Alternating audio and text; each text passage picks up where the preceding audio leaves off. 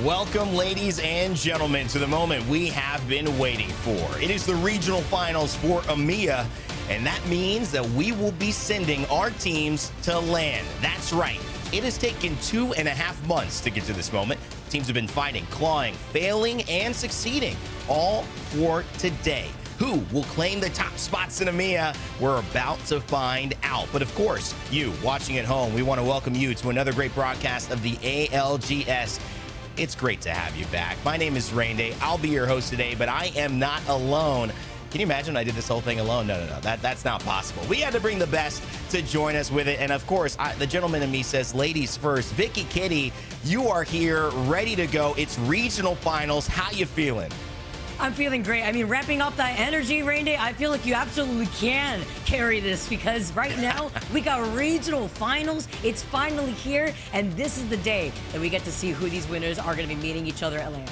Listen, I've solo cast before. If you ever have a YouTube career, you know you have to learn how to talk for a long time with no one else there. But if someone could instantly do that better than me, or can just do this whole thing by himself, I got to introduce him. It's my man, Dia. He knows so much about the game, and it's always a pleasure to work with you, my friend. How you feeling today?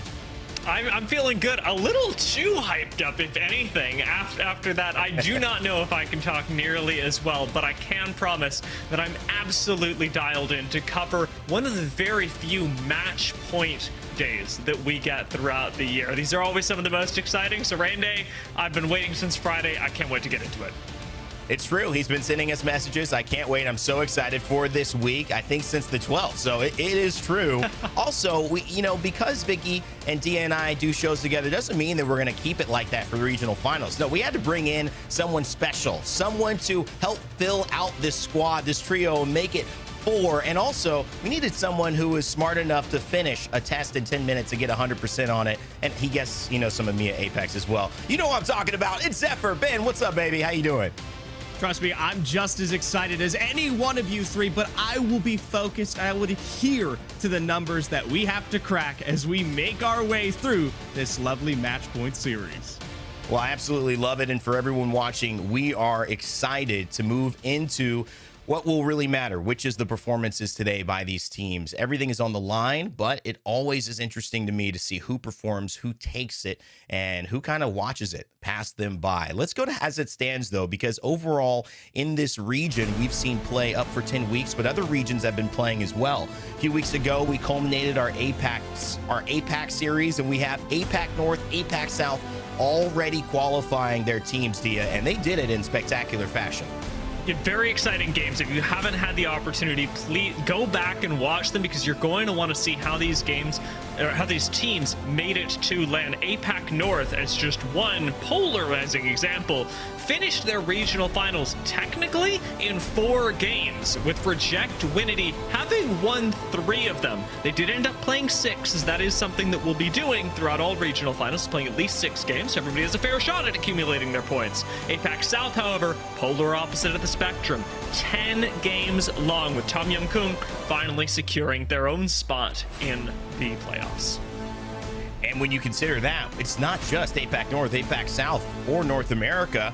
We're going to see EMEA as well today qualify their 8. China, too, has theirs, as well as South America. So congratulations to all of our teams in China as a region coming in represented officially in the ALGS for this first LAN. EMEA, though, has already qualified AURORA. And that means that this team is well and far ahead. Been the star of the show, Hardeki, in his return, the Grim Reaper. It has been disgusting in the good way. Like, they say bad, but in the good way, to see them play. And they have absolutely earned their spot. But what other 7 teams will join them? Well, we'll find that out in a moment. But I think what may be more important, what maybe some of you have been trying to figure out, and you will get to know now, is where they will be joining them. Here we go. Let's introduce our location for our Split 1 playoffs. I got word that LAN is in Los Angeles this year. Wait, we don't have to move the green screen this time? We don't got to move it at all. Let's go. Yeah, you can't hold me down. Like bling blow, hey. Yeah, you can't hold me down. Yeah, how you like me now? You want beef, then have a call. Like bling blow, hey. Going up, going up, going up, going up, yeah. Going up, going up, going up.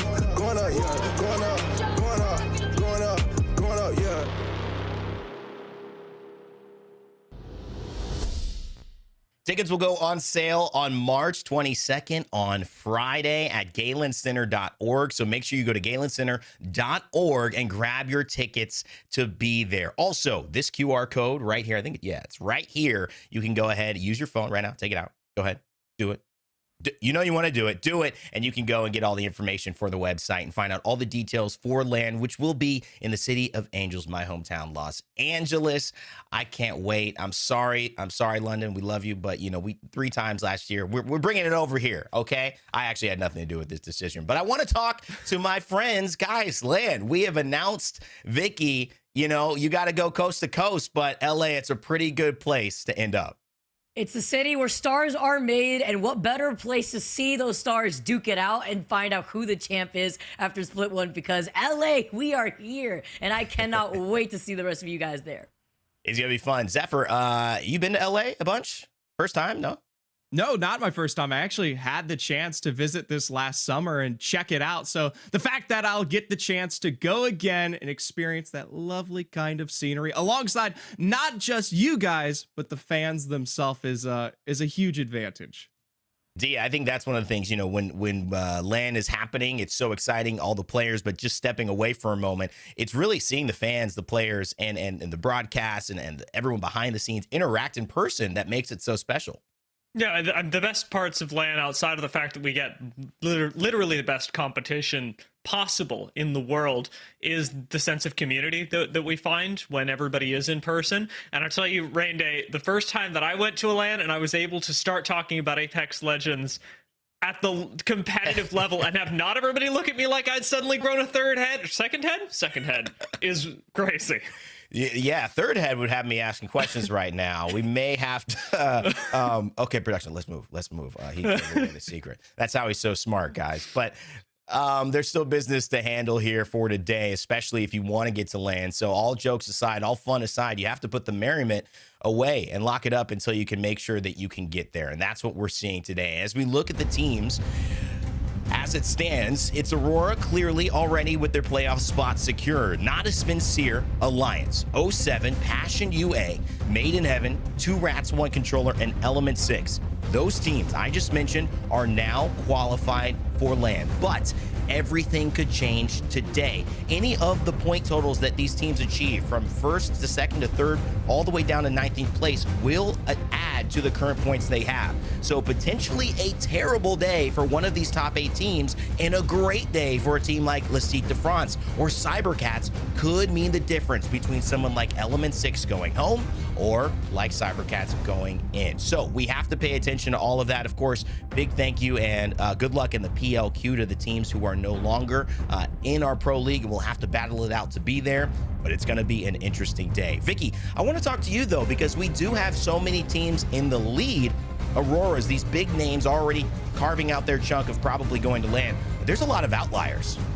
Absolutely. I mean, now that we see that these teams are competing to play on the big stage in LA, why don't we highlight the teams that are the outlier picks for me, the teams to definitely look at that are challenging for a spot with their success rate. I want to start off with cybercats first. I want to give them a 50% here because they're currently at 10th place right now overall. The closest team out of the rest of these teams that we're highlighting that are on that top 7 benchmark without factoring the winning the regional final into play. The only team in EMEA right now that are also using the Wraith, Mad Maggie, and Caustic on World's Edge, they need to get preferably a 6th place or higher by the end of the regional finals day today, because we already saw how close it is in that section of teams that are actually duking for a spot to play in LAN. Now, the second team I want to highlight, Forge. I'm giving them a 40% because they are currently 12, tied with OMiT, but they're projecting upwards after the Season 20 changes and have been within the top 10 consistently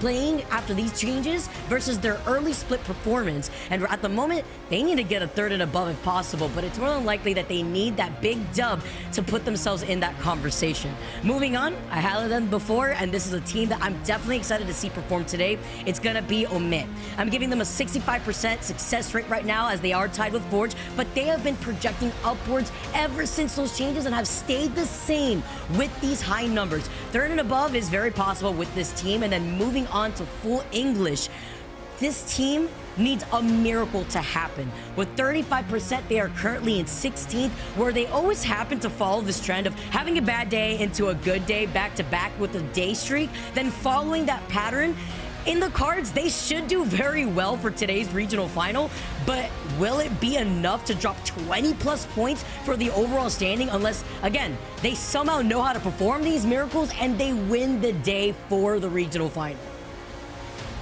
Going to be interesting. Thank you so much for the highlight of those teams, Vicky, and make sure as you're watching to pay attention to see if they can make something miraculous happen. A win, that guarantees them in land. So maybe that's the easiest and simplest answer for some of those teams. But we challenged this season in a different way than before. It wasn't just competitors who challenged them. It was the actual game. Season 20 came out and changed things. And in some ways, it hurt the pacing of teams who like to transition very early into zone, because if you did that, you paid an even steeper penalty in not being geared out for those final fights. Dia, sometimes you could see a team take a change like this and run with it. Sometimes, though, teams struggle. It is true, and hard zone teams have been the ones that have had the most difficult time. I actually want to take a look at the comparison between some of our teams that are playing edge, like Alliance and perhaps taking more active positions, and Team Portugal. This is just one example of an end game that we pulled from the very first match of last week's games, where Alliance in their end zone have purples and reds, get to slide down from a really active position and take the game up against Team Portugal, who are one of our most successful zone teams in EMEA right now. For Alliance, this, for all intents and purposes, was a very easy cleanup and a really high kill game, sharply contrasted with Team Portugal. Of course, credit to PassionUA, who did slide right in between them, but I want to focus on this sort of first and third place, with Alliance having plenty of kills alongside the win, and Team Portugal getting third, a respectable placement, but with no kills and comparatively a lot less damage. The struggles of zone teams aren't just whether they're prioritizing active positions, though it's how those active positions transfer into their shields. This actually perfectly illustrates that health disparity that they're encountering this year, where on the right hand side you can see where the new breakpoints, when you'll hit blue shields, when you'll hit purple shields, is. And right now everybody's damage, while it's pretty close, is only actually getting you 2 blue shields. If it's not coming from evos, if it's not coming from harvesters, PvE, scanning rings, whatever it may be, zone teams are at a big disadvantage when it comes to getting access to purple shields, because the damage is never going to get you there on its own. This is something interesting with Team Portugal, where they're actually hitting blue shields quite quickly compared to everyone else. They're just not able to transfer it up to purple using those other things that we've mentioned right now.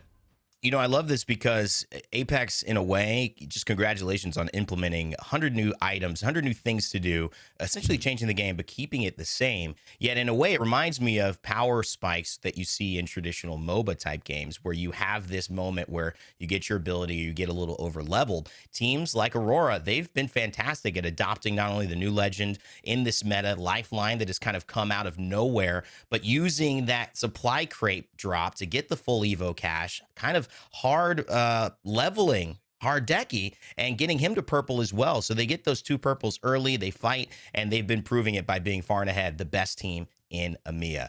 But that team is on one side of the threshold. Another team sitting at 8th, Zephyr, is Element 6. They started this out with 2 wins in 3 days, and their back half has not been the same. No, it has been a struggle for Element 6. Like you said, in that A versus B matchup, it has been the best of the best in a shy performance that led us to believe that we would be happily seeing Element 6 at LAN. And while they still hold 8th, it was into that B versus C matchup where we start to see this roster struggle. Of course, with LCDF contesting them up towards that Skyhook area, they don't get to have their bread and butter super wins that we know best. But going into the break, and then of course Season 20, Match Day 7, which is supposed to be their ultimatum, was less than ideal. As a result, as we pop into the remnants of this season, Element 6 has fallen from their grace, and for a roster that has been known for their LAN presence, are this close to missing out. Well, you know, one thing I noticed there is if Element 6 just placed within the top 10, they get first.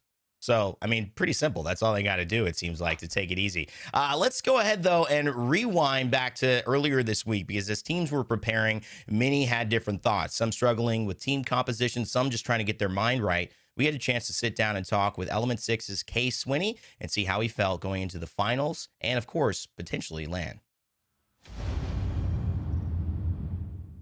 Hello, I'm Kay Swinney. I'm from Element 6. My teammates are Slab and CJ Racked, and my coach is Sineska. Yeah, we start really well this season. We start with 2 wins in 3 days, but we are contested, as you guys know, so we try to make sure they make less point than us, right, every time, but it impacts our gameplay as well. Everything changed, the horizon changed, the crafting changed, the caustic meta. We try to adapt, but it's been tough for us recently, not gonna lie. We are working on some stuff at the moment. We kind of start the lifeline meta in EU, but once people start to play it around us, that impact us negatively, so we kind of nerf ourselves in a certain way. We're still trying to figure out what's the best for us, but we're gonna adapt and find our way to play in this season 20. We obviously are under pressure. We try to make the fan proud as much with all the noise they've been doing in Birmingham for us, but I don't think as a team we feel pressured. It's different. We work hard, we try our best considering everything, the contest, the meta change. I clearly think without this multiple event, we would be ending the split top 2 behind AURORA this split. But the result might don't show it, but the boys have been really strong this split and the team have been really solid.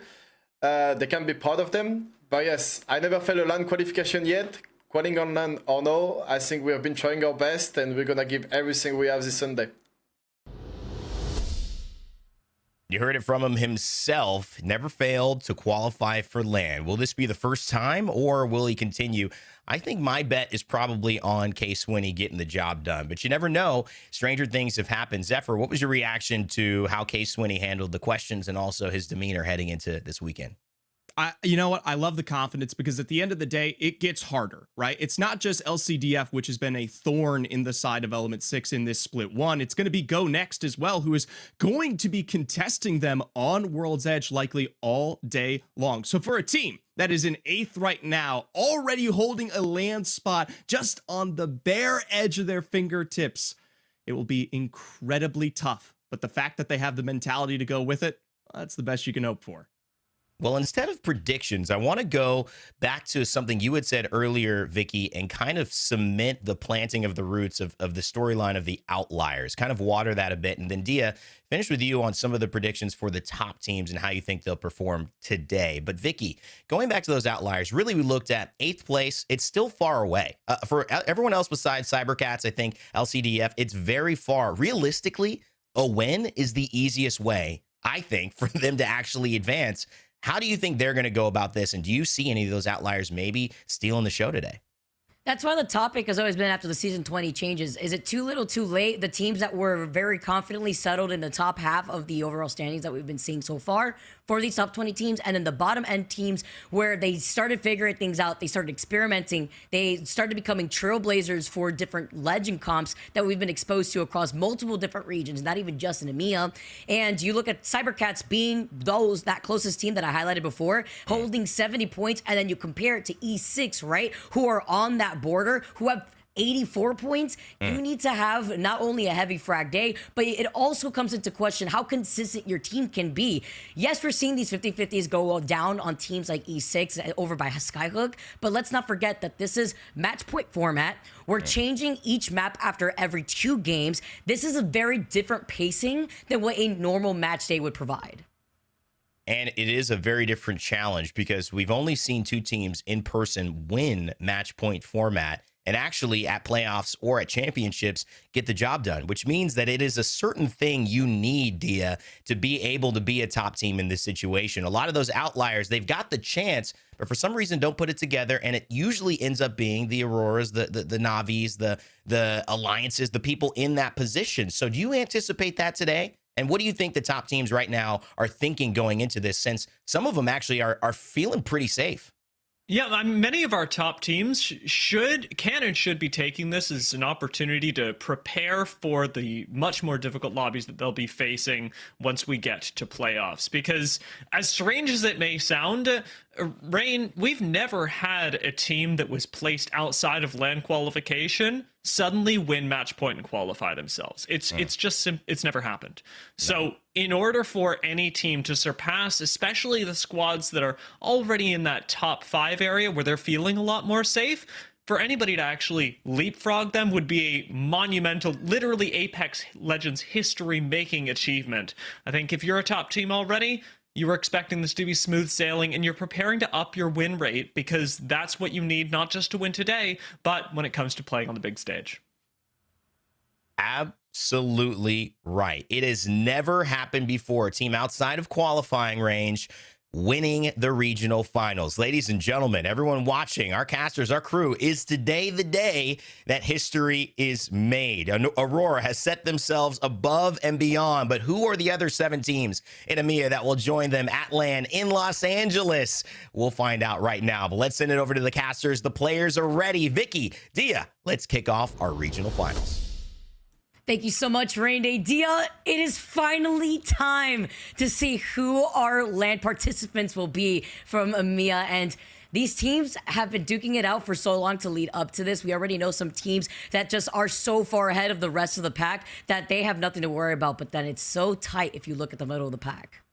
And you know, you also do have the added incentive of, hey, wouldn't it be cool if we pulled a reject Winity and just absolutely Goomba stomped this lobby, taking it in 4 games, perhaps even less. Now, we are going to play, as we said, 6 games today. And Vicky, that also brings up the different paces that we'll get to see today. I'm really curious, especially as things get later on, how teams will diversify their play styles, because early in match point format, we actually tend to see people play pretty safe, since it's all about accumulating points for the first couple matches until somebody gets close to the 50 points.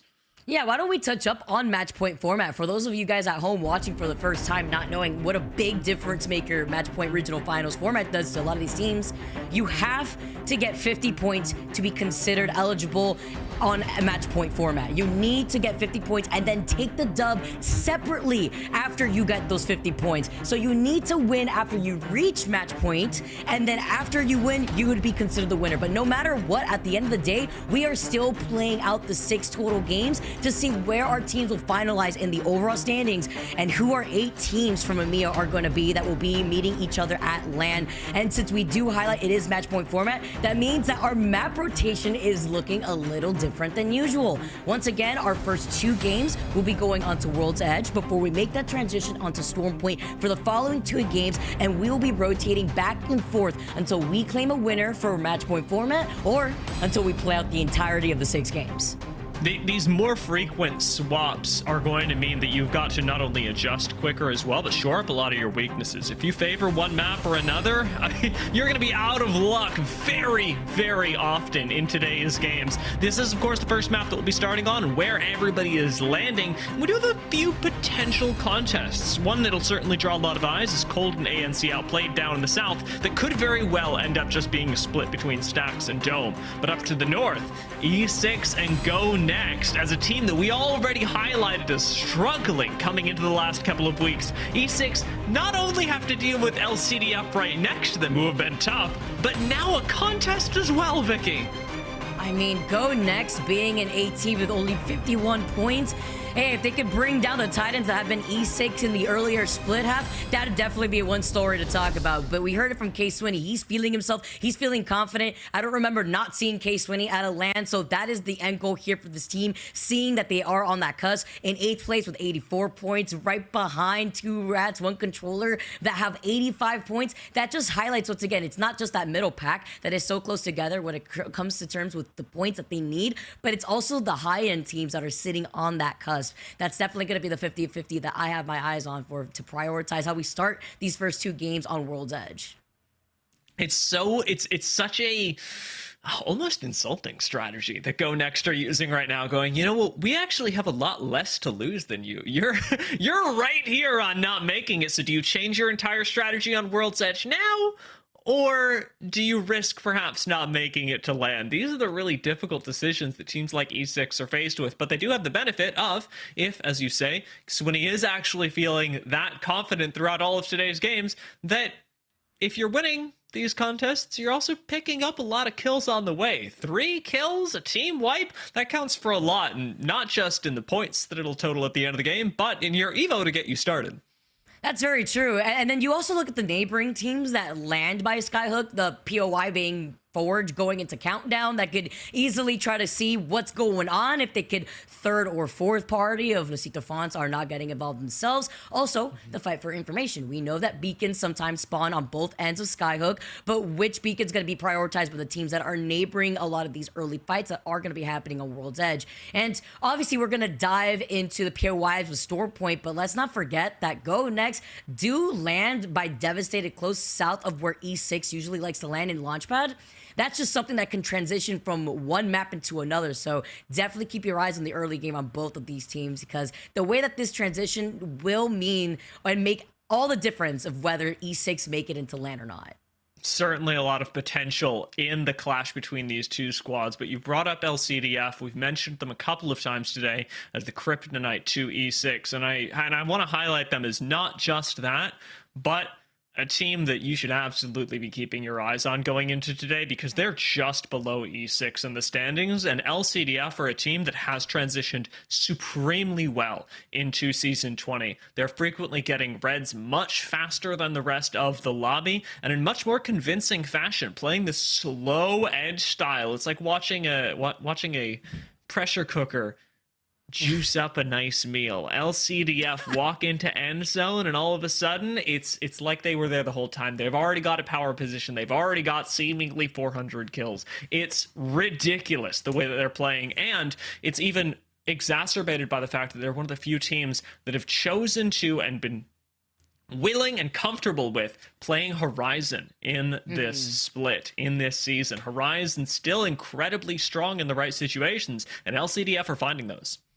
At the end of the day, there is no other legend that has a gravity lift that immediately puts you on top of the high ground and allows you to reposition if necessary. But that's interesting how you bring that up. I also want to bring up one team that is on the lower end of the overall standings. ANC Outplayed right now. For those of you guys tuning in right now, first off, thank you so much for your patience. I am getting word right now that one of the ANC players have disconnected, so we are waiting for them to join us back in the lobby. If things don't work out for them, unfortunately, we would have to load into game number 1 as a duo. Hopefully that doesn't have to happen here, but while we do wait and we theory craft a lot of these teams and how they've been doing, Dia, Lasito Fonts and other teams like cybercats who desperately really want to put their name on the board, they have no issue experimenting with these different legend comps. And I am hearing word now that game number 1 is ready, guys. Regional finals here for EMEA is just underway.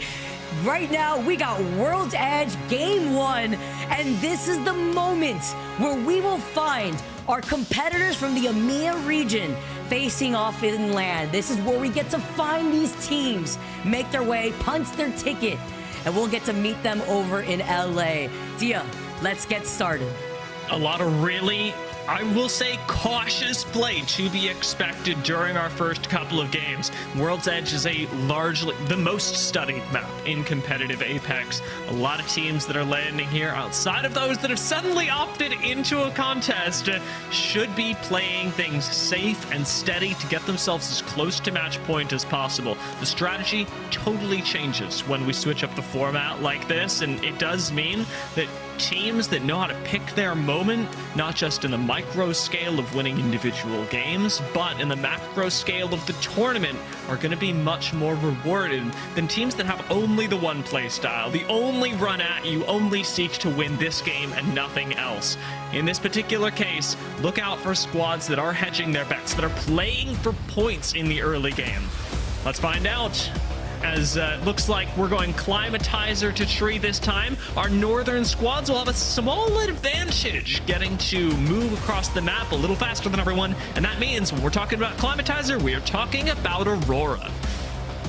The team that has been heading the way for the entire region, literally on a different level every single time we've seen AURORA performance, considering that they got not only Cloudtizer to themselves. Cloudtizer usually also has a beacon there, whether it be a ring console or a regular survey beacon, and the replicator. We get to see our teams land in their respective POIs, and we, of course, get to see the congested skyhook that we were already expecting off the rip for these POIs. But what I am interested in, Dia, aside from this early contest, is where the circle is going to be pulling first.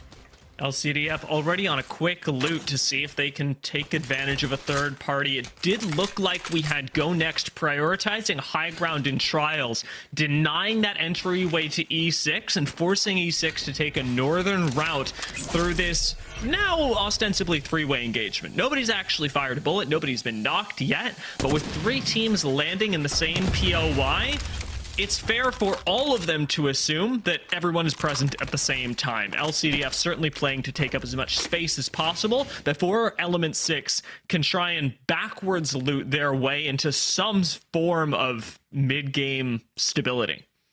I like how you bring up the split positioning from Le Cité France, because you can even see it here on the map. The way that they split and deny a lot of this loot from Skyhook West, from E6 that are sticking much more together, means that Le Cité France will have a better loot advantage to E6 in the middle of this rotate. But I mentioned the circle, and look at where this circle is taking us. Yes, the teams over by the north side are going to be able to take the driver's seat when it comes to these rotates off the rip, seeing where the drop ship started off on that northeast side of the map. But Stacks is where these teams are going to coexist. You also notice that Outplayed does unfortunately have to play this first game as a duo, but this is great news for Cold that now have the survey beacon, the ring console. Yes, Team Portugal will be able to have big mod and all the big mod loot, but look how some of these teams like Natus, Vincere, Navi are already quick with their rotate from Lava Siphon.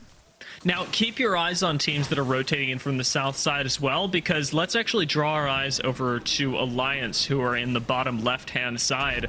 They'll have the opportunity to make their way in through similarly where Navi are going right now, and ultimately play right outside of Dome for high ground that, as we've already seen in EMEA with full English, so often can win you the game.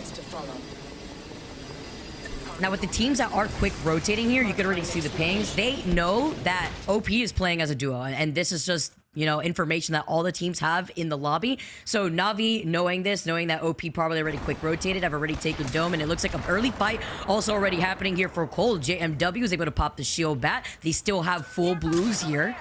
Maybe already having a slight advantage compared to the other teams that were going with the quick rotate, that have denied themselves the evil harvesters that they need to give themselves not only blue evos, but to also pick their first perks. Cold should be able to third-party whatever's going on in Dome as well, and we've already got a sneak peek at what's going on here with Navi's composition. The first team in EMEA to make use of an Ashe is something that Cold are walking into right now.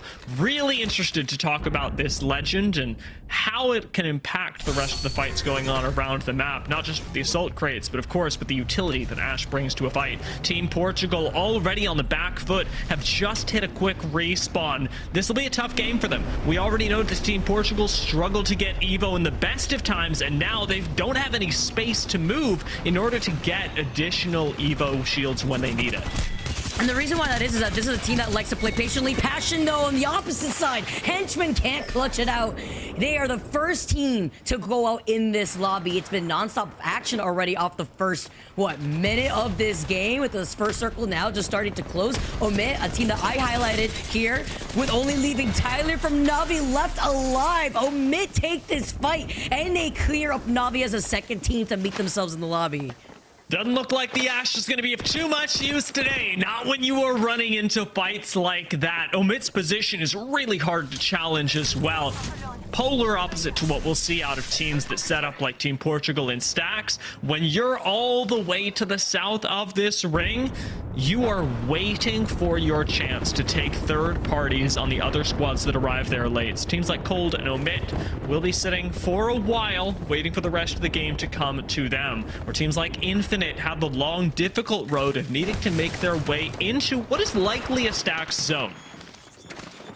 You see the fights happening on the other side of stacks. Double arc stars sent out.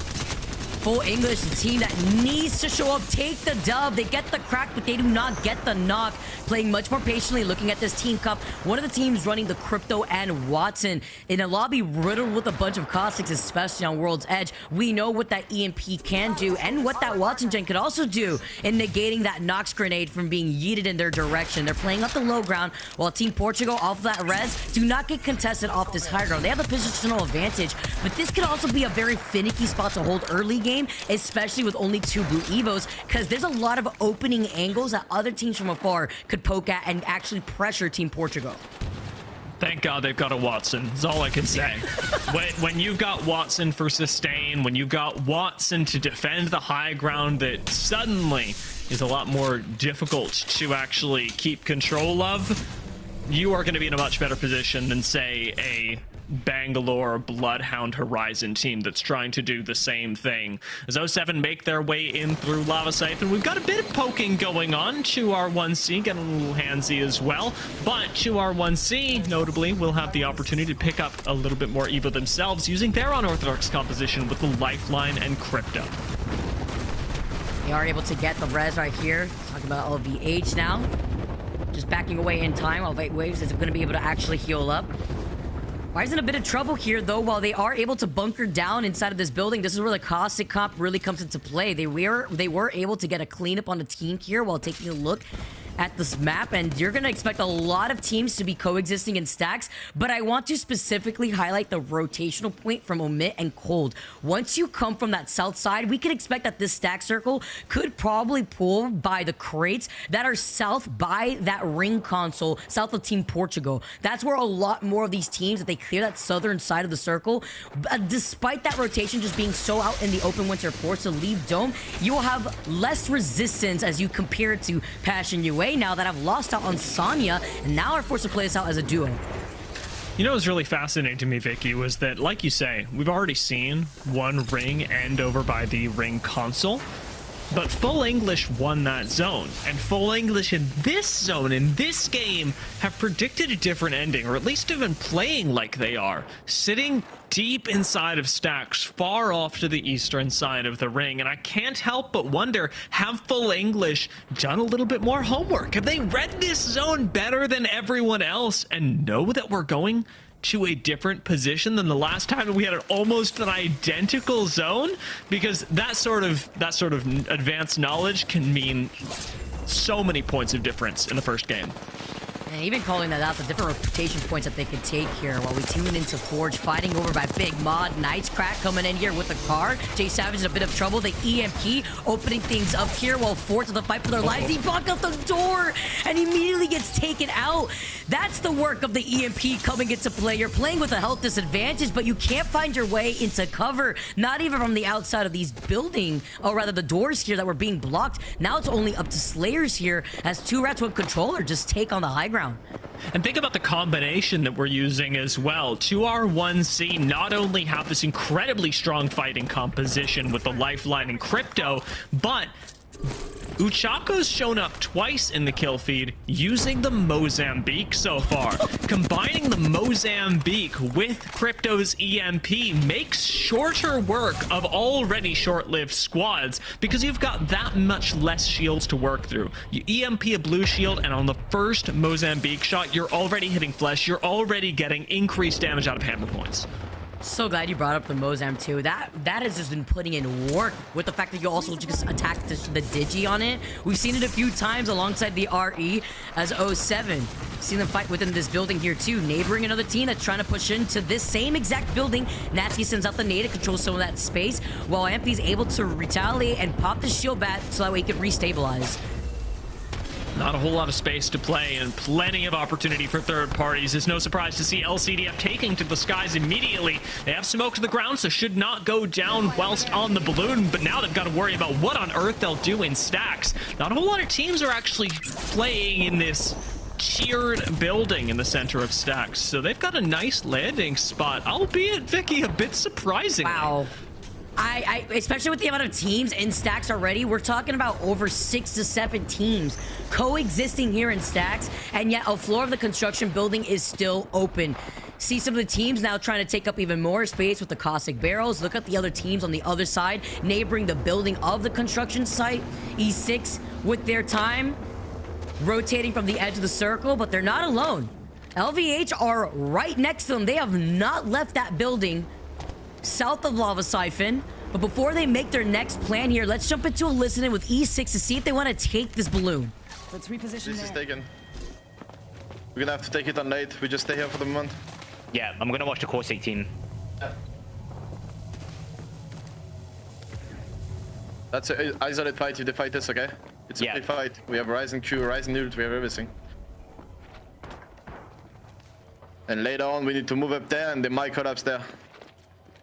Otherwise, we might hit the button, but they have Kraber. I think the caustic team is good here. Okay, we can also strip it that collapse there. We already done it in the past, right? Yeah. Yeah.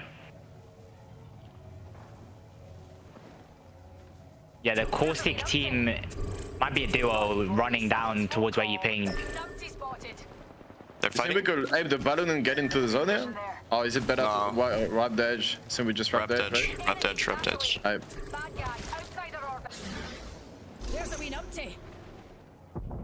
They're shooting like northeast. Edit? Wait. Okay, it's purple. If they don't fight on the left, we might be fucked, boys. I mean, we're gonna need to fight them, knowing we're gonna have a team on the back here, okay? Yeah. Team on the left, on the left, leave, right? Yeah, they left towards Yeah, here. the team on and the left went I'm here. pretty sure they're here. Yeah, it's nobody there anymore. They're inside the building, I can see them. Yeah. They're fighting on the right now? Yeah, they are on dome. Yeah, they're just... dome. Can we balloon? This guy's looking there. Yeah, Can we can put it in. balloon? Yeah, I Yeah. need to... No, we can't. Yeah, okay. Go left, slide down and get to the mountain there. Yeah. I need to bats there. They're looking from here. Yeah, we're fine. You guys rather fight the left or fight the right? Left. That's it. Yeah. I fight the left then. But they have all the space in the wall, boys. I bang it already. bang up. We need to commit. Yeah, bang it Going already. forward. Hopping I out. bang it. I've no Two on smoke the yet. roof, two on the roof, two on the roof. Yeah. Yeah, I'm gonna just tank his bang out. yeah, I'm Getting batting. shot from inside, I'm batting. Yeah, but I'm buying exploded. as well. Yeah, I'm getting shot from inside. From tunnel. There's Oh, there's a guy on the left. Don't see why I ask. One shot, blood. I almost cracked one on the roof.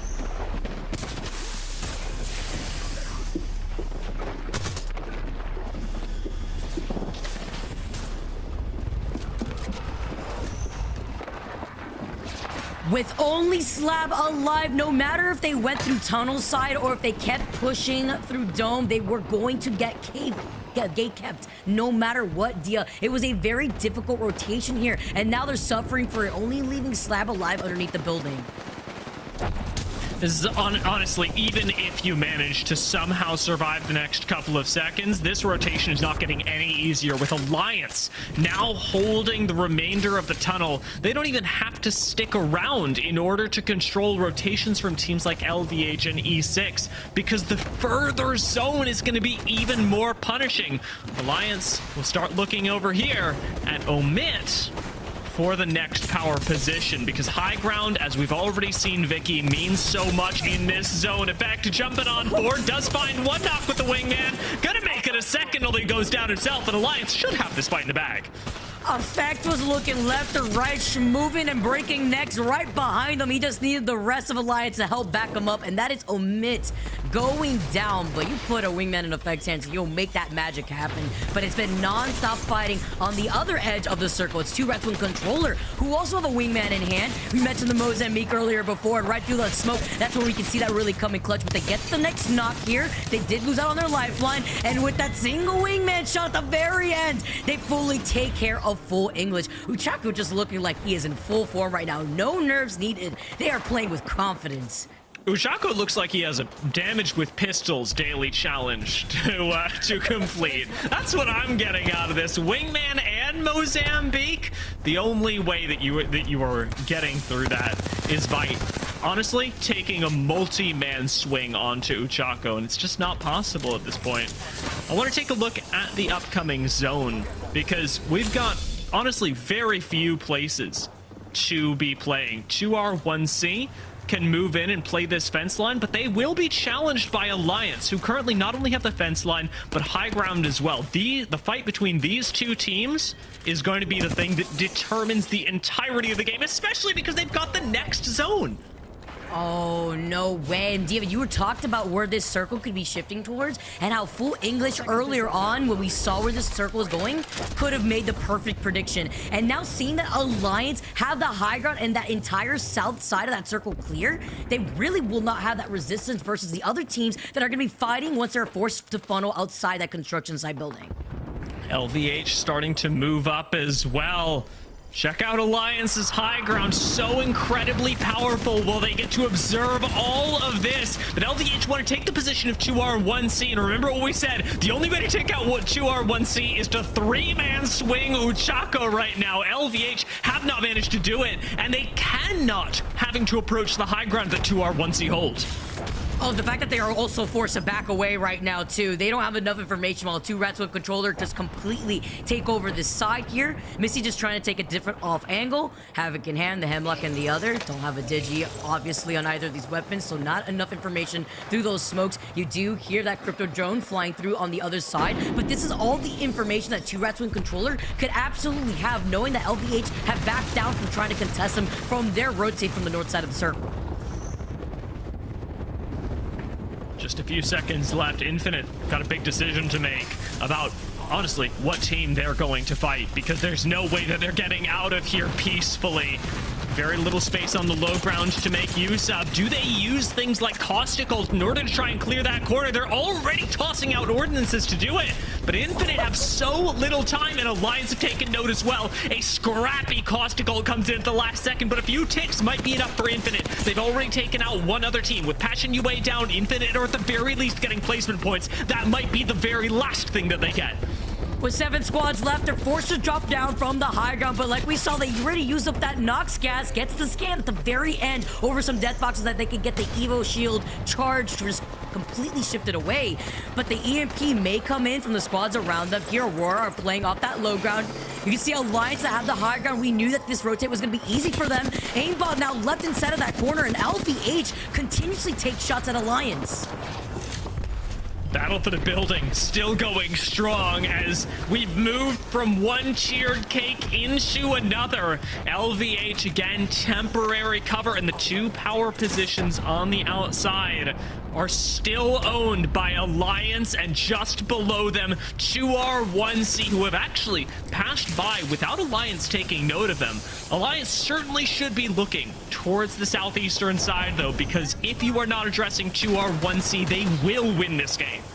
You could thank Infinite for that too. Before they dropped down from the high ground, they were able to take some shots at Alliance prior to that, just putting in a little bit of extra pressure, forcing them to heal up too with other teams looking at them. And this is just the green light for 2 Rats with controller to take up all this space for free.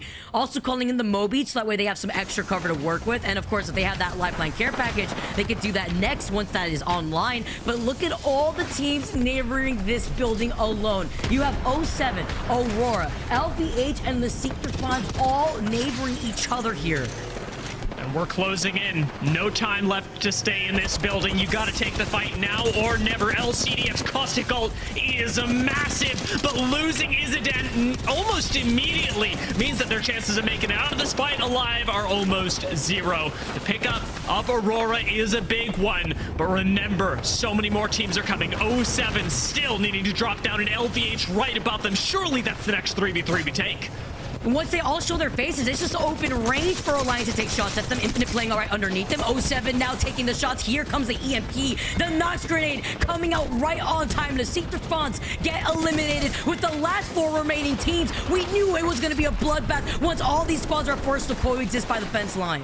LVH are just dripping out placement points now, but Alliance play for the win, sending it on to 2R1C. Have they waited too long? They've still got 1 Rat behind them, but I say that just as Infinite go down. Uchako's wingman's doing a lot of work, but with Macy down, now 2R1C can't reset. They lose Yarka as well, and it's just Uchako left holding literally the banner for 2R1C. Hammer Points takes out Alliance. LVH are coming in for the third party, and it's just 2 Chaco left. Not enough against the 3-man swing of LVH. LVH had to go through the trenches to get to that spot. The Mozem also at the very end trying to fight for their life, but LVH with the Bangalore Cossack and Bloodhound Cup, something we consistently have been seeing with the introduction of Season 20 on World Edge. They take the dub, but can we talk about the chaos on Pride Rock right there that Alliance is fighting for their lives on? That honestly, if Alliance had chosen to take that fight or earlier, if they had managed to keep 2R1C away, so much could have gone differently. But 2R1C, by that very same token, did great to take all that open space, and the difference between them getting second place and perhaps winning the game from that same position is just Misi going down on lifeline. You have your lifeline in the last fight. Maybe you get a reset. Maybe you can take down a member of LVH. LVH as well, you got to say, playing really well to get out of the cluster of teams that was in stacks. And it was a big distraction point for Alliance to have to split their attention at 2 Rats 1 controller that were right next to them, and also to take that space while playing off the low ground there. Also want to highlight that LVH makes that rotate from tree, so they were able to stick to that southern zone rotate to then find themselves in a better spot where all those cluster of the teams were already situated in by that construction building before navigating away to the east side building that neighbors that. But with the Lifeline care package right next to Alliance, you could see that they were also able to pick up some extra meds if they were even able to pop it in time. Absolutely, with a circle like that, you wouldn't have been able to. But it was neighboring that team that, like you mentioned, Dia, 2 Rats 1 controller, if they were able to split that focus while all the rest of the squads were fighting for their lives, exiting out of those buildings, it could have looked very different in the end game.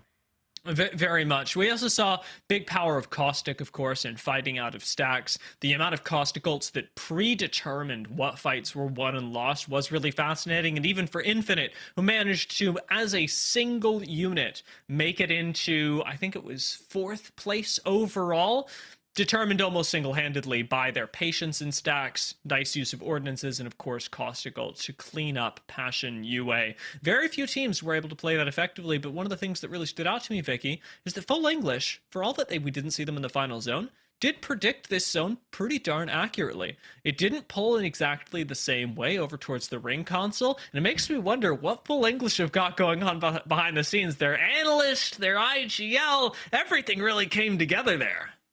You know, Dia, I love how you break down Full English, but I specifically love the Telestrator segment that we just came out with. Dia, with the prompts, the show, highlighting the different rotates of the teams there is also extremely important too, Dia. Appreciate you for providing us with some little secrets hidden, you know, not only is Full English with the secrets, but apparently Dia's too. I was not expecting to see that performance in the game, but what better way to save what you got up your sleeve than for regional finals? Because talking about those different rotates and highlighting Full English, for example, being in that position that they had predicted where the circle could pull was extremely important, because if you look at the different angles that the teams are going to be forced to come out of in a final circle like that, we highlighted it before, even if it would have pulled over to the crates by that ring console, the rotation point for the teams exiting out of Dome versus the teams that are coming from the north side by Big Mod and Stacks is a lot easier for the teams out of Dome, even with that lackluster cover, simply because of the coexisting fighting that will happen in that same spot. We saw them actually manage to rotate from that south side with little to no resistance, and we'll be able to see what that match results are going to look like after game number 1, guys. That's going to be coming to you guys on the other side of this break. Don't go anywhere. We'll have match 1 results coming to you soon.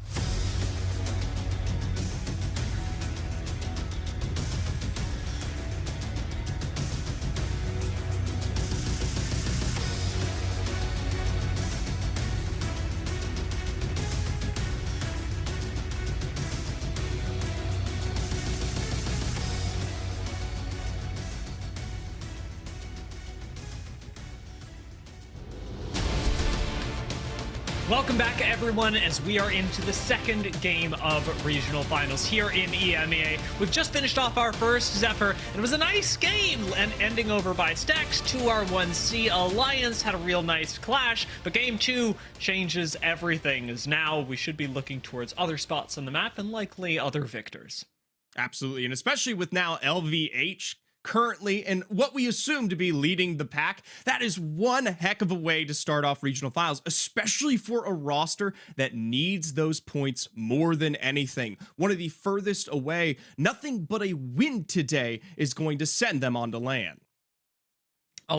Stakes are high. Stakes are very high, especially for teams that pick up early wins, because it puts you that much closer, that much tantalizingly closer to securing a land spot. But it typically takes around 3 or even 4 games, even if you're at the top of your game, to put yourself on match point. And so at least one of those will have to be on Storm Point right after this match. If you are a World's Edge team, if you do favor one map over the other, this is your chance. And if you're waiting for Storm Point, well, don't worry, guys. It's just going to be about 20 minutes more, and then you'll be on Storm Point. Get to strut your stuff, perhaps with a few high kill games. Actually, speaking of Zephyr, first game, pretty action-packed.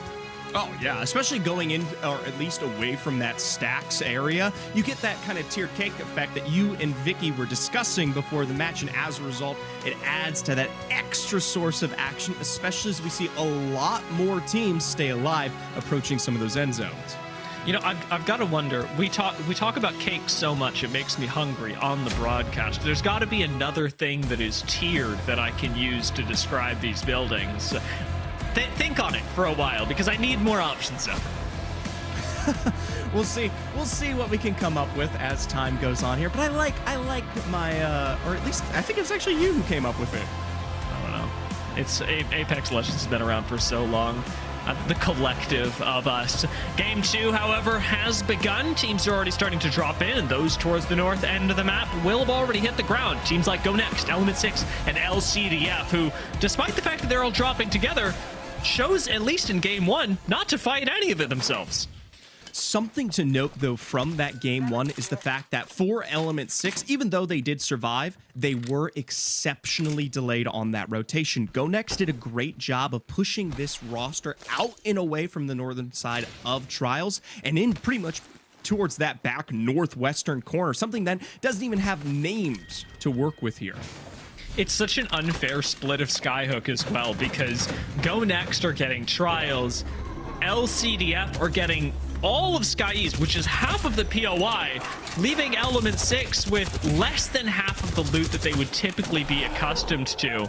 The fact that GoNext are picking up the Prowlers as well, and that they're doing this without E6 walking up them. Bit scary for me, because if E6 are going to be operating with this little loot, I personally, Zephyr, would rather see them at least fight for it. This is a struggle, and as you can see there, as we pop on over the map, you see exactly where they end up, but a half of a market or two to truly work with in the scraps of Trials as they make their rotation down, which they'll have to do this game as we're pulling back on over to that staging area. Well, we'll give Alliance and 07 another good run for their money. Alliance gonna likely do very well here, not just because they're close to the ring, but because they've got unfettered access to some of the more common zone pulls in this situation. A team like 07, who have at least one member near the Mirage, is still going to be delayed on rotate because they've got to get everyone else over there. Passion as well, both Passions should have a good time, while Element 6 continue in their lootless state. And this is something that we'll talk about a little bit later on and check in with, especially given the fact that with these Season 20 changes, getting yourself more situated with that loot on top of your Evo has become a difficulty, and one that is usually managed by taking action, finding those fights, and sourcing out some of that extra damage, some of which is being found on Nasky.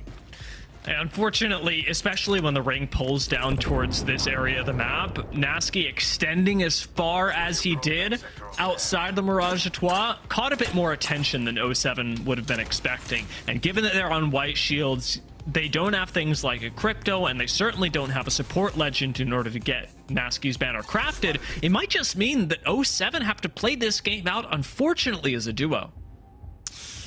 We'll see. There is still a lot of available time to work with here in terms of setting things up, but ultimately, especially without support-based legends in play here, it makes it so hard to play for that kind of recovery. As a whole, it's not the worst. At the end of the day, with this zone pull, they still can make quite a heavy defense, even in a confident position like Mirage Trois. For teams that are coming out of Monument, Safefull English, they'll likely have to go through the southern end of this rotate, perhaps going through Harvester. And central rotates do always scare me, Zephyr, because there's so much more opportunity for you to be gate-kept when you're moving through the path that a lot of other teams that spawn in the center of the map rather than land there will have taken before you. Teams like PassionUA already have themselves set up in a likely zone ending, one that we'll get to talk about a little bit later.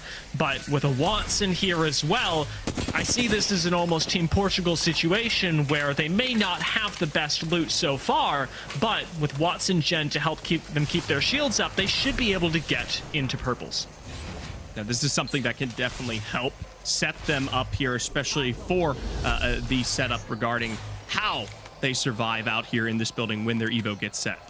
Now, Zephyr, let's talk a little bit about the zone endings here, because there are a couple, notably one by Passion here, one by the other Passion over here, and a couple by Forge that are super common for zones like this. There's the outside chance that we go upwards towards 07 and the Mirage Trois, but I like these 3 zone endings. Anything else you're keeping your eye on? I definitely want to take a look, especially at some of those chokes as this bears on, because you made good reference to Alliance getting some of their major witnesses to this landscape. But the thing is, the majority of our teams are on that northern side, and breaking through, whether it be directly or something like that evac, is going to be a huge topic as we make our way through this game. So keep your eyes on those areas of the map, especially the likely endings where I cannot help but continue to mention the Passions are really on top. If they even land close to each other, staging and landslide, it is a passionate section of the map. I'll stop for now, since we are back into the lackadaisical part of the game, especially for teams that have made their early rotate. A lot of familiar faces. One I do want to bring up here as we make our way through is LVH. Over here on this western building, they've got great transition if they can barrel across with a potential zone pull. But even if it works its way back down there, this is the second time they rear their head after a phenomenal start to their day. GoNext, having lost Lifeline. We saw what he did to 2R1C in the end game. Can't imagine what it's doing to GoNext in the mid game. In fact, I don't even have to imagine. We're watching it right now. Bambino's just gone down. And Kaishi, unlikely to get out of here alive, especially when constantly hounded by the Crypto. Everybody knows there's one free kill on the low ground, and the question is just who it'll go to. Between Maiden and the full English and crew, it is Maiden Heaven from across that inevitably put down the damage where it counts. And for a team that starts so confidently with loot found in trials, they're unable to make the transition that bears witness at the end of the day. Cold as well, struggling on their transition into the ring.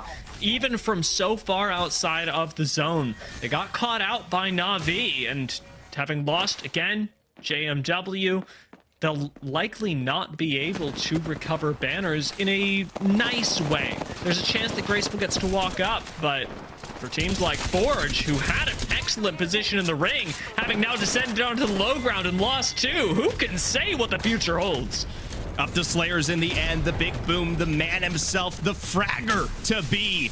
He pulls off the battery here, and from behind, seems like damage from across from them is actually sealing the deal for them here in the end. I believe it's that caustic gas that sends 07 home.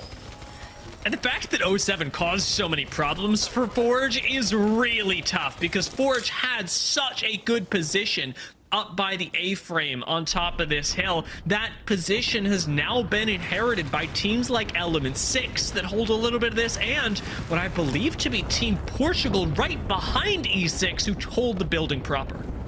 I really like this from Element 6, albeit they aren't the ones who provide the majority of that damage against 07. It's a good sign that they're playing effectively out here on the edge and pushing the fights alongside these third parties. That's the most effective strategy to get yourself set up, even if you're working with limited loot like the Element 6 is. And see Outplayed working with extremely limited space. Do pop up and take a few shots at Forge, but Forge are not even their biggest problem. With Andy Jacks down, there's no way to secure additional cover, and this little cubby hole is not going to be enough to work with for the long time. Teams have nothing but time to try and take you out, and Andy Jacks res will not go off. Shex is going to have to head for the hills, and that's assuming they can even make it out alive. But ANC Outplayed will be doing this one like so many teams as a duo. This has been, like I said, that kind of occluded area that we talk about towards this northern side. Getting and breaking through staging, even before you get to some of those chokes, has been the true competition for the majority of our teams alongside this poll here. Thankfully for ANC, they aren't done just yet, but you can see even for a team like Made in Heaven, they've been stuck here within this building since what was that first Zone 1 rotation, have not been able to push much further. Really funny to watch that course of events as well. We'll call it delayed Bangalore smoke with Caustic, using things for a bit of cover. Made in Heaven make all use of the low ground, while LCDF fight for the height. Forge still right in front of them, and Forge, as you will recall, a duo the last time we saw them, will struggle to put up resistance in a straight-on 3v2, but that's not what's happening right now. LCDF have to deal with not just Forge, but Made in Heaven from below.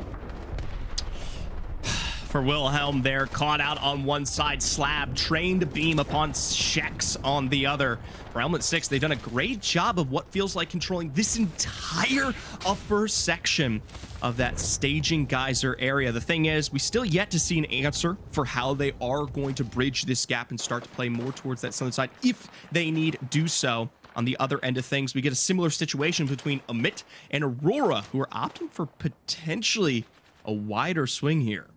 Yeah, AURORA still being out by Harvester is a super, not uncharacteristically, but compared to the rest of the lobby, a super late rotate. AURORA are likely looking for fights on teams that have stuck around a little far behind, but being on low ground in this position leaves them with very few ways to actually get into the zone. This evac tower they've managed to pull now is one of them. But you and I both know, Zephyr, that evac towers at this point in the game can be risky, even if you're landing in otherwise uncommon places.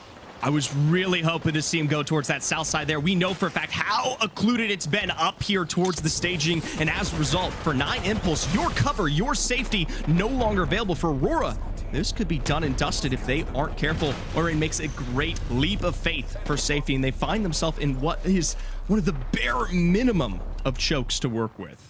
In this particular case, having lost just one, probably the best case scenario for AURORA, given how much they had to expend just to stay alive. But 2R1C are here now, and a lot of fights are going to go off towards the northern end of this zone. AURORA really would like to avoid them, but an evac tower that they are pulling this time is going to go, honestly, really punish so many teams around them, like 2R1C, get to take shots for free at the evac.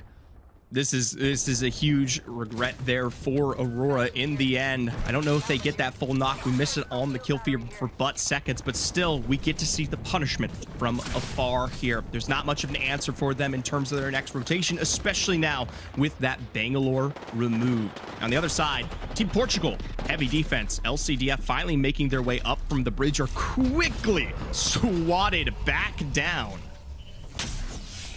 Just wondering for LCDF how many times they can make this pseudo push work. They've been trying to take this cart again from a duo for as long as we've seen them rotate into the staging area, and they finally get it as Forge go down to another team, Team Portugal, just below. Yeah, they give up that position to get a bit closer to the zone, but arguably are losing out on potentially some opportunities to make some keen plays on this next rotation. They've got that zip available to play up towards height, but it could be punished all the same. For 2R1C, they make the heavy rotation away from the God building back towards the upper end choke, and we know this is hard, but Friarka needs some time to get the health back up. Instead, gets to pop the knockdown shield mid-air, and unfortunately won't be making it into this zone either. Round 3 is super punishing. Even Micey is low, and from the center of Thermal, 2R1C are getting punished. That's going to be 2 down to just Uchako again, but this time it is not in as favorable of a spot as it was in the first game of the day. Instead, Uchako will be ratting this out for placement points and likely not much else. Shame there with Infinite as well, potentially on their way through with that tunnel. Any minor movement will give away to that or OMiT in time to spare here. We take a look back over towards the northern side. Made in Heaven, LCDF, Element 6, none have made stake or claim to how they're getting through here. And worst of all, they've lost the direct choke available.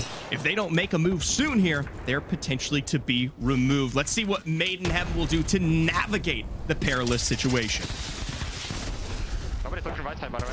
Right side, blue bomber, let's go. You guys just focus left. I'm focusing right. Team Under's moving, I think. Team Under moved. LCDF coming back now. Right here. They're running in the open here. That's fine. They smoked up. They're moving left, I think. There's smoke by me. 88 cracked, Horizon. Nice. Behind this rock now, behind this rock. I mean, I can't cost it. I just need to wait for them to push us. They're gonna push us, 100%. Yeah, you have barrels inside. Just play with it. Yeah, I'm gonna ult on the zone close. Actually, you just need to not die and you like just pair life a lot so Arctic can play off of you. Got me. They're gonna fight here as well. I'm looking to the back.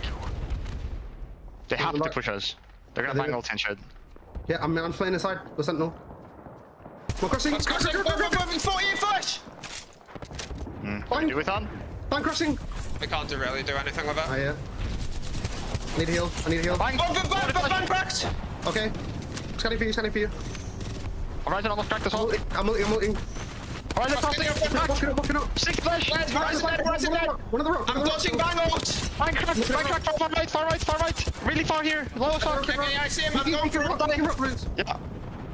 Crack them in the open. AC. One. Don't die. Last guy. Yeah, chilling. Bang on me, Play to the corner. Yeah. Running away. Can we get the He's kill? running here. Get the kill. We got the kills in here. Oh, he's right here. Okay. Got away. Okay, I have no fucking, like... Yeah. That's shit. I have no medkits. 2 syringes. 20 heavy. I got 20 heavy on me. Okay, I have 100. Anybody dropping some? We Sure. can just play it super fucking late. I think we do it. Fucking late. Keaton truck on top. Oh, this I think we spot? move the truck. This truck. Oh, yeah. There's a lot of chaos going on this side of the map, but I want to take a look at the opposite end. Made in Heaven have a little bit of space to play, but their rotation is pretty easy. A Valk ult over into zone is fine. This is where the game is at. Cybercats coming in for the third party as well. Passion have held such a good spot for so long, but now this building gonna be totally safe. PassionUA can wait. Passion have to defend against both Team Portugal and Cybercats, and they are losing members as quickly as we pointed out. This is a struggle for them, and especially when we talk about what's available there, the 2 carts, that's barely any kind of cover to truly work with. 0-0, as you can see, is literally between a crack and a fissure to play with. More notably, though, now with Passion out of the picture, Cybercats v Team Portugal is going to be the thing to watch here. Whoever comes out in terms of this potential 3v3 or excursion as this cover all closes up will definitely hold the most weight going into this end zone. The far eastern side, well, that's a struggle in itself. Now, Zephyr, the last time that I saw this zone play out was in North America and during the Catalyst meta, where we had a lot more ability for teams to stretch out over long swaths of space that they otherwise wouldn't have been able to play. While Made in Heaven land, they're going to force a refocus from at least one of these teams and don't have that extra cover to lay down towards the end circle. Made in Heaven drop right next to Cybercats, completely reorienting Cybercats' approach to this game. This is struggles now for Cybercats with a pinch on both sides. They've got great cover to work with against Portugal, but ultimately now with Made in Heaven as a thorn in their side from behind, this will be something that might cost them that potential win. With the remnants of our zone closing in, OMiT find alliance and barely survive a string of a head forward. Infinite from below keep themselves going, even though they lose out on their building. PassionUA just got to sit in here and play safe, wait for the teams around them to expire, but nobody is pressuring Infinite. Instead, both teams now get to look over at Team Portugal. As Infinite think about their approach to the next ring, it's going to have to involve dealing with the squad above them. PassionUA and Infinite cannot both survive this next close. No, it's similar to some of our stacked situations, but optimally it's just between the two. Now, with Team Portugal beginning to rear their head across here and put damage down where it counts, Infinite is no longer allowed to peek confidently here. But guarantee this, Dia, the minute we see that building out of play, Made in Heaven, Cats in Portugal, they have supreme angles on this next move. And the question comes, where does the damage find itself in return? How many ordinances do PassionUA have left? Can you actually keep Portugal from peeking down at you? Because if not, Portugal have such a fantastic place from which to win this game. PassionUA with a Kraber in hand can change that, but it's not enough. Just a lot of damage. And unfortunately for PassionUA, with a team beneath them, it's not enough to push them. Instead, they're going to have to take the 3v3, 50-50ing it all for their chance of the next zone. And while they will finish the fight, it's OMiT that take the win. Made in Heaven swinging onto cybercats, and you know who's chilling? It's Team Portugal, who just wait and watch all of this happen. The cybercats are decimated, dipping back into the zone, and Synetic should clean up another kill, pushing Made in Heaven into fourth place. Made in Heaven, though, barely miss out on their initial drop and find themselves with a similar heal situation as Synetic makes a return now. A final 3v3. Made in Heaven coming out far more healthy, and Portugal with much less space than expected. With one down, it's a 2v2 goes now. down! Made in Heaven have lost one already, and they can't actually effectively siege Team Portugal over or under the truck. There's too much cover here. Kashera's gone down. It's a 2v2, and Synetic's getting full set even as he hits for flesh. Gets one knock, almost finds a second. It's Synetic on 15 HP that clutches the game for Made in Heaven.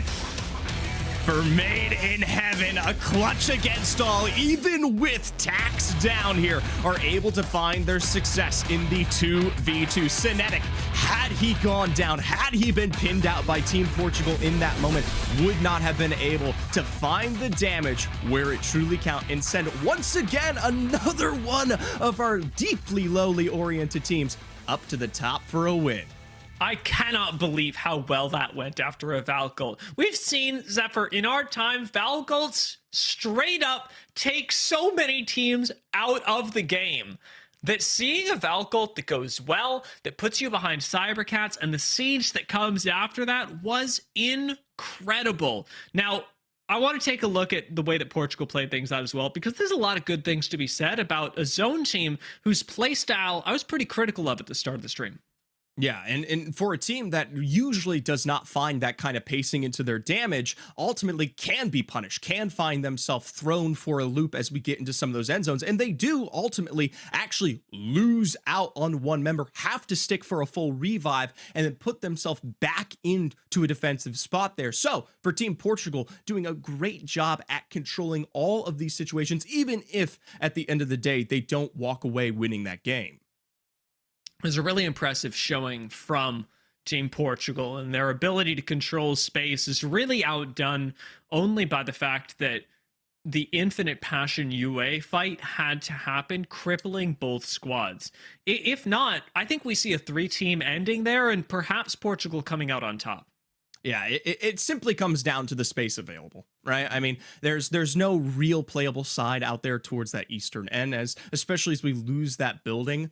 The focus and safety that is elicited on the west allows for them to just barrel into PassionUA there. And the only reason we don't see them go down quicker is the fact that Made in Heaven made such a great call to use the chaos and confusion on that rotation that Portugal was distracted with to send onto cybercats and take advantage of the straight available 3v3. This is another interesting note here, and we talked about it partway through this game, but we've now seen multiple zones like those that end up on the fingers by North Pad, as well as this one, where a catalyst, a singular catalyst for any team, could probably single-handedly win them the game. Being able to cut off line of sight for as long as that legend did leaves me wondering whether we'll see some teams returning to that over time for the insane amount of endgame value she can provide. It is a question in itself there, but at the end of the day, the combo that we see currently, especially between that Bangalore and Caustic meta, where you have the obscurity of sightlines and LOS paired with that extra additional Bloodhound information, makes for such a wombo combo against teams that don't have it available. I'd love to play around macro any day of the week and build these comps around something similar, but at its core, Apex comes down to those direct 3v3 situations, which is why we see this meta shine. Albeit, Dia, I do agree with you. A catalyst, I mean, it just would have been perfect. It's part of the fun thing with Apex Legends, where you do get to experiment and theory craft a lot with what would have been good in this situation. And ultimately, as you illustrate, Zephyr, so much of the game comes down to picking not just what is best in the end game, but what is best in most situations. As we go through and take 3v3s, perhaps have to find a bit of positioning, the ability for, say, a Bangalore to flexibly keep people from being able to shoot at you in a similar way to Catalyst has, for a lot of teams, filled that same gap. We'll see what changes in the future. There's plenty more to explore, not just in the grand scheme of Apex Legends, but today, Zephyr. Today in the regional finals, where we've just finished our maps on World's Edge, we'll be swapping over to Storm Point for the next 2 games after a break.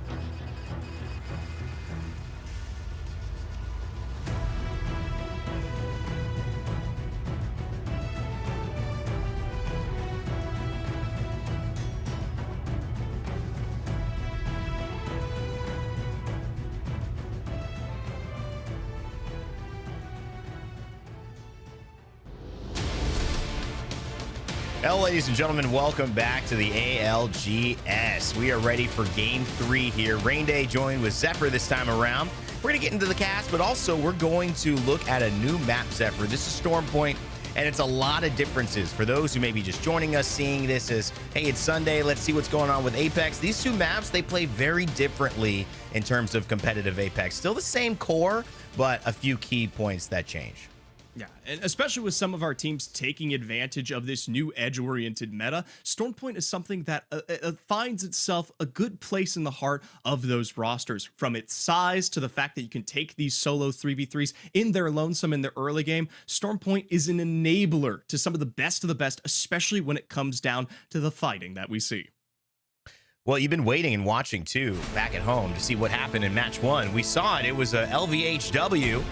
But here's the actual total, 25 points for the win. 2 Rats, 1 Controller following in second and third, closing out with Alliance. But LVH, they have a banger game. That's a great start, Zephyr, for any team, and it puts them in a great commanding position here as we head into Game 3.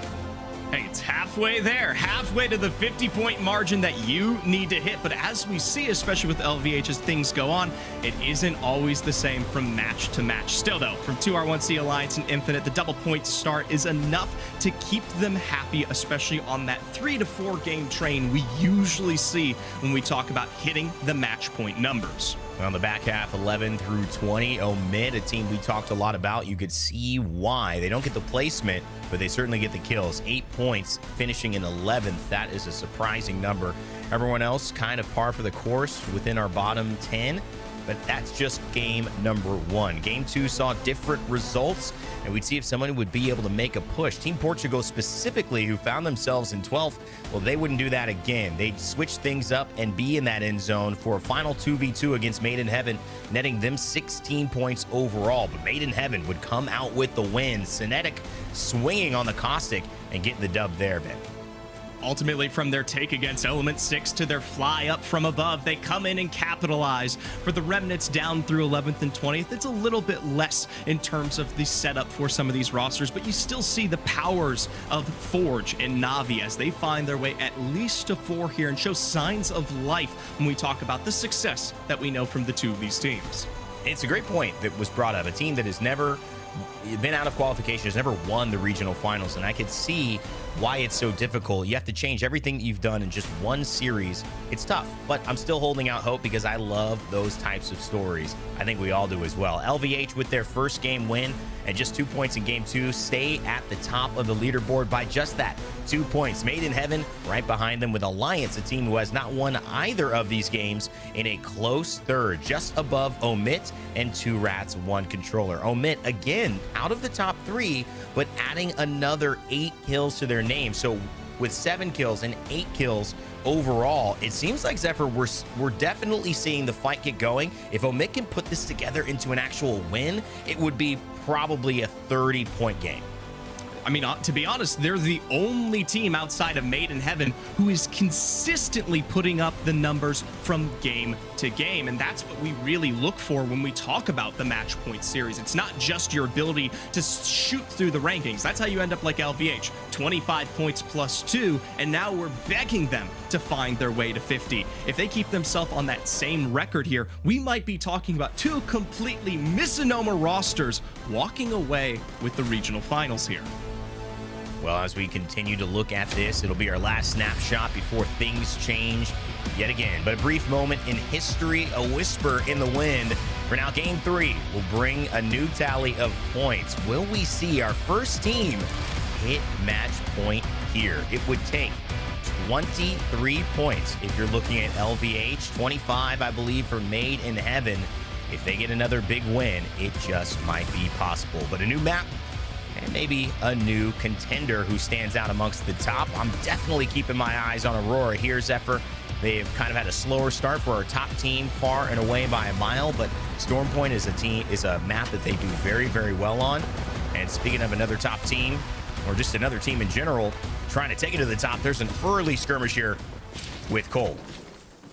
Cold and ANC Outplayed, taking it toe-to-toe here. I love the back-end rotate from Graceful, especially with Urban as low as they are now. Trying to capitalize inside the building. They've got to work against a Caustic with none on their own, but at least a single knock found. Rampage, not a great weapon for these early engagements. Not really a great weapon this season. It's had its moments, but especially, in the early engagements, I meant to say, does have a lot of firepower. A couple of bullets from that can be very oppressive.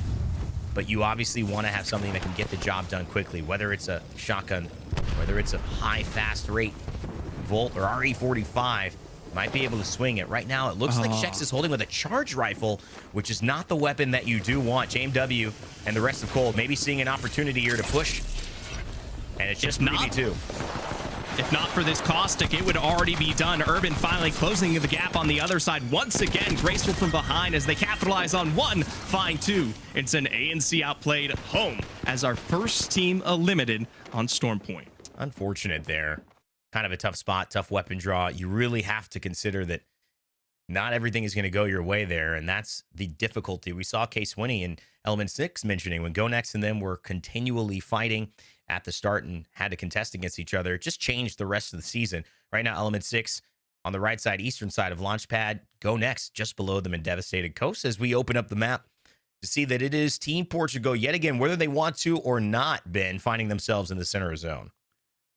You know what? I think it's something they want. I think if we ever got the chance to talk with Kashera, even if the meta has swapped completely, this is the playstyle that they've been working with since the dawn of Apex time here. So once again, granted early access to the zone. The question of can they find the similar damage that they need will be answered. GR1C though, they follow up with heavy damage and potentially initiation of a fight here in Barometer.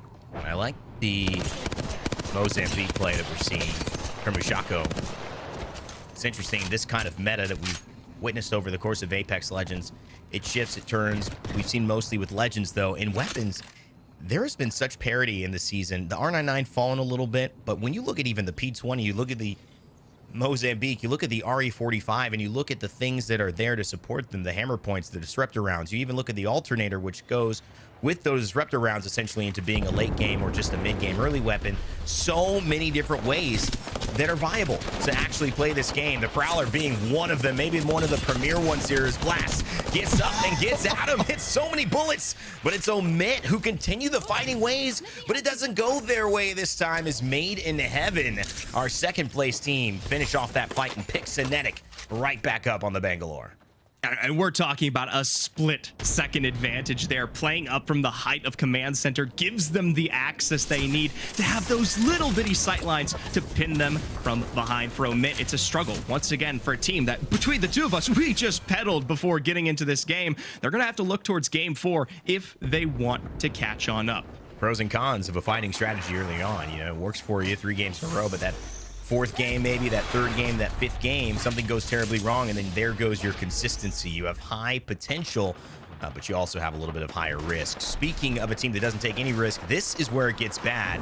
When you have Team Portugal getting fired across, they might have just lost one. Postkill and Kashera, the only ones that left alive right now. They're going to have to see if they can get their Bloodhound back, but that's the thing. Playing passively, especially if you get caught, that just means no points, no placement points, especially this early. 07 could be the bane in Portugal's existence, but they decide to hold their nut as they should right there here on that Dragon Ball, just kind of sitting, waiting, and say, we're going to keep this space to ourselves. We're not going to chase. It'll be fine. And this is really sad for Team Portugal, because the spot that they're playing is excellent for the end zone, but for the end zone, it's a problem that is answered later as the game goes on here. And for them, taking it early, as good as it is for a start for them, you quickly see its weakness. They're pushed out from the eastern side. They run into 07 with those spots taken out and away for transitional movement later on. You could see how they are capitalized. For E6, though, they, in their own lonesome here in Launchpad, have struggled to find their early starts, already losing out on Cracked by at least what I believe is Passions. Or one of the interesting things I'm noticing too, just taking a look at, as we see a big fight happening, coming down, Passion with the Hemlock trying to dissuade anybody from taking the spot. A care package, it's an attractive thing, and they certainly are going to claim at least that zone for now. Shots firing from the distance, so they'll drop down. But a few KP from Passion. A little bit of a awkward skirmish there up on top of the banister. And we'll transition to hopefully quieter places. A team in the lead now, Made in Heaven, but a team I kind of wanted to highlight. We haven't seen them yet, but they're still a threat, as always, is AURORA. They're actually taking a very interesting route up into cold. It looks like they're either looking for a fight, or it looks like they're looking for more Evo Harvesters and more support bins for that Hardeki path to purple. And this is strange for them to not be at purple yet, at least one of them, but they're holding out at least 2 teams here, and cold being one of them. Might not have had that information, but now they certainly do. From afar, Hardeki with a beam to behold there. The Hemlock doing the work that we know best as one of the best ARs in game today. Will now see if they can continue to take advantage of cold here. You talked about the delayed access to those purples. This is how AURORA gets them. They take advantage. They find these fights. They play the edge effectively. And when they win them, well, they come into zone at an advantage. Yeah, it's so interesting. I think they're going to force cold to go all the way around. It is the smartest move. And not just that, AURORA, they're going to hop back in that Trident. You'll see a lot of speed very, very soon. Most likely from them, at least checking out the distance, but they'll also do this one thing there. Look at that survey beacon. That is going to be a scan. They're not playing with a control legend, so they have no idea where the zone is, but they do. They know where it is because they've been able to use that survey beacon to scan all of the players in this. So not only are they realizing, okay, it's most likely a southeast kind of zone, maybe a little bit above Echo to the east of Barometer, we know what teams are in front of us. They see Team Portugal, they see 2R1C, they're plotting their next survey beacon, and they're also plotting their very next course of safety into that. So it's a different strategy. It's way more high maintenance, Ben, but we've seen them use it to great effect to get first place here so far in the league. Like I said, with advantages, they come in here, but I do worry about the zone's verticality and how that might come into play here, elevating yourself, whether it be to the hill there or if they late rotate through pylon on that northern side. It's going to be something that they have to breach with the fervor that we know best from AURORA, something that has not yet been seen today. And I'll tell you what, the same can be said for Alliance. They haven't even broken through towards the other side as well. They might have the potential late game rotation, but with how open this zone is, that can be just as much of a struggle. Already on purples, and there's that lifeline. Just to complete the strategy, they grab the survey beacons, they grab the support bins, and they grab the care package so that the next one is a high-level drop. What that does not only gets them that red wingman that you saw, but an Evo cache. So if Hardeki isn't already at purple, which he is to call that, if 9 Impulse or OJ Rain are trailing short behind, they pick up the Evo cache, they're instantly on purple, and because of that fight, it's 3 of them. So yes, they've played a little bit against Cold, but this is what they'll do. They average between 6 to 8 minutes to get to this level, and no wonder they're sitting in most of these end zones on reds. It's a very, very interesting strategy, but this is what they've been doing with Lifeline that has worked so well. But you're right, Ben, it's not going to be easy. It's a different type of fight when you have to go uphill. Right now, they're just content to take this building, though, I think. Yeah, the lucky thing for AURORA, especially off of that early Bloodhound scan, is the fact that they do know the majority of Barometer is available, so the situations that they have to solve don't have to be answered yet. We'll have to tune in a little bit later on as they start to breach those angles to get on through. But for LVH, we talk about Evo shields, we talk about preparation. This is a team without the lifeline, without the sustain, who's already sitting on red. And for someone like Jay Hanzo, I only see the 95 damage. That is an excellent PvE Evo game there. It really is. And those power spikes, I know Dia's itching to talk about them. I know we'll probably get into them over the course of today, but these power spikes are real, and getting to those high-level Evos, it's going to be important. 17 squads left. Obviously, everyone knows the game to get there. So many intricacies that we don't catch on broadcast because every team is doing all of these things at the same time. That's what makes them pros. That's what means if they ever run into your ranked lobbies, you get a little upset for a second, but you go next because there's really not much you can do against it. They're just that good. But when put together the clash, we have to see which play style is prevailing. So far, we've watched a lot of Team Portugal sit and wait. They're still on the blues, though. What is the difference, Ben, between why, you know, teams like LVH who are sitting and kind of in zone find a way to get to those reds and purples? Portugal's consistently finding the blues. Is it just the hesitancy? Is it something else? What do you think? You know, more than anything, especially looking back at days 7 and 9 for Team Portugal here, it's the distance. You know, LVH gets to take advantage of the cross from Mill coming into this game. Portugal in coastal camp there doesn't quite get to have the advantage of everything ahead of them. And as a result, you get to see on the effective rotation of LVH how they work their way up to that sustainment. For Team Portugal, especially now after being pushed out by the cybercats, losing that position here, and now pressured from above by AURORA, they just never got the chance, never got the time to pull themselves back together. Nasky goes down immediately. This is terrible for Nags and Amphi, not only because of that, but because Na'Vi is sneaking up right behind as they hear the bullets as well. This is starting to get dangerous. AURORA also finding Passion right in front of them as that continues to happen on the other side. Natus Vincere holding the south, AURORA looking at the west, and also trying to just clear the team that might be in front of them on that move.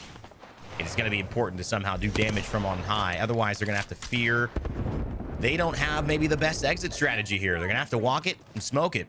That's the difference without having the Valkyrie or any type of movement, even the Horizon, to really get away from this. Let's see what they can do here. AURORA with great pressure on these sight lines. 25 seconds to go. Don't think they'll be capitalizing on the setup there. So instead, likely the late evac. There is some available spots, I believe, out there towards that southeast, but we know how open that gets. And for them, it's going to come potentially with the punishment to boot. For now, the rest of our teams, they've claimed themselves a happy spot within Pylon. Nothing yet necessary of their current rotation, but definitely as our game goes on, as we see those teams forced to remove themselves from the northern angles, that will be a bloodbath to behold. I mean, I don't know if we can say how much of a bloodbath that will be. It will be a full one. Not only that, because there are 5 teams above the teams at Pylon, and they all have to rotate extremely south. with still 17 squads left. Round 3 closing up. My math ain't mathing right there. A few are going to drop very, very soon. Hardeki trying to avenge his lost brother 9 Impulse there, who goes down, but Hardeki may join him soon. It's Made in Heaven also finishing off Cats with Ranches, and so Aurora looking like maybe they've gone as far as they could go. They're on purples, but that won't do enough if they can't win this fight. It's a struggle there, and it comes at the cost of everything we've set up going into the remnants of this game. I'm surprised in the entirety that we see Hardeki and Oirine survive as long as they have, but give it but seconds here with some of these teams coming up from the low ground. They might be able to pepper or put shots in the back here. For 07 caught upon the edge of zone. Aurora finally on the full send, taking it toe-to-toe against cybercats. Make the swing that counts. I can't believe it. I mean, to be able to do that, they've got the mobile respawn beacon too. Hardeki and OJ Rain trying to pull out a miracle. The longbow from Max Strafey. This is a great weapon in this type of position. Probably would have wanted the Sentinel, because one big shot charged up would have done it. But he's going to get the scan. It's just Ushako showing a ton of presence. It gets Mizzy enough time to hit the medkit and now join him as 2. But I like the range that they're finding. 25 HP. He goes away from it and says, double my scan duration. So Max Strafey, a little bit more utility for his team. But he's held here for now. 50-second spin. They've got to move. That's a start. A bit of a separation found here from 2R1C. Max tries to take advantage, but it's hard to climb a rock as smooth as that for PassionUA, finally forced to bop back, especially with the rain of ordnance ahead here. 2R1C has been no slouch to the fighting coming into today, and now with the forced movement from Passion, they'll find themselves potentially just ahead of another team out above them. Good caustic ultimate is just going to force some high ground or far left, and I don't think Max Strafey and already want to do much. They've lost one though, and so that will force them to an even fuller retreat, and they've lost the smokes, which means this is going to be a more treacherous climb. Still up above them, guess who it is? It's the Grim Reaper and squad. They've got their team back. PassionUA eliminated by 07 from the side, but it's going to be Aurora still sitting up there. Hardeki, 9 Impulse, and Oirine facing off against 07, hold the top of the hill as pylon teams like LCDF, Phoenix from Forge try to climb up this elevation. It is so hard to do that though, Ben. This is a very difficult thing for them to get out of. And it's even worse for Urban here. In cold, no time to spare. Shot from the back. It's none other than LVH, one of our lobby leaders, Liffin, finding the damage. And now, as we train our attention towards the pylon, this mass exodus from all of these rosters, Aurora are one of the few who are able to capitalize on taking away cybercats' position and putting down the damage. Navi having a fight against Made in Heaven here. This is huge.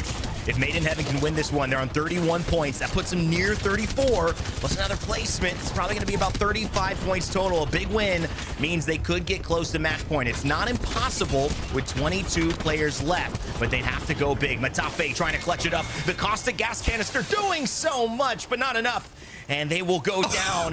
Made in Heaven and Arctic with a sliver, 1 point of health, will take it. And 2R1C and 07 will get in the mix. It looks like Aurora will have rotated, and 07 will come out on top here.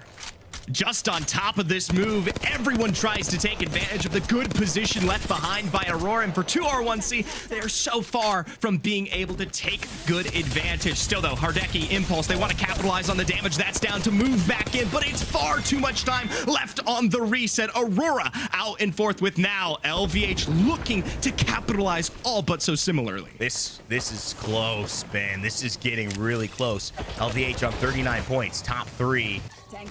Just 9 squads left. 6, maybe, just maybe. I think there'll be a few short. But what a performance by our 2 top teams here. They are neck and neck, both tied in 39. And that's really the separation there. If either one of them had tumbled earlier, that might have been the difference. But they are so locked in. Made in Heaven rotating to the southern side. 07 on the very north. They'll have the farthest to go. And LVH rotating on the east. As we get this wide overview, both teams trying to find the advantage. Made in Heaven have a little bit of space there, but everyone positioning for this final fight. So smart from LVH here to give that fight up. Had they taken that there, it was the perfect setup for Made in Heaven. They instead take advantage of their repositioning to try and collapse on what they assumed was going to be pressure between these 2 rosters and give away what is considered God spot. Now, the fight between Made in Heaven and 07, that's what has been trained, manipulated by the likes of LVH here. And it's just common sense for them. Let's go ahead and try to find the most points possible in a situation. We played a top 3. Let's get top 2. Or let's get a few more KP. LVH doesn't seem like anybody wants to challenge them. They could all sign a peace treaty and say, let's go for the team in the actual spot where the game is going to end. But 07 get the worst end of that trade. And the bargaining does not go their way. It is LVH. They have been at the top of this lobby. They have dominated since we've seen them so far today. And from range, LVH will claim another victory here on Storm Point. And they're almost at match point. It is an absurd start that no one could have predicted. You could have asked me before I walked into regional finals who I thought was walking away with that potential lead. And LVH sitting at 53 points, looking and more importantly, needing the win today was not the roster I was to bring up. I mean, this is maybe the story we were looking for. You know, a team that absolutely has to go for glory, go for gold, and doing it. This is the type of performance that, you're right, no one really expected. And maybe that's where people don't know what it is. So much of our talk with professionals as they go through the week's training is, you know, you didn't really play like you played in scrims. You know, that's a completely different version of you. You play differently now in game. You're way more passive. Scrims, you're doing it. We can't train for this. Well, LVH maybe pulling out a little something, rabbit out of the hat for the rest of the teams going, this ain't the LVH we're used to. We haven't planned for this. And I love to see it. It's great. And also I want to get Vicky back here with us on the desk to talk about it because LVH, you're shaking your head. So are we. What? 2 wins so far in 3 games. And at match point with a team that was ranked 17th in the overall standings, what is going on today? This is why regional finals with match point format is so exciting, guys. Yeah, I mean, Ben, you know, as we take a look at it too, I want to just say there were a lot of teams who performed. Part of, though, LVH's quick thinking and what made me think about it is the first game that they won, there was this hard rotation that they were able to. We're actually going to go over this pretty soon, but you know, there was this hard rotation where they were kind of a team sitting on the outside of where it rotated from stacks and kind of were pinching another squad. This time in that zone, they end up moving first and getting to the god spot, and then they don't even have to fight. How much of this is just great decision making from LVH versus they're on fire? It's everything. At the end of the day, LVH is nowhere close to what we see today if they aren't capitalizing on the mistakes that we're also seeing in so many examples here. And credit where it's due to Made in Heaven. They do their best to take advantage of what they see in front of them. But for LVH, it's that quick decision making, like you said, that is ultimately putting them on top, whether it be game 1 or, of course, this lovely win here. Well, I know someone who's got a lot of opinions on Apex, all ones that many people like to consume all across the internet, especially on YouTube, but more recently on our broadcast. Whether you saw him at championships or you're seeing him now, let's welcome AJ Hawk onto the broadcast. J-Hawk, what's up, man? How you doing? I'm doing great. It's match point format. This is when Apex is at its best, and I'm excited. How are you guys doing? Doing great, man. Thank you so much for joining us. You know, I got a quick question because you're helping us out. Did you keep your stream rolling? No, unfortunately, the cam still wouldn't connect when I had OBS up, so I had to turn it off. But Okay, it's okay. so he's going to be streaming after this, guys. So make sure to go check him out as well. Show support because he stopped us for the show. J-Hawk, what have you been seeing? I mean, this has been a start where LVH has kind of gone off. I mean, was this what you expected? I don't think anybody expected this. No, I mean, historically, whenever we've seen these kind of lobbies in the past, regional finals across all the regions, it tends to be the top teams that dominate. It's almost, I don't think we've ever had a single team that was outside of the qualification end up winning. And LVH is having a performance right now that could very well see them potentially even be that first team to make it happen.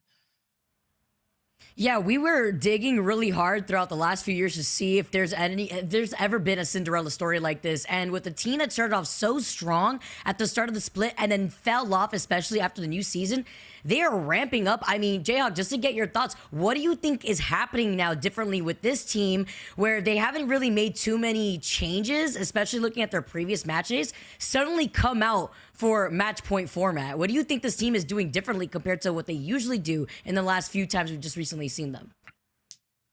Well, obviously during the midway part of the season, we did have the season 20 meta shift, which completely changed the way that armor farming and everything works in competitive. And we saw this in all the regions. A lot of teams who were previously super dominant in season 19, they had to adjust because the pacing of rotates, of the macro that had been built upon years and years of experience, it wasn't the same anymore. We saw even another example, Furia was struggling with this. And when they finally found their form, with the pacing of everything, now they're thriving. And I think the same thing is happening with LVH. You just kind of have to slow down and be willing to adjust. And like you guys already talked about, the quick decision making in those moments of adjustment, it's showing off so far. I'll tell you what, Jayhawk, you talk about pacing, you talk about rotates. Well, let's have you talk a little bit about some of these final zones we got to see through games 1 through 3. And of course, with game 1, I want to start out with LVH. How does making it into stacks the way they do matter so much and transition into the win here for them? Yeah, these zones are super difficult to know who's going to win because of how many buildings are available, how many playable spots are here. And LVH was on the outside looking in. They were stuck on the siphon side, had to make a balloon rotate over the mountain, one of the last teams to get in. And they were just able to find a playable spot right outside of construction. Then they had another opportunistic rotate right over to the next building, as we see right next to the end game. And then finally they get to the height and they just wait for the moment where they can drop down, third party a fight. And they have this whole fence line while Alliance is struggling in the opposite side of zone to fend off a fight on themselves. Another opportunistic third party. So for that game, as we talked about with that quick decision making, LVH just showing up when it matters. All of a sudden, new information, we have to react, and they made the right calls every single time.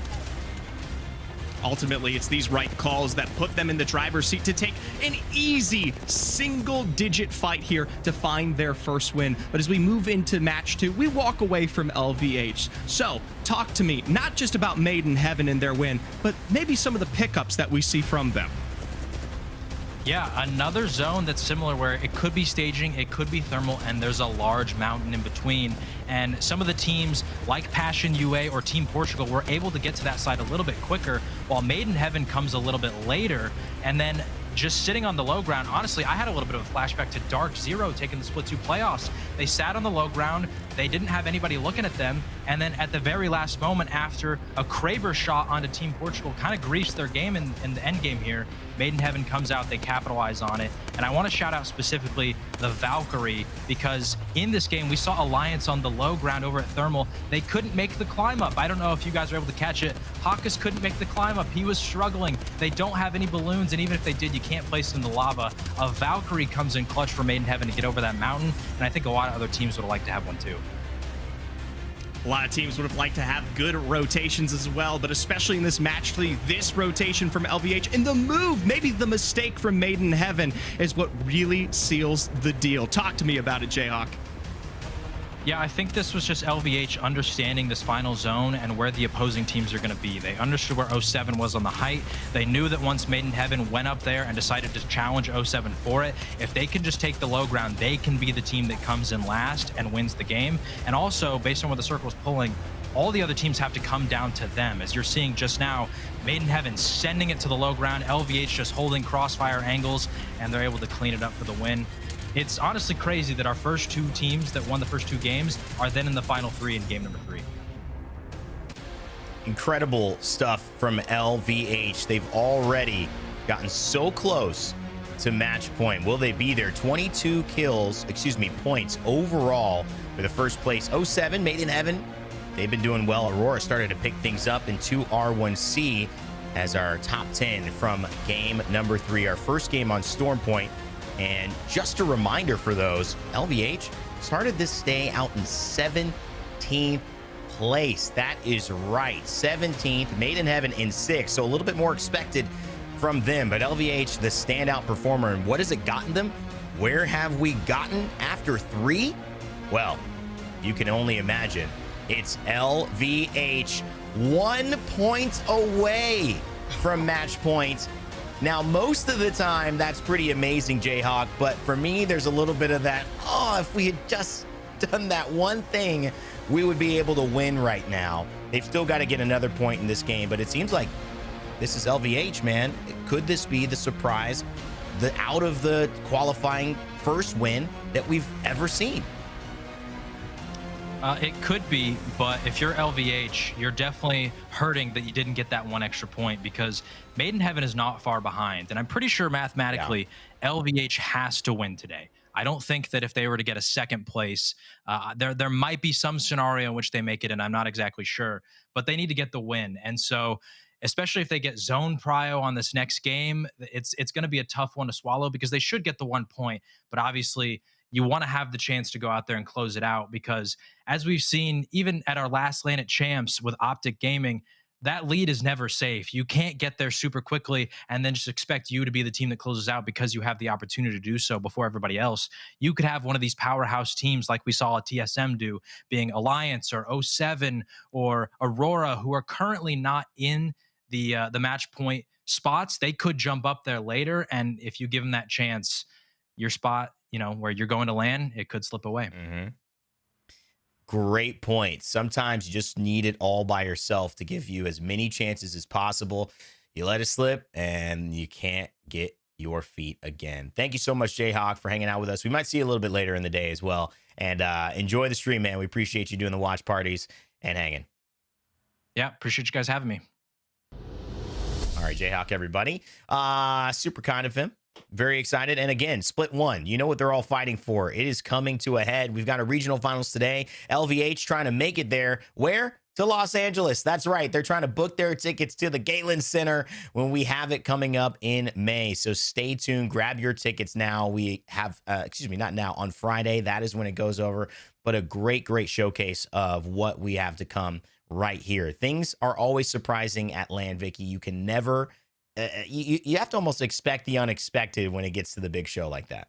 It's a different vibe when you're playing on a big stage in front of a large crowd. You feel the energy, and sometimes cold hands could lead to some troubling mistakes out here too, but it's about getting there in the first place for teams like LVH. Mathematically, it's just not possible. They have to win, and if they are a point away and they are currently 2 dubs already in the pocket, it could definitely be in the works. But remember what we saw in APAC South, a 10-game series with over 10 to 12 teams sitting at match points? This could get heated in the next game alone to determine where LVH stands, and even teams like Made in Heaven just right behind them. Well, we got another game on Storm Point here for Game 4. So, Vicky, Dia, it's time for you guys to get at it. Ben and I, we're going to take a quick break. Good luck. Let's get into it. Hey, Dia, just coming out of the woodworks, just coming out of left field. I see you, Dia. All right, so I got really excited at the end of that last game. You can't see it. Totally busted up my lip jumping, and now we get to go right back into the action on Storm Point. I like the diversity in circles that we've been seeing from a lot of teams that either land in North POYs from World's Edge, Southern POYs, and how a lot of this rotation that we're currently seeing from teams like LVH, and the way that they've been able to prioritize their pathing with these Evil Harvesters to be in the best position that they possibly can, have absolutely worked into the new gameplay that we've been witnessing with teams that do like to go for these early rotates with Season 20 changes. It very much has. I want to touch on a point that you guys were dancing around during the halftime break with Jayhawk, because it is really, really important that we emphasize this. LVH do need first. Second is worthless. Second is garbage to LVH. Second means they do not go to playoffs. It's first or nothing for this team. And the very fact that they're able to navigate the end zone like that, really impressive. Made in Heaven also looked really good, and dropping over at wall, you'd expect them to have a difficult time with the Coastal Camp end zone, but Made in Heaven had impressed me with the way they took a fight against Na'Vi at Coastal Camp before anyone else was there for Godspot, and then they surprised me by giving it up for the attempted kills on 07. It's actually crazy. A very similar outlook from Made in Heaven, actually, when you talk about that final circle in World's Edge, and they continuously do it once again, landing in Monument and then making that rotate over to that south side by Big Mod, where that choke point leaving into Lava Siphon is always so congested. But here, taking a look at Storm Point, with their quick rotate, it's definitely allowed them to find these better positions. That is really interesting to see. I mean, they are a very consistent team on their own. That's why they're sitting in 6th in the overall standings with 86 points, compared to the likes of LVH that are with 53 points. That's why we're saying it's a dub or nothing here in this case, because you look at the gap between having 53 and even E6 waiting on the cusp between 2 Rats 1 controller and Lasita France with 84 points. You need to frag out aside from trying to get these dubs. Let's get started here. Our next game on Stormpoint before we make that next 2-game transition onto World's Edge.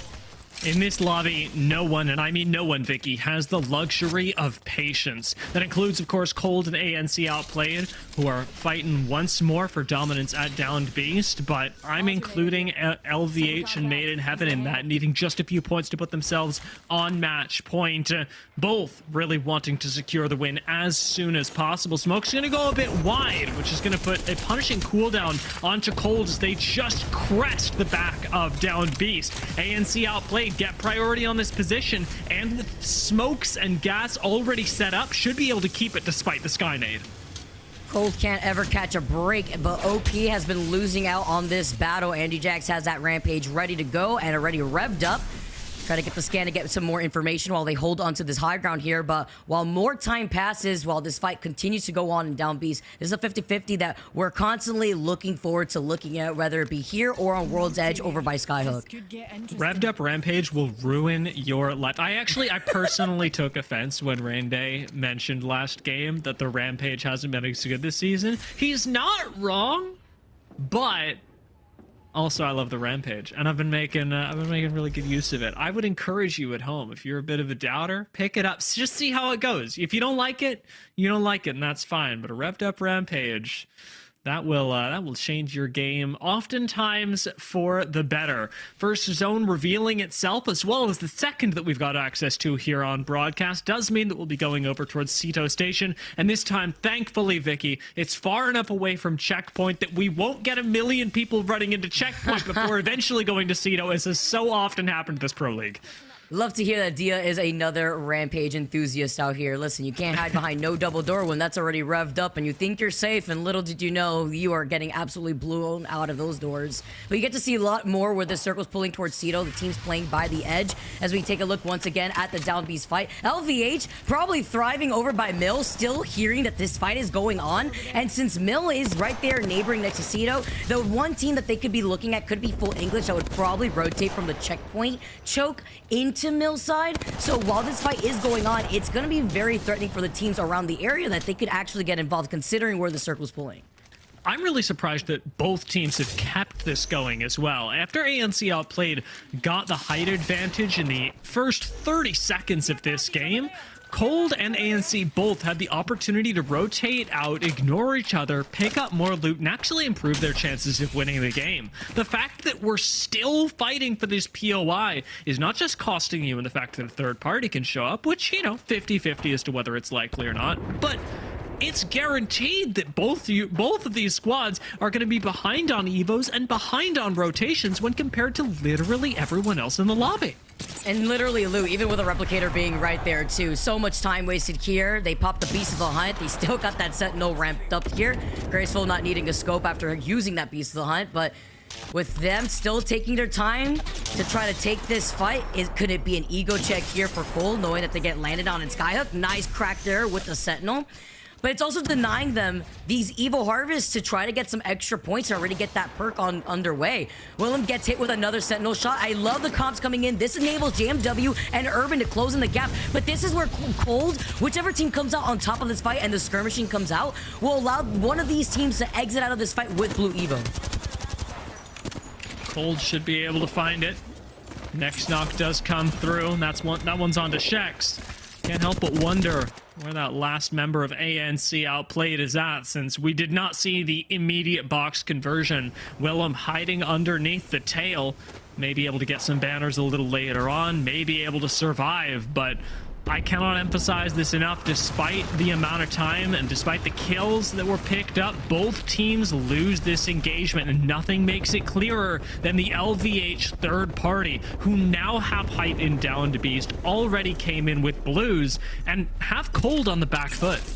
I want to preface that LVH had taken their sweet time. They scanned the ring console at Mill. They got the Evil Harvesters south of Mill. They were thinking to hold positioning for where that circle was pulling, since they already had that information, and heard this fight going on for as long as it did, that they decided to counter-rotate and move right back into where Down Beast is here to try to get involved. They split up the fight, and Navi try to continue this fight. They did lose out on Matafe earlier on. You see the crypto drone also floating ahead, and with that fight win here, They know that they have to try to restabilize just as quickly because here comes the EMP to ring out for the third party to move in. Navi aren't going to get pushed off of that, at least initially. The early Mozam from Tyler keeps everyone at bay, but with Matafe back in the game, that's where you really have the opportunity to stabilize as Navi. Third party, just a little bit snow from Noises and Dell. Instead, Navi will stabilize, hold on to their really nice spot in Cito, and wait for the rest of the game to come to them. Bloom is still alive. Actually still alive here. Holding it down for the rest of OP while he's now going to be struggling with loot and playing this out as a solo. Looking to try to take the Trident for now, but while he is trying to get away from Cold, who won that 50-50 off the rip before LVH interrupted, they will be trying to rotate from that north side of the circle, at least through checkpoint perhaps, where we know that Le Citerfrance had already gone ahead of the curve and looted through North Path, through the armory. Looks like OP trying to divert. Did think about trying to go for the res right there, but gotta focus on those meds too if you're gonna be playing outside the circle for as long as possible. Now before we tune into Alliance playing inside of Jurassic. The Jurassic rotate, one that is more for KP than it is for zone positioning. Alliance are emphasizing picking up points because they got to look at the scoreboard as well as we did before this game. Everyone is so far behind that you got to pick up as many points as possible in order to secure your spot in the playoffs and likely to try and take this match point. Alliance do have good positioning now on the remainder of the engagement, and cybercats get away safely. Let's take a look at the map, however, because this one's going to be a really interesting maneuver. We did already get a lot of teams rotating into Cito, but it does look like we're pulling a little further into the western side, which means that teams like LVH have priority and Passion as well. Actually, if we look at the position that Passion are in, they should be able to hold this ridge line. Either they or a team near them should be able to hold the ridge line. 07 can wait this out for likely a third place, and most of the problems will come from teams like OMiT and LVH that can challenge on both sides of this rock. These teams, whoever comes out of the western side alive, has the best chance of taking a game away from Passion or 07 as it stands. Oh my goodness, I love the teleprompter icons actually highlighting where a lot of these teams are going to be moving. It's great. And you can also see AURORA now making their way right behind LVH. As you mentioned, this is where a lot of that congestion is going to come from, the southern rotating teams. But also in an early position like this, LVH don't really have a lot of cover to work off of. As you can see right here, playing off the low ground. Yes, Pride Rock is in favor for AURORA, but they do have to get off eventually. And we know that there's another team on the other side of LVH to look at. We've already lost two teams. Placement points going to be coming in soon. Placement points that are really important for Made in Heaven, who just need the singular point to make it in. As AURORA drop down, maybe a bit early. Unfortunately, they'll lose Oirain. However, we've seen them come back from this before. When you lose Oirain, when you lose one, AURORA are no strangers to pulling it back. So hold your horses, everyone. We got a mobile res incoming, and AURORA will be back soon. They're making a comeback here. Hardeki as well also has that lifeline care package ready to go. It's waiting on the other side while also looking behind them, knowing that there's still teams taking shots at them while they hold on to that high ground. But LVH not in that same pressuring pinch right here as they still trying to put down the pressure. They see the Moby that's being called in. LVH now having lost one, their chances of actually finishing the, I hesitate to call it a third party, but the swoop in are pretty low. OMiT are going to pick up that kill, and it means that it's really a fight between OMiT and AURORA for who runs the western side of the zone. The western side, that, as we emphasized, is really important. 07 are still fine, Passion are still fine on the ridge line, but the actual game, that third place, high KP position, it's all being decided in this area by Mill when we've already had the massive delay by Downed Beast. It's crazy. And LVH playing with their backs literally against the wall, with them being on the other side of AURORA. JMW in some trouble here too, while Cold finally rotate not just only down beast, but through this choke point, through checkpoint. The Citerfrance are holding onto the high ground right here. 30-30 in hand with the Skull Piercer ready from Psychop. Well, they are putting in some pressure on this team. They have the positional advantage here. 17 squads left, but it's the Citerfrance that are just trying to deny the Evo Harvester to Cold that are still playing off that low ground. Already got a Team wipe as well. LCDF had a slower day than I anticipated. Perhaps it's, you know, something to do with when I cast. LCDF have a rough day, which, you know, it's already happened this split. But I sure would like to see them bring it back because they were a team that was nearly qualified. Okay, this is worth it though. That was worth it. Yes, LVH get eliminated, but we saw them pick up the straggler of OPDIA. Lyfin was able to get KP, which means that is the 1 point that LVH needed to currently sit at match point. We have now officially one team from EMEA that is now at match point. They go down this game, but if they win that next game and no other team is there sitting at match point meeting them, then LVH could be your potential regional final winners in the EMEA region. Oh my lord. Like, the fact that that happened in a split second is huge. The rest of this game, of course, going to determine who's coming up behind them. But the very fact that LVH have achieved their goal, and now it's up to the rest of the lobby to challenge that, to set yourself up in the best position, to keep LVH off, to put yourself in a spot where you can really challenge them, because otherwise they're going to be the only team on match point going into the next round, the only one with a chance to win when they've already found an actual match victory today. And on World's Edge there too, on both maps, but regardless, something to look at for the next game as Na'Vi play from this low ground, get the crack with the Volt. They already have 3 KP in their own pocket, but playing off this low ground here on the edge of where that next circle is pulling towards. Just trying to get some more information. The Watson fences are set up on the high ground too. Little uneasy to see if they want to try to take this fight or take their time rotating, noting that there's another team out in the distance that kind of has noted already.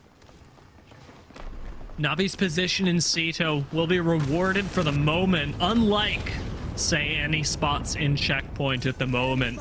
It's going to be a big exodus of teams that are coming out of the low ground in checkpoint and ultimately into the hands of teams like OMiT and AURORA, who are on the western side. LCDF very much included in that, and with round 3 just now starting to close, you may pick up a few more kills, but LCDF are unlikely to survive the full zone close. I'm gonna be careful with that, Havoc. Just trying to spray and pray when you don't have the turbo in there or no information with the smoke nades blocking your view. JMW playing off the high ground. Having to be careful. He gets beamed. Double Nemesis coming in from the choke. Let's see Defrance trying to get out of their sidelines. Yeah, and you mentioned OMiT coming in close. And they finally in a safe position too. They don't really have to overextend in the choke that they're playing off of. With E6 down, placement points are going to start coming in. Again, every point matters for these teams. Izidam with some nice poke out of the Havoc. Doesn't pick up another kill. And while LCDF bide their time with a fight in these buildings, they still have to worry about OMiT, who are waiting and picking up kills while all this happens. Cold are going to go down. LCDF have just one member left standing, and you've got to imagine that Psycop gets full send. The zone, even as painful as it is not going to stop 3 people from coming in and picking up a kill. Even Lufka goes over at half HP, and OMiT will slide in to finish off the kill before they lose one to a full thirst. OMiT, now with several kills this game, should have put themselves well above the 7-point threshold in this particular match, and now need to worry about AURORA as they exit checkpoint. And this is why we had all of our eyes on OMiT coming out on top from that fight, while Alliance are looking to restabilize themselves. Unlucky gets beamed again. It's Fuda off probably that side building. We know that there's 3 other teams that were waiting up this hill, with Alliance playing right below. It's AURORA looking at them, Passion on the other side, and 07 in the building right next to them. I love Alliance. I get where they're coming from. This position looks good, but man, is it doomed, Vicky. There are too many teams on the low ground for this to work, and the Arc Stars are just sealing that face. Hacky's gonna try and stick the res, and hey, as many points as Alliance can pull out of this, that's all the better. But it is not looking good if you're an Alliance fan. Let's actually take a look at the map and see exactly why that's happening. With 07 having really early prioritized this building, their win condition is going to be to push Alliance. With UA holding this building, their position is going to be to push Alliance. AURORA can poke Alliance. Passion are going to gatekeep Alliance. Everything is about who controls high ground here.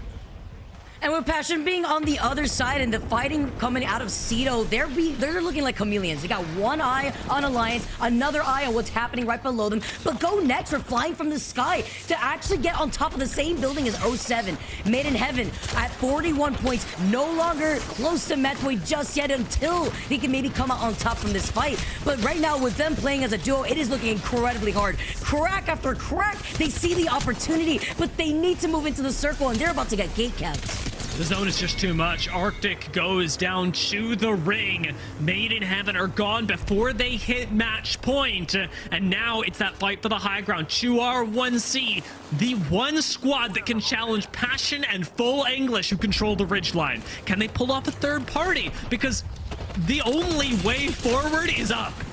Woo!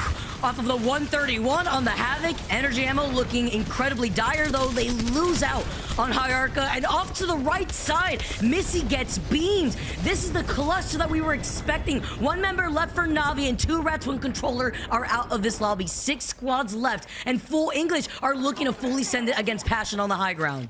But we cannot forget, Aurora are still up here.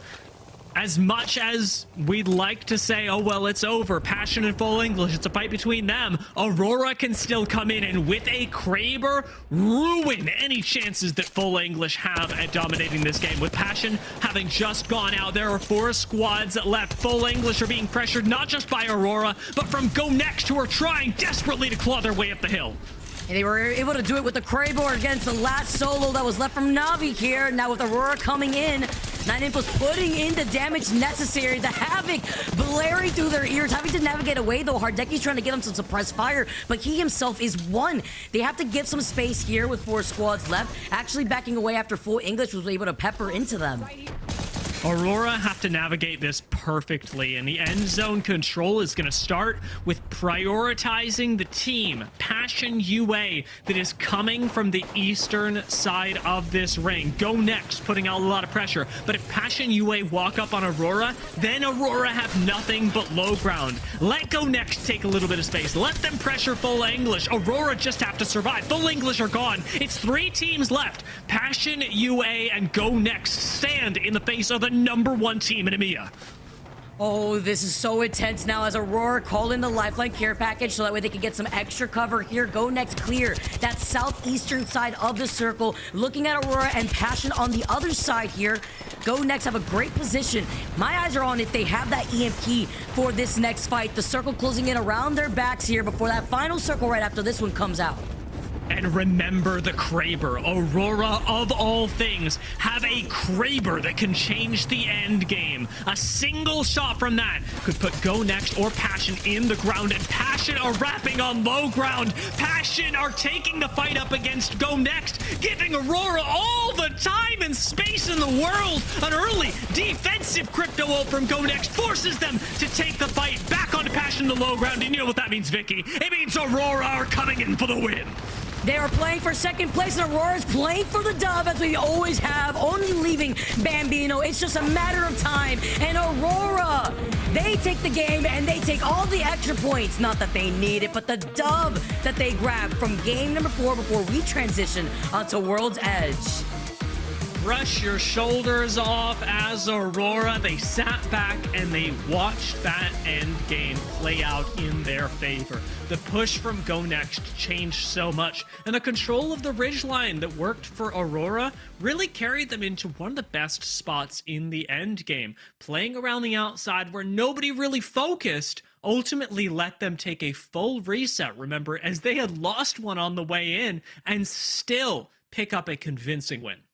And it was them staying quiet after they had made that rotate from Cenote Cave to play outside the circle up by Pride Rock and still pressure out LVH without early rotating and putting themselves in that same pinching situation that LVH found themselves in. I love the patience that we just saw right there from Aurora, so that way they could actually not only hold on to the high ground, but have a way easier time trying to rotate into where that final circle was pulling. PassionUA, very scary in that end game as well. In many ways, PassionUA decided who won because they arguably could have made a play for it themselves, though it would have been difficult. And they could either choose to run at Aurora and be shot at by GoNext, or run at GoNext and give the win to AURORA. You can't fault them for their choices. They did pick up a lot of KP on the way, and that's what it's all about right now, is picking up as many points as you can in a given game, because whether you win or not, you just have to catch up to LVH. Exactly, and with that one KP that they found on the last straggler of OP, they find themselves at match point. Even if they didn't get it with positioning and placement, at the very end, they now are the only team in this lobby to be sitting at match point, where the next game could determine everything for LVH. Now, a reminder that since we've played 4 games, if LVH were to win the next one, we would still play another to let teams sort out the standings below LVH as much as first place would be secured. LVH wouldn't participate in that lobby, and so as unlikely as it is, and I know LVH have won a lot today, but as unlikely as it is, it's important that we set that precedent so people know what's going on and what the stakes are as we move into what could be the penultimate match. Let's take a look at this. AURORA, with a 22-point game, certainly push themselves all the closer to match point, and GoNext, with a respectable round themselves, did quite a bit. I really like the teams that are using crypto, and using crypto offensively like GoNext are, to pick fights and then take them to wins.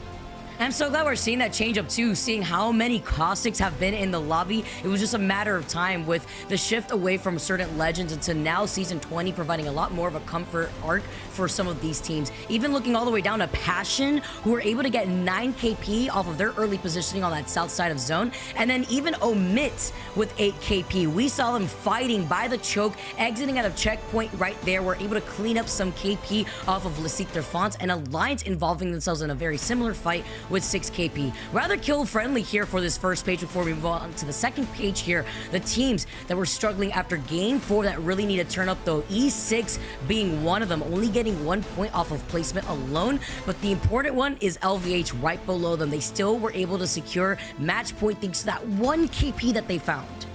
It's all they need. And you can see the hunger for points in the rest of our teams, especially those that finished inside the top 8 and more specifically top 5 during the regular season, who clearly have an idea of how to win, how to pick up kills, etc., are playing really aggressively towards the back half of today, because kills are absolutely what they need if they're not going to win. Let's take, for example, LCDF. LCDF placed above E6 by just a bit here. That's all they really need to do in the grand scheme of things, having finished the split in, I believe, 9th overall.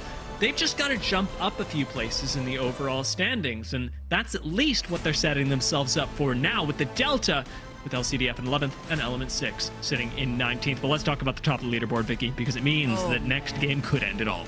This is crazy, with AURORA being right behind LVH with 43 points. You can see that slight gap with LVH taking 2 dubs for the day. What that has meant for this team, a team that was in 17th before this day has started in the overall standings within the region, now sitting at an opportunity where they could qualify for LAN. Even looking at Made in Heaven with 42 points, but then the gap begins between Made in Heaven and PassionUA Alliance tied with 32 points. It's a lot tighter looking at this bottom half of the top 10 standings. It very much is, and there are these big jumps in points, like you say, between 3rd and 4th that are difficult to overcome in the course of a single game, but that, especially as we drift towards the bottom, does flatten out for quite a while, giving teams the opportunity to at least get themselves into the conversation. The battle for playoffs is tightening up, but there's still plenty of time for teams that don't have to win to just pick up a few points to nudge them into that 7th, 8th place spot. And with the end goal in sight here for some of these teams, in case you missed it earlier, everyone at home, we finally have revealed the location of Split 1 playoffs. Let's take a look at this. I just got word that LAN is in Los Angeles this year. Wait, we don't have to move the green screen this Bro, time? we don't gotta move it at all. Let's go. Yeah, you can't hold me down. It's like bling blow, hey. Yeah, you can't hold me down. Yeah, how you like me now? You want beef, then have a call. It's like bling blow, hey. Going up, going up, going up, going up, yeah. Going up, going up, going up, going up, yeah. Going up, going up, going up, going up, yeah.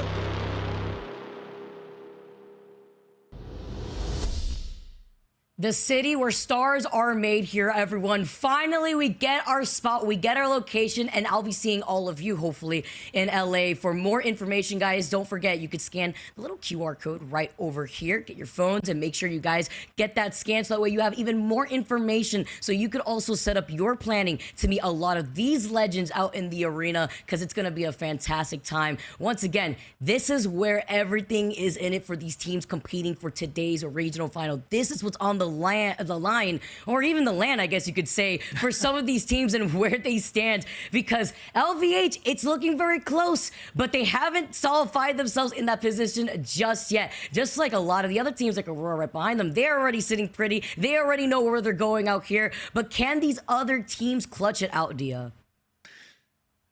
I guess we'll have to wait and find out, because we are swapping back into World's Edge for these games, back to where LVH found the win in the very first game of the day.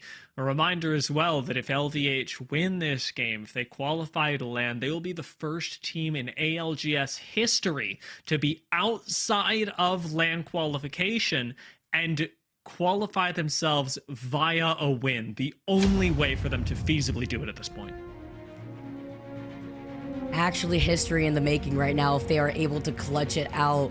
This is what regional finals is all about too. This is why I love match point format in the way that I do, because it opens up the door for these teams to crawl out of the deepest depths that they found themselves in from the very start of this split, now with a second chance opportunity using match point format.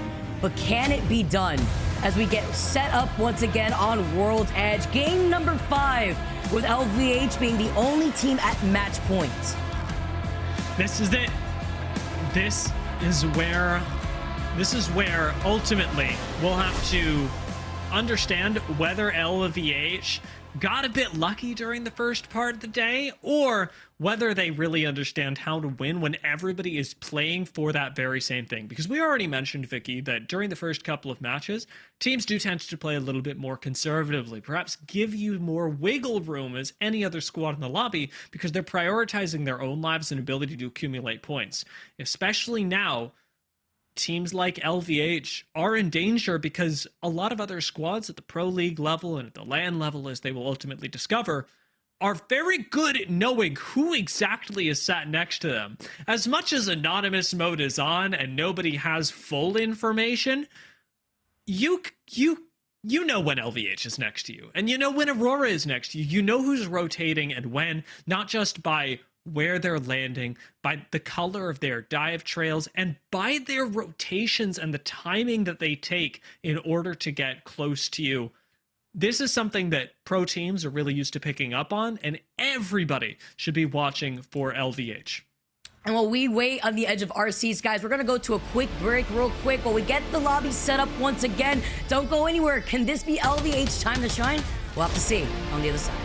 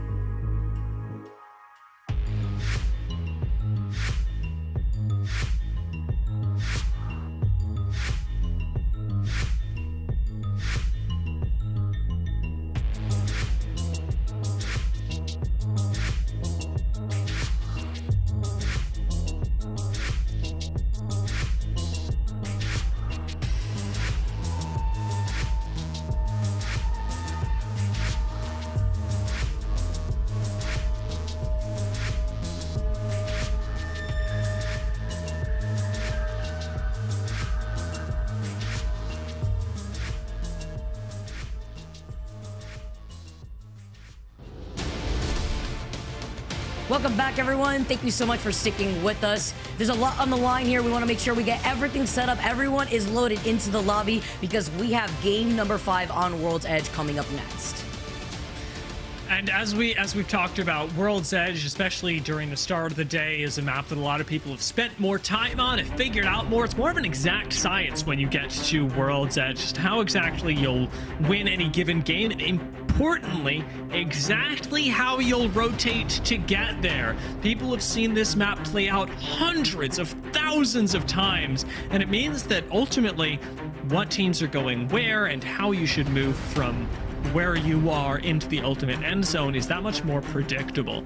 Give that alongside the fact that World's Edge provides a lot more cover, and teams can actually play a lot more safely on World's Edge, as opposed to Storm Point that tends to value those slightly more aggressive teams and their ability to punish missteps. World's Edge can actually be a very forgiving place, especially if you're picking a good spot to play. Especially, that's why we see circles with skyhook endings or any end circles that have a lot of this coexisting space for some of these teams will provide us with way more teams in those end circles, especially seeing that we're having so much caustic in World's Edge at the start of Season 20 with the perks being presented too. It just allows so many teams to control that space very early on. And LVH has displayed that they can not only just win on World's Edge, but they've already won on Storm Point. Both times that they've won, they've had double-digit KP aside from the dub. Game 1, they won with 13 KP when we saw the circle shift over by stacks. And then game number 3 on Storm Point, when we saw Zephyr and Rain Day take us through all the action, we saw that they were able to win and just stay 1 point away from being at match point. And that was with them finishing off that game with 10 KP. You know what's curious as well is that a team that actually was near the top of the leaderboards coming out of World's Edge has fallen off during Storm Point by quite a bit. 2R1C made really big waves with their unorthodox crypto, lifeline, and Bangalore composition in the first couple of games. We've even seen them do similar things on Storm Point, but for some reason, today's Storm Point games, the first 2, didn't really favor them, especially in the way that 2R1C have wanted to fight so far. I do wonder whether they can claw their way back up into the top 3 position that they were in when we left World's Edge by the end of the next 2 games. We're gonna have to see with LVH looting up tree as they usually do, but it is nice to note that they do have a ring console right here coming off of this POI, and since Wives is on that caustic, they're gonna be able to take that extra information and immediately start quickly rotating here, aside from the fact they also got a replicator. So quick bats for everybody, and the Evil Harvester that's off to the side, so a very good start with this southern zone, as it looks like right here, for this team that is looking to take the dub for this game. Having the first zone data as well as the replicator, just incredibly powerful for LVH. And replicators, of course, have taken a totally different role in the ALGS now, as they used to be a place where teams would stop their rotation, and now they're honestly basically a footnote, especially with more people playing a Lifeline who just has batteries on batteries on batteries. Crafters are used explicitly when you need them, and when you do, it is an incredibly quick pit stop. It's like in cars, you know, when they have all the little cars doing the pit stop, and they're make sure to get every wheels out just as exactly. quick. Do they move that quick in actual car sports that aren't navigated by other cars? I don't know. Good question. That's a good question. Meanwhile, here Daytona's right in my backyard. Haven't seen it happen yet, but it looks just like that with the way that they access that replicator. And Lasiter Fonts taking their time in getting those Evo shields up. Perhaps an Evil Shield Harvester over by the north side of Skyhook. Doesn't actually look like it here. But with them splitting a lot of that Skyhook east loot, we get to also see where the circle is pulling, and it's not going as south as we could have actually expected with the circle pulling where it is right now. But LVH, you can see with their quick rotate, they've already called it an evac tower. They're already looking to close in that gap. PassionUA and Passion over by staging. They have also that ring console information, but there's a lot of spots to coexist by staging. It's about getting through that choke, where you see that Alliance is probably going to be rotating from Thermal over to that south side and then finding a safe spot by the train tracks. That's going to be the question here for a lot of these teams that are rotating from the east side. I really like where 07 are sat right now, right outside of Landslide. There are a couple end zones over there. You've also got the positions by Harvester where LVH seem to be prioritizing. Evac tower actually netting them a pretty decent spot, all things considered, and a relatively defensible one right outside of Thermal. They are playing for the dub with this rotate. I mean, of course they are, but it's the fact that they called in double evac to get to this spot alone, avoid any confrontation with Alliance, and then cybercats that were right next to Thermal, and then immediately hold this choke. Probably going to hang out by the Mirage Trois side, and if they do, they're going to be cleared out, probably get some extra loot by the small buildings that exit out of Mirage Trois, and if they could even get the scan on a beacon with the Bloodhound over by the south side of Mirage, that's even more information to see the rotation points that some of the teams around them are taking. It gives you so much data, being able to hit a survey beacon and understand not just where the zone is likely going, but what spots are unoccupied in said zone is just incredibly powerful. And any team that can make use of that, all the more power to them. GoNext seem to be in a fair position to do so right now. Was LVH fight for the Made in Heaven spot from just last game, where ultimately Made in Heaven had to take a Valkylt over into Thermal. This time, LVH are more likely to have to clear on in, and Made in Heaven's position actually seems, Vicky, this is not a surprise to me anymore, though it was at the start of the day, like a fantastic spot for the end zone. This is one of, honestly, very few end zones that can occur in rings like this, and Made in Heaven are in the dead center of it, and one of the best, most forgiving, to re-emphasize that, positions. And with the legend comp that they're running too, they are sitting pretty inside that building with the caustic barrels already set up, unless a crypto EMP just wants to grief them there in their setup that they worked so hard for. Gonna have to see how some more of these teams make that rotate as we tune into Alliance. Talking about the crypto drone, just taking some shots at that, while also noting that there is a team playing right below them. This could be GoNext on their rotate from that north side, but let's not forget that LVH is right alongside Alliance on that slight lip of a high ground, closer to that building that looks onto staging. And I would not be envious of any team that is sat next to Alliance in what is coming up on the final games of regional finals. This is a very scary place and a scary team to be next to, because Alliance are so proficient at being able to take 3v3s. It's what got them their initial fame during the split 2 playoffs of last year, and then subsequently the championship. Alliance have fought to keep that title all throughout this split, and now are doing a really nice job of executing on a rotation that will take them into a less contested spot in zone, likely near where 07 was holding earlier. Unfortunately, it's right into E6 and LCDF. Oh, E6 rotating out of Lava Siphon. Now Na'Vi making their rotate from the tree side. There is a survey beacon right here that they want to hit, get some more information of. OMiT is also in Thermal Station, by the way. When we highlight the quick rotate from Alliance, OMiT had immediately taken their spot. There's also a Harvester over to the north side of Thermal if they really want to. They try to take some shots at OMiT, who are trying to get back to that one single straggler that they've left to get the Evil Harvester. But they know that this entire side is clear, minus Na'Vi, who are trying to rotate from the south side, as well as cybercats, who have not moved from that building that neighbors Thermal Station. I'm sad it didn't work out, but Na'Vi, who were running Ash during the first couple of games of the day, not going to be doing that anymore. I'd love to hear more about it. The pick may have value, but for Na'Vi right now, in their need to win state, they're going to stick with this, perhaps giving the rest of the teams a little more time to adapt in scrims. Ring's going to continue pulling us up towards the northern side of the current zone, and it looks like Made in Heaven have predicted this pretty darn perfectly, Vicky. Forge aren't going to have a zone ending on them. PassionUA arguably still could. The rest of staging is gone. Get out of there as soon as you can, because Made in Heaven could very well win this game.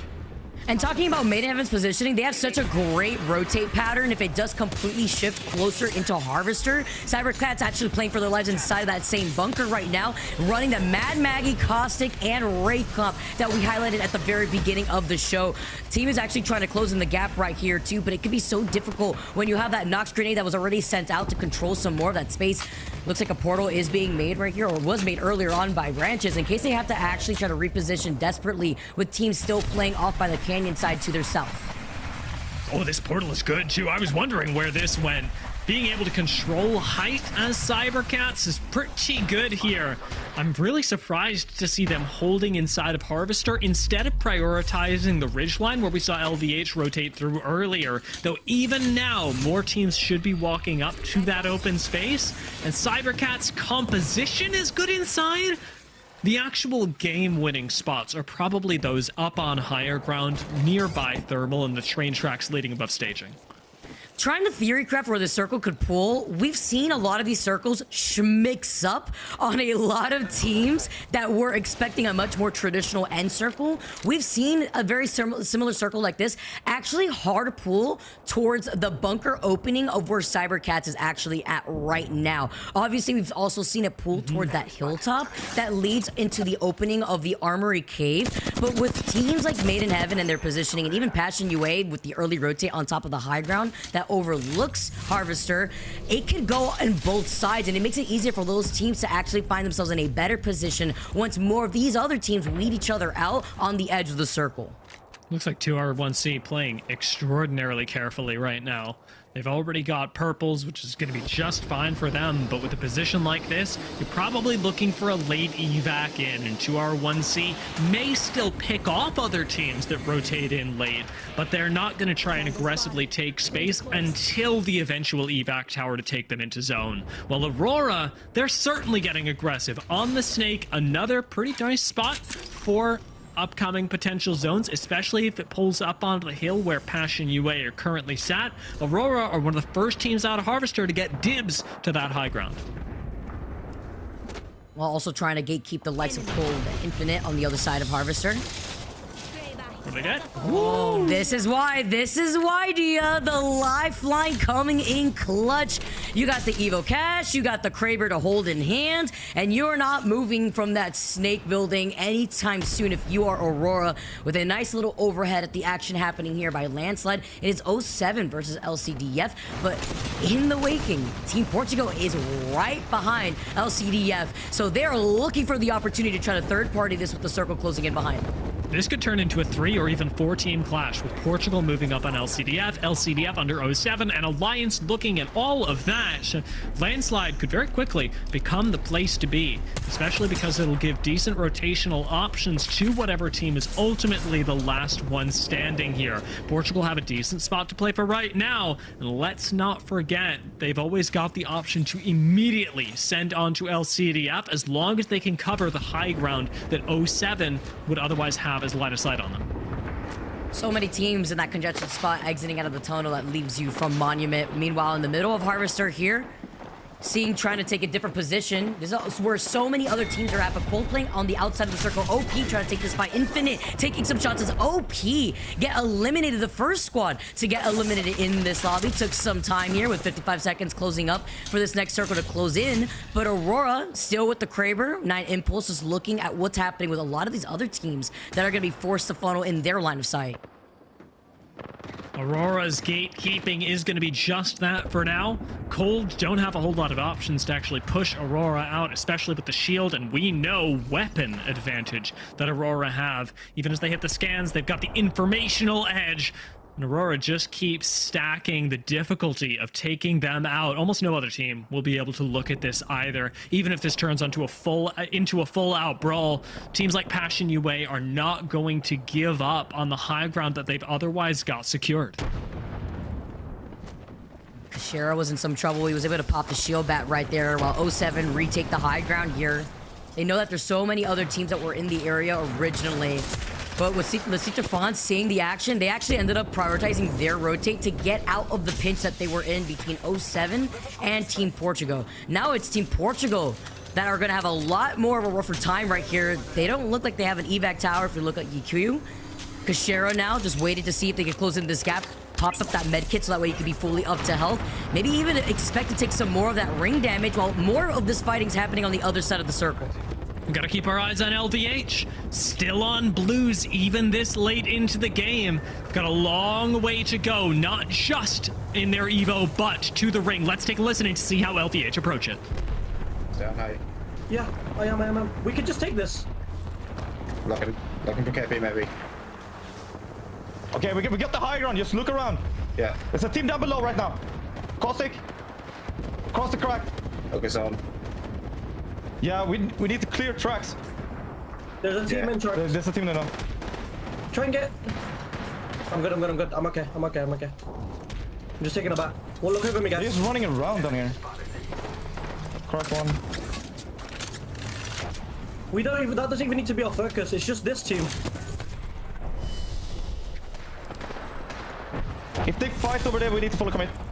Yeah. They're looking at us though. They're running. Dude, look at this. They're running towards us a bit. Yeah, they are. We must have fight. Okay, go ahead. I'm popping out up. Back. Nice. Flash. No scan for a bit. I'm big. Chill, relax. A little bit. Got an jet. 50 on one. I'm good. Chill. Nice, we're ready to bang out. It's fine. No healing. I have to tank one. I mean, I need the barrel behind us. I think we could survive here on mapping. No, probably not. Go scan again. Look over me, guys. Yeah, they're getting close. They're bloodhound on team.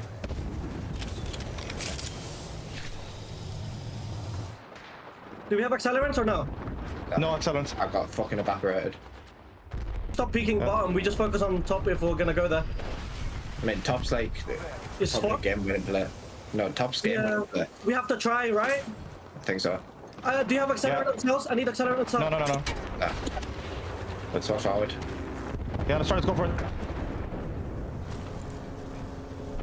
I'm saving scan. I'm walking up top. They're on height. Yeah. It's working. Scan me. Wait, I'm scanning. I'm netting up on them. No, I just got evaporated. I have no smokes. We just need Costa call the car and just fucking send it. We don't have a choice. Yeah. Help him on range, baby. I can't really see them though. Can we swing inside? I opened up on them now. I'm fucked. We're still in here, OMiT. We can play slow here. We can play slow on guys. We can drop on me. Yeah, I'm dropped down on here.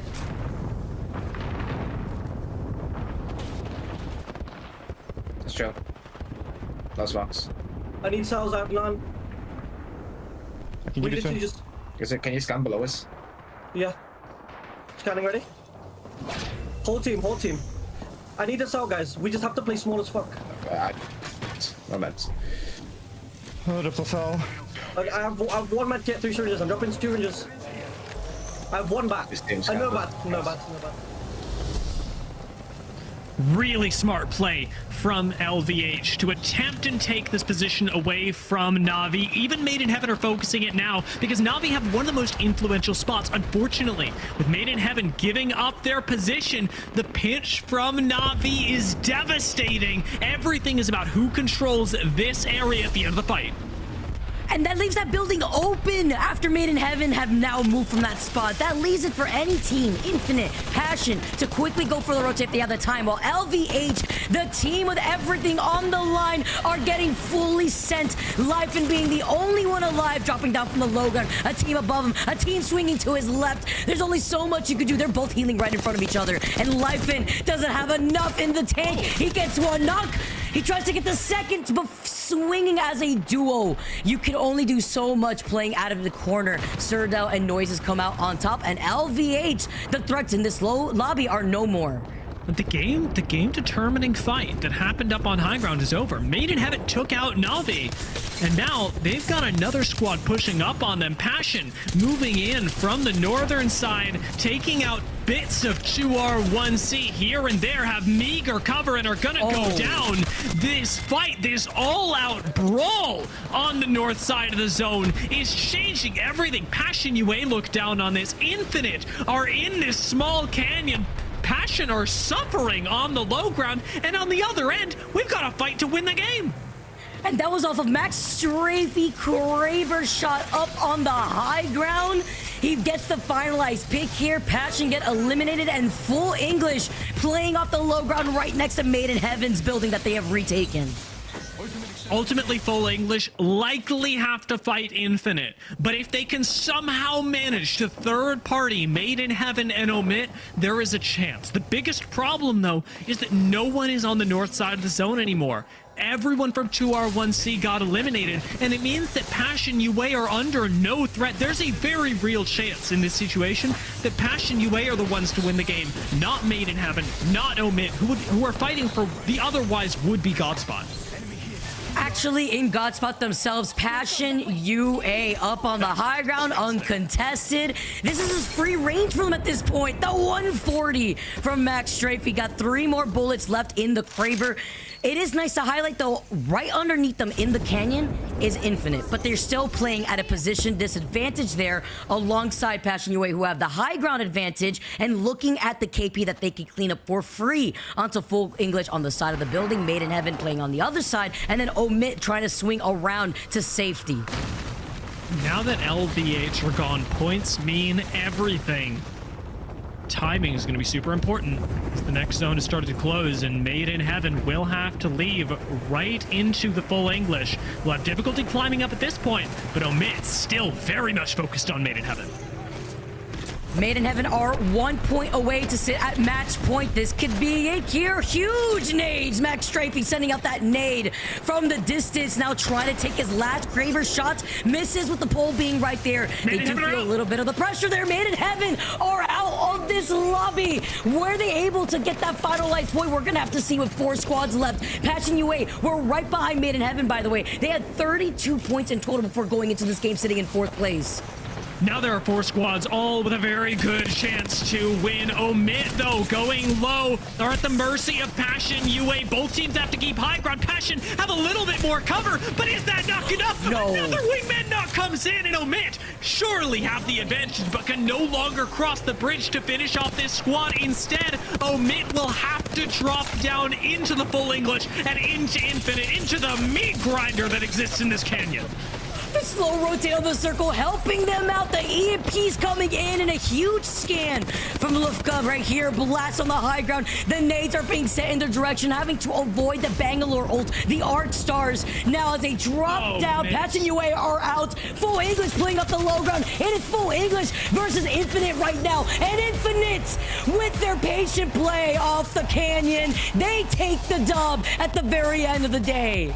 Out of the low ground, no less. That was a fantastic move from Infinite to take early, and ultimately, their control against Full English was what won them that game. Infinite play very well through the canyon, prioritizing it early, and unlike Full English, taking as much space as they possibly could there.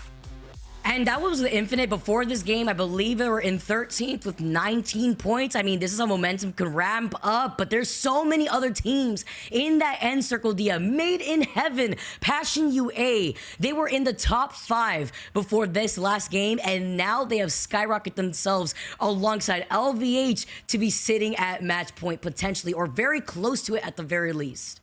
You know, LVH, for as close as they arguably got, made a couple of critical errors that cost them that game, or at least a better chance at winning it. In their fight up against Na'Vi, they staggered their ultimates in a really awkward way, where they didn't have Bang ult up at the same time as Caustic ult, at the same time as Blood ult, and instead threw one ult at a time, making it ultimately really difficult to take the height away from Na'Vi. It can be argued this was a futile endeavor anyway, since Made in Heaven was looking to third party that, and I'm sure OMiT was coming in afterwards, but not being able to take a convincing 3v3 for arguably the best position in the zone at that time really cost LVH.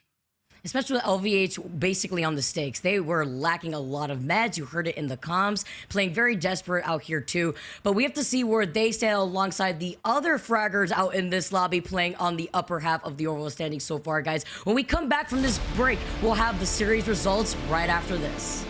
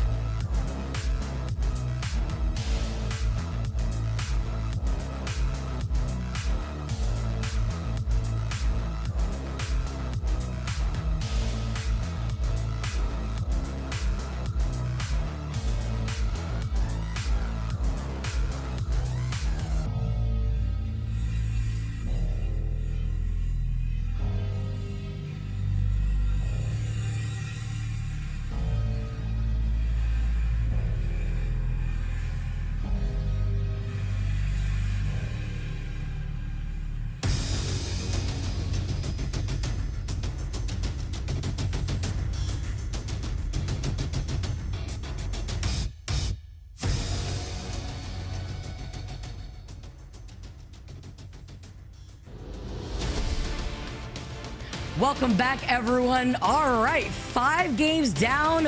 Who knows how many we have left to go, because we are moving on to game number 6. Vicky Kitty here alongside with Zephyr.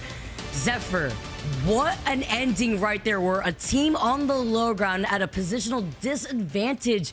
The circle closing in right behind them. They end up coming out on top. But I'm specifically looking at the series results. They win with 7 KP and Full English right behind them with 7 KP. But look at this first half. I mean, even Passion with 9 kills here.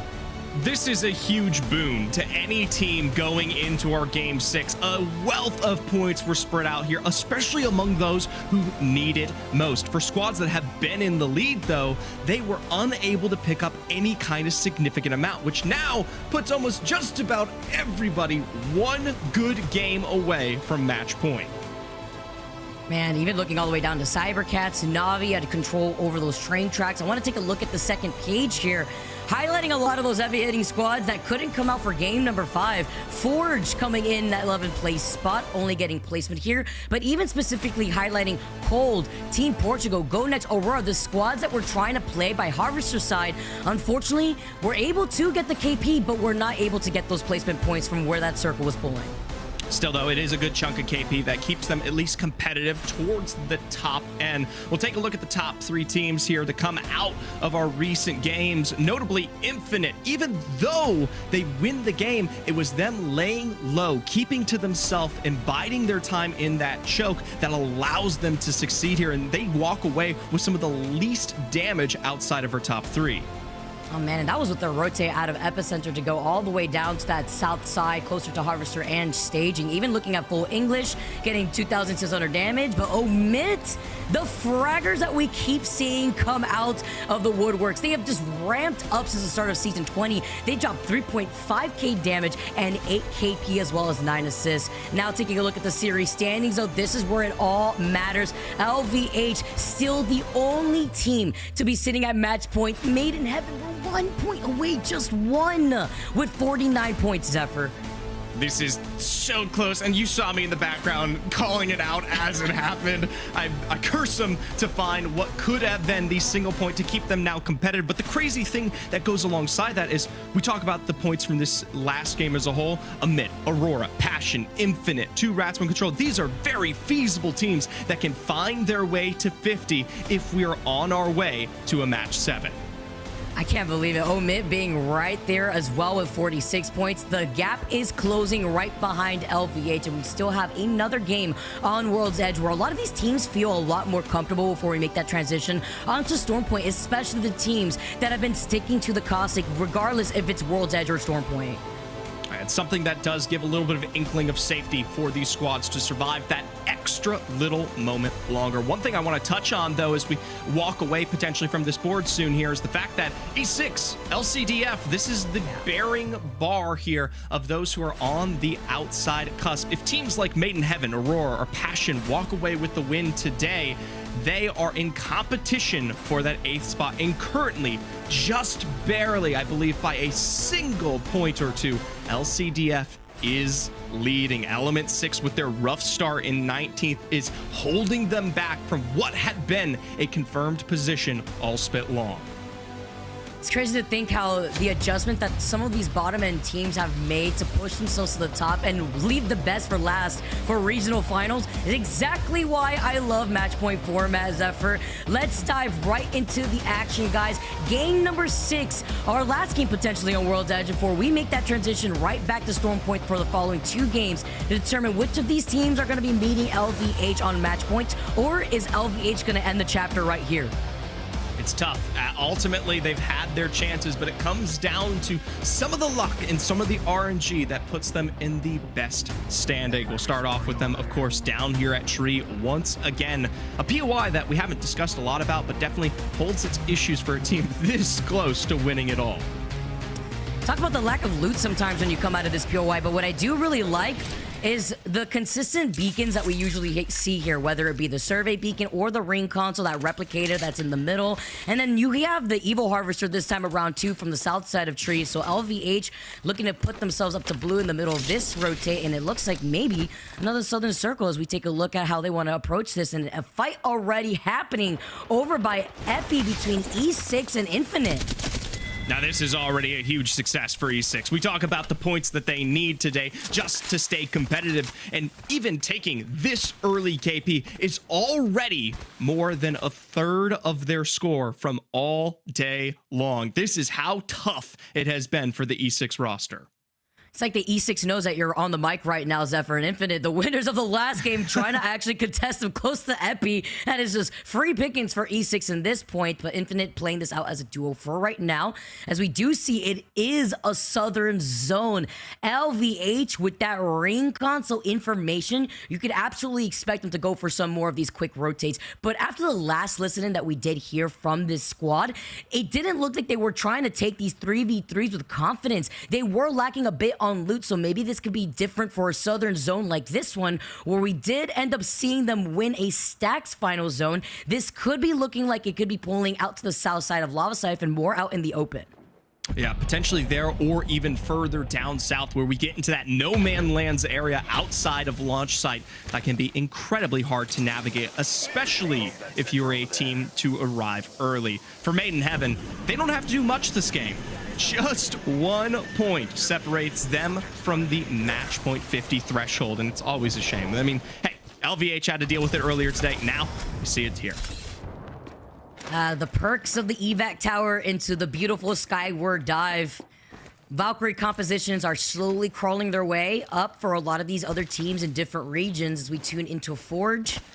Currently sitting in 18th, not able to get the points on the board that they so desperately needed here, though. And they have been ramping up ever since the start of Season 20, but today has just been a different day for this squad, looking to see if they can get the save scan on the survey beacon. It's a tough spot for Forge, especially given the fact that they do need to find themselves well within that top 3 position. So, out in 18th, especially deep into our match 6, does not leave but a lot of hope here. And some can be said for Infinite as well, a team that comes into today in 20th looking for that win, but is finding themselves, well, in the dirt. Actually, as a duo right now, this could just be free for Forge. They were already able to get a knock here. Finish off that one player. I'm wondering if Infinite could get away in time, now leaving them just as a solo. We do know that there was a replicator over by Survey Camp. Not even sure if they can make any magic happen there. Just from some more free KP for Forge, we see more of the fighting happening between Lava Siphon to Harvester here. Passion did have that slight high ground before dropping down, and PassionUA still playing off that low ground before 07 pinched him over by Harvester. We'll see if they survive. For now, the kill feed has left them a bit happier than others here. We'll see that Passion takes that high ground, at least lays complete control, but ultimately no one is down just yet. All squads remaining, even if it's going to take some time to potentially get those recoveries on board. I will say, we did just get to take a look at Made in Heaven, playing kind of a very dangerous building out there, akin to the pole you were discussing at the beginning. And that was with their quick rotate too, which could absolutely come in clutch depending on the legend comps that we're exposed to. With there being more caustic, that's definitely what you could expect for teams looking to find that free real estate.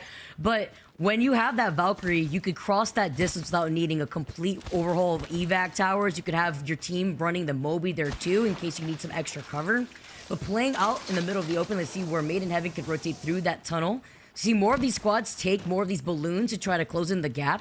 PassionUA, another team that is so close to match point, sitting in 5th place with 45 points, just 5 points away from finding themselves in that format.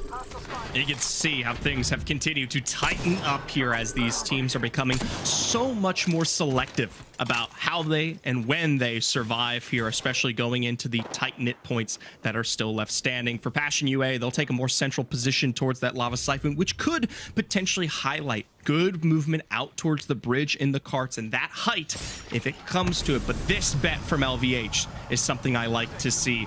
We have seen zones, and right here, out ahead of this platform, it's not a guaranteed win. It definitely comes down to some of those final moments, but can be a fantastic spot to potentially end today. Especially earlier on, too. You saw that drill coming out as Passion are trying to run for their life.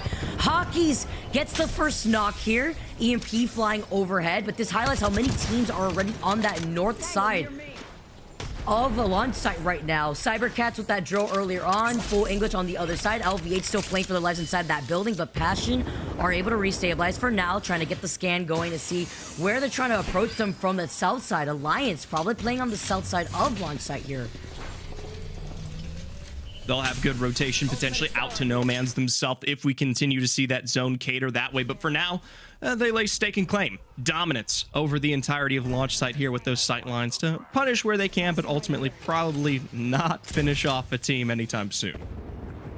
Also denying any opportunity for any of the squads running that Bloodhound to try to scan that survey beacon. But while they do hold that southern building and we get to see where this next circle is pulling, especially for the squads that have that ring information for right now, thinking about Cold leaving out of stacks, but this is pulling directly out in the open in the middle of where Made in Heaven had called up before. They're trying to claim all that space over by the Volt side, but once this circle it reveals itself to a lot of the teams playing by the edge, it is going to be a bloodbath for the squads that have to exit out of Dome out in that open area where you really only have the rocks to play cover.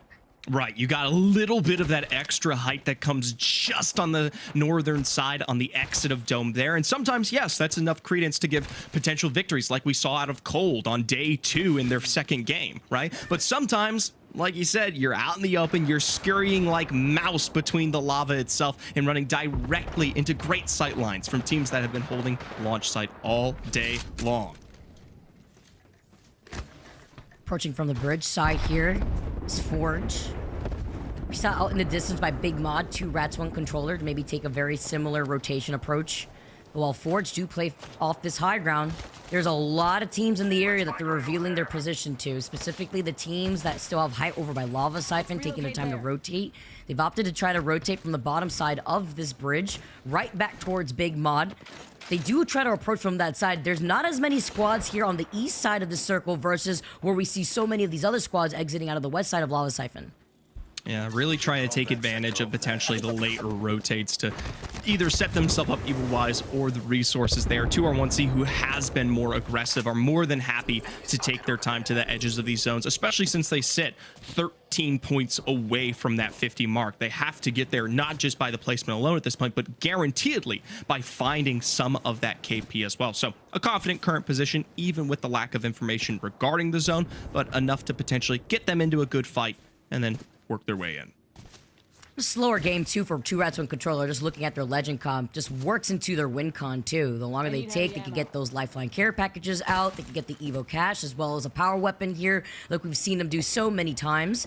Before backing up, this little overview. Zanya, just trying to play off the lip here while we take a look from the front seat, literally. With these squads actually navigating around that right side of launch site. This is where a lot of the fight is going to be done, depending on where squads like OMiT or even Navi by the Dome side are going to be able to take some free shots at these squads that are going to funnel in their line of sight. For LCDF, they've been on at least the path that they need today. They did just drop down from that top 11th position, which continues to bolster the defense they have against a team like Element 6 in our overall standings, but for the time being are currently far and away from this zone. We actually got a chance to peek at Element 6 just ahead of them, starting to take position out towards that geyser. With this late rotate all the way from Trials, we'll see if they're able to foot their way into an advantageous position. Ultimately, most of it's already been taken. LCDF come across the squad right in front of them here, though, before they try to take this fight. It's going to be Forge who have been taking this spot by the high ground close to the bridge this whole time, engaging in this fight with 19 squads left. LCDF finds some of that resistance here. Edan playing just a little bit low, backing away in time for scanning. He's going to be able to pop this bat. He needs some suppressed fire, though. They find him. They get the knock. He does get the crack at the same time. He needs to follow from the rest of his team here. They try to go in, but missing some of those crucial flatline shots. Maybe the nail in the coffin for the Seeker Funds. They are the second team to get eliminated, and look who's been invited to the third party. Perfect timing from AURORA.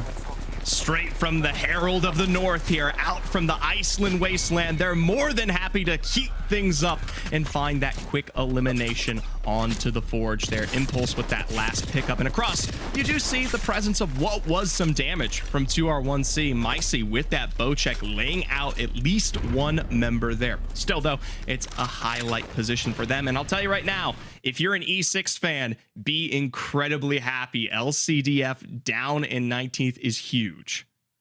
They need it, especially where they are at right now with their total points. E6 actually playing in that northern building closer to Geyser. We saw that Made in Heaven had also made their quick rotate over to the tunnel side, while LVH are not moving from this position. What I do fear here is that because LVH made this quick rotate and immediately bunkered down into this building, they are lacking information with any ring console to see where this circle will be finalized and pulled towards that south side, where cybercats had called it perfectly.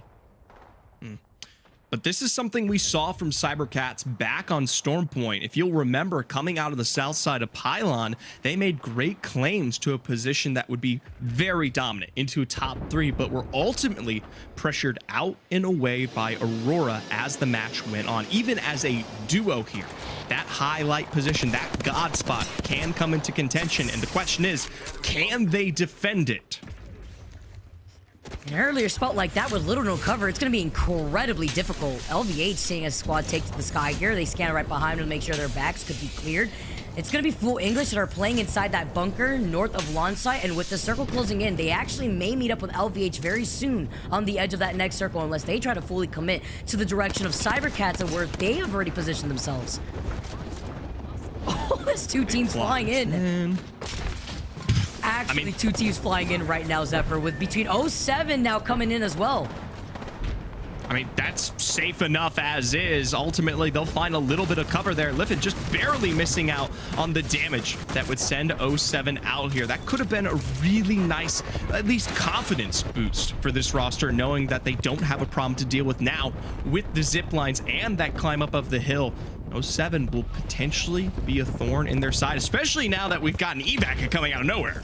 Oh, they're taking this fight. They can't just take that right in front of LVH and expect to get away with it here, playing for that platform while AURORA is seeing the action go down. You can hear the pings, but an L-Star, the meatball slinger, coming in from left field. LVH now, they lose out on life, but Wise with the fry, coming in with the flatline, the 30-30 next. 07, even with the evil shield advantage, get eliminated. This really highlights why the Cossack is so good, but this was the opportunity that AURORA saw from a distance to try to take this fight. Living his back up, gold knockdown keeps them healthy here, but this is the beast themselves, the AURORA to accomplish and beat here. If you are to find your way to a win, they've gotten a minor reset and some damage down, but they need to pressure them back. AURORA inevitably is now back on the low ground. They weren't able to capitalize quick enough. Crazy now having to play off here at a slight disadvantage. No other team now could try to take this fourth party. No one wants to give up their position because look at where these other squads are set up. GoNext having AURORA in their line of sight. They're also getting shot at by Alliance on the other side, who are playing their lives by the edge of where this next circle is playing. And coming in from launch site is Full English, still trying to take this fight versus Passion. Full English only leaving noises up. He gets the gold knock right before that final pick comes in onto Bryn, but without you being able to move around to the other side, Passion had the advantage and they clear out that squad. It's a perfect setup, and now for LVH, with all of the chaos ahead here, they finally make their way in. Liffin stuck out, huge damage down, a battery necessary here as the ticks come through. That's one out, and the push alongside it. LVH, they get eliminated. We go next, literally coming in as Passion see Cold and Made in Heaven flying overhead. This is the chaotic final circle that we were expecting, Zephyr, and now Cold with still full blue evos forced to pop the Beast of a Hunt here, played for their lives by the Rock. This is something that we've seen Cold work with before in terms of making wins happen, dreams come true for Na'Vi. The same can't be said. A rough day for this roster, and ultimately now down to just Matafe. Has to bridge the gap here with little to no cover at this point. Building his own cover with those barrels at the very least. If he could use this white knockdown to actually try to go up to health with only shield cells. Blue v blue, and there's still a squad to his right that's trying to get him in his line of sight. Bambino is literally one. GoNext in a lot of trouble here. AURORA coming in without even seeing anything. The flatline is all they need. Hardeki coming in. GoNext get eliminated, and Na'Vi meet them back in the lobby. And that right there, that's the points Aurora needed to push themselves above 50 here. We're sending 3 ahead to match point, and now OMiT with this wipe alongside them and pushing into the top 6. I believe we're going to be sending 4 teams onto the match point as we approach match 7. With 6 squads left, OMiT at match point, 51 points, and Zephyr, they've cleared this side of the circle 4 right now, playing a lot big of a split position, covering a lot of space. Aurora is going to be approaching from the north side of the circle, while Alliance has a sole straggler still are alive in this lobby. Made in Heaven on the other side of OMiT now are going to be able to try to take that last member. Effect finally go down, and Aurora now are trying to take this 3v3 fight versus Passion. It's not much of a 3v3 at this point here, and Oirine, even though he falls, has found the cracks necessary for the remnants of this roster to pick things off. They've got the cover and space to boot, but for Made in Heaven, this is the advantage they look for here. A minor revive is stuck out, but the smoke, it's too hard for Tax to see through. Arctic sends it forward. And the last 3 squads are fighting here. Made in Heaven get eliminated. It is Aurora versus OMiT, and they had way more distance to cross before they could try to third party this. 9 Impulse, though, literally won. They get the first knock. OMiT have the body advantage, or so I thought, with Blast getting sent down. It is a 2v2 here, and OMiT are at the Evil Shield disadvantage versus Aurora. They continue to wrap as Aurora gets reset after reset, but Lufka with the wingman from above finds the damage necessary, beams through the knockdown, and sets them up for their win in match 6. And that is how you write some momentum, Zephyr. OMiT with the fight, and it was a 2v2 at the very end. They still had blues to work with here, but the wingman in Lufka's hands come in clutch, and OMiT win game 6. It feels like deja vu. I wish Tiffany was here to celebrate and pick her MVP of the day, the wingman, in its moments there. It really makes the difference for why OMiT come out on top. And for Aurora, even after what was the quickest reset and the longest gap to close, they made that so much closer than anyone expected. I'm going to take a seat back now, invite Rain Day to come in, Zephyr, because that was a lot to break down, but even more so to wonder how many teams could be finding themselves at match point currently right now. And as we do get ready here for Rain Day, okay. All right, guys, take it away. Wow, I guess we just kicked you out of there, Vicky. I mean, you know, I think you need a break after all of that. We're bringing, you know, Zeph, Dia, and Rain here. And, of course, we're going to break down the last couple of games that we just saw. But Zephyr coming off of it, I mean, the question is match point. We've seen it get closer and closer and closer. What's going to be the number? You're our math guy. How many teams do you think we got? Well, I'm guarantee you we're sitting at 4 at least going into this one. And if you're someone like LVH, you are beating yourself up, especially after 2 excellent chances to find your way to that win. It goes back to what one of our fellow friends was saying earlier on the broadcast. Just like any other team, just like the optics out there, it's never quite enough. Dia, what's your take on this? Because, you know, I've seen these tournaments start to, you know, they start with a bang. We see LVH. They get to this match point. They have an opportunity. Doesn't quite go their way. We see Made in Heaven. They have an opportunity, almost get there. And then we start to see it again and again and say, have they missed their chance? I don't think that they've entirely missed it. It's really hard to judge whether they'll have like a really good zone for next game or what have you. I do think, though, that hitting match point first is in a way a curse, because as much as it opens the door for you, you also get a lot of focus given to you by other teams. And for a lot of squads that end up there, even historically, you think back on Furia and Optic that you had just mentioned, they're squads that people didn't expect to be there, that nobody anticipates will run all the way up to first. Even Furia, for example, coming into their own tournament in Champs 2022.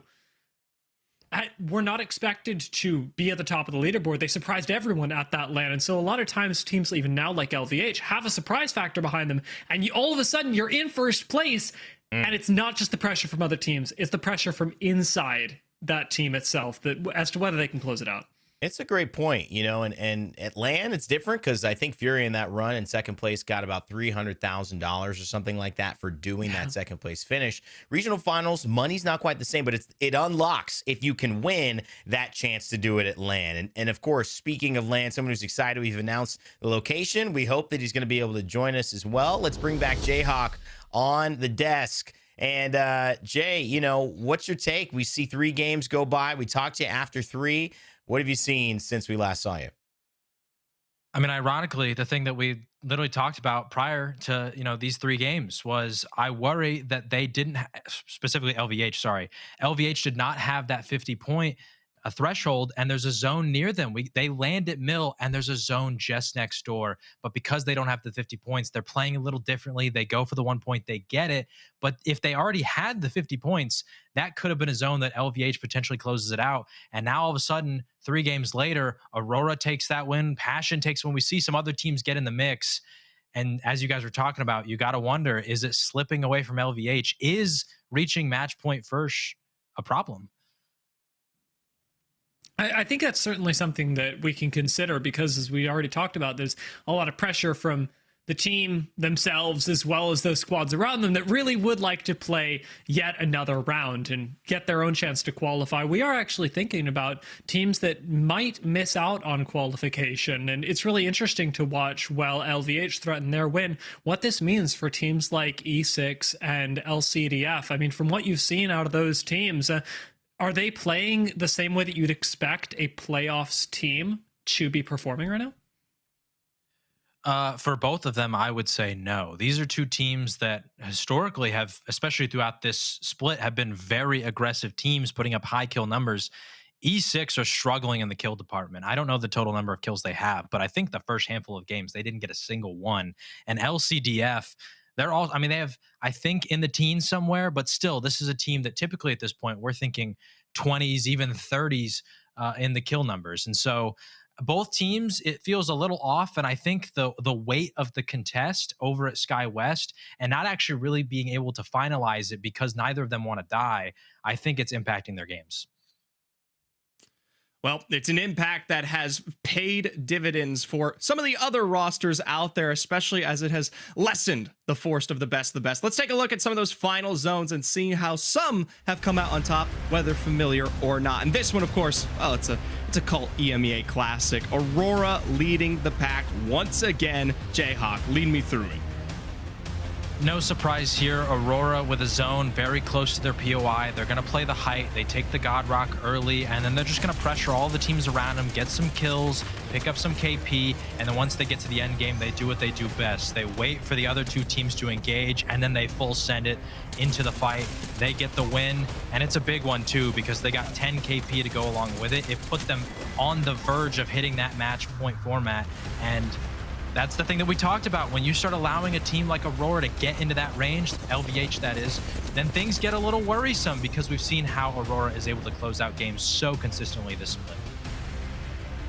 Well, AURORA is one of them, but there's plenty of others who've had their stories almost come alive. In this Game 5, all these teams were so close to breaching match point. Yeah, Made in Heaven, they were the one that we were really looking at because they were so close. Same with AURORA. Neither were actually able to do it. Made in Heaven coming 1 point short. But shout out to Infinite, the Full English, OMiT, and Passion, as well as PassionUA.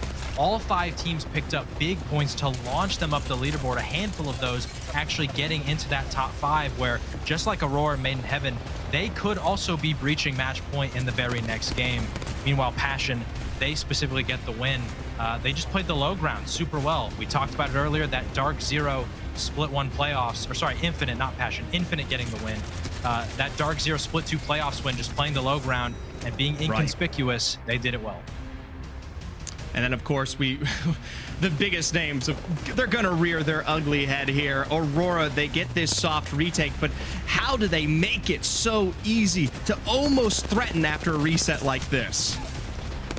I mean, that's what AURORA does. They make the impossible possible when it comes to resets, when it comes to taking fights that shouldn't be taken. The lifeline with the wingman on Hardeki. AURORA is the one team that, especially in EMEA, when they're at a deficit, it really never is. They can always overcome whatever problems face them. And they did that in this game.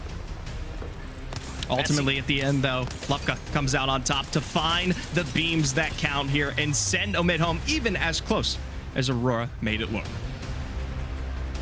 You know, it seems to be a very interesting story that we keep telling. Aurora, they have the potential to do it. Even if they start slow, they end up in front after a while. It's got to be a bit demoralizing for some of these teams on top, but of course, you got to expect it. These teams are going to come to play. They've got the talent.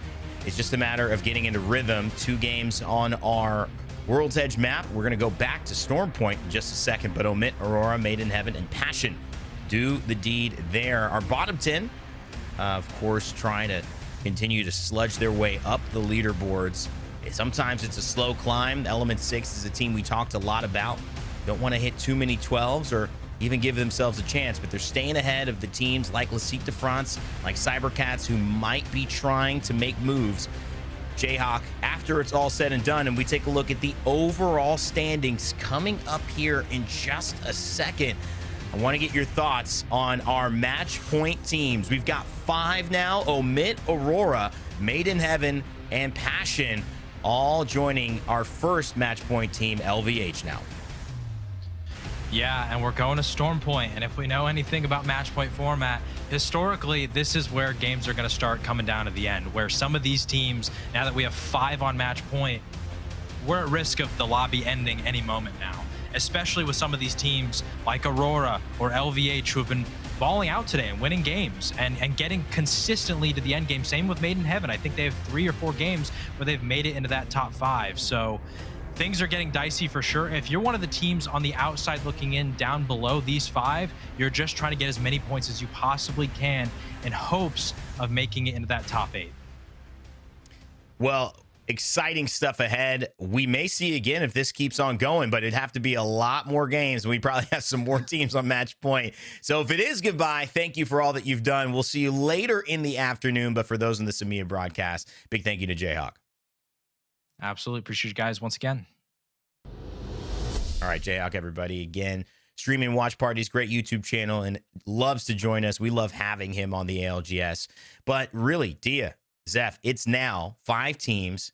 And in a way, you got to be a little, I'm going to say it, hopeful as LVH, because I think the pressure's off and it's a little bit more even versus everyone just playing a normal in-game versus we can't let them get it. We can't let them get it. In some ways, that eases it off. But for those who are just chilling, relaxing, you don't have to worry about the pressure the teams are feeling. We're also going to reward that action of just watching, because it is time to let you know that you're earning Twitch drops. That's right. For our broadcast, you're earning Twitch drops. And like anybody who has the drops on in their title or anyone who's streaming Apex, you have a chance to get an exclusive holo spray as you are watching. Those will change, and they, I think, will be in pair alongside the free legends that are unlocked. So if I'm not mistaken, I think it should be Rampart here. I definitely know Rampart is the free legend to be unlocked because I've never seen more Rampart walls in my life in Apex Legends over the last 2 days. But I will think that the holo spray goes along with it. So enjoy watching. And I think we're almost getting ready. But Dia, any thoughts before we jump in fully to that as you and Zephyr take it away? Does this make it easier for LVH to have a chance at that Cinderella story now that maybe the pressure is spread across 5 teams? You know, I think it certainly could be. I don't know about you, Zephyr. This feels like the last game to me. I know we've come really far, but with the amount of teams and the kinds of teams that are on match point, I don't see this going for too much longer. I think ultimately we're potentially 1 or 2 games away here. I mean, we still haven't gotten the 2R1C win yet, ultimately. But for so many other rosters out there, OMiT, Passion, it's their potential chance of victory as well. It's not just the LVH story anymore. Well, guys, let's find out. Let's get in the game. Players are ready. It could be the last one, or you can see us back here again. Either way, let's get into the action on Storm Point, Game 7. Zeph, Dia, take it away. All right, Zephyr. Now that we are going back to Storm Point once again, we got to remember who it was that took the games last time. We'll all remember Aurora and LVH, both of whom are now on match point. Won our first 2 games during games 3 and 4. So now that we're making our return, I can't help but wonder whether one of them will come back again. I think you described Aurora's heads as rearing and ugly. Perhaps they'll get the chance once more. I promise they're definitely very pretty in many other regards, but at least for the time being, they're a scary force and one that could strike fears into the hearts of any. And that's a really big question because we have some teams that are on match point right now that are already well within our top 8, and then we have some that aren't. Ultimately, the difference there is whether or not we get that 7th or 8th person out of the way. Well, the time is now as we get into match number 7. OMiT, AURORA, Made in Heaven, LVH, and Passion all have the opportunity to not just finish the day, but win the whole thing here at Regional Finals. For some, securing their spot in LAN. In fact, for many, making sure that they'll go for some LVH being the only path that they can get there. For AURORA, they're more than secure. Their job is done, right? This is a team that already knows that they'll be at Los Angeles with the rest of the best when it comes into the playoffs here. At the end of the day, this is all about settling first here in regional finals. Something they should be able to do. It'll be a quick clear for them as AURORA, again, landing over by the edge of the map. Do so on World's Edge, over at Climatizer, here over at Cenote. Very different approaches to the map, and Cenote is actually a tough place to play. For as powerful as it can be, there aren't a lot of rotations that are nearly as strong as the other end of the map when you're coming from the north. So AURORA really do have to measure where and when, what fights they're taking. Unlike Cold and ANC Outplayed, who land next to each other and just go for it.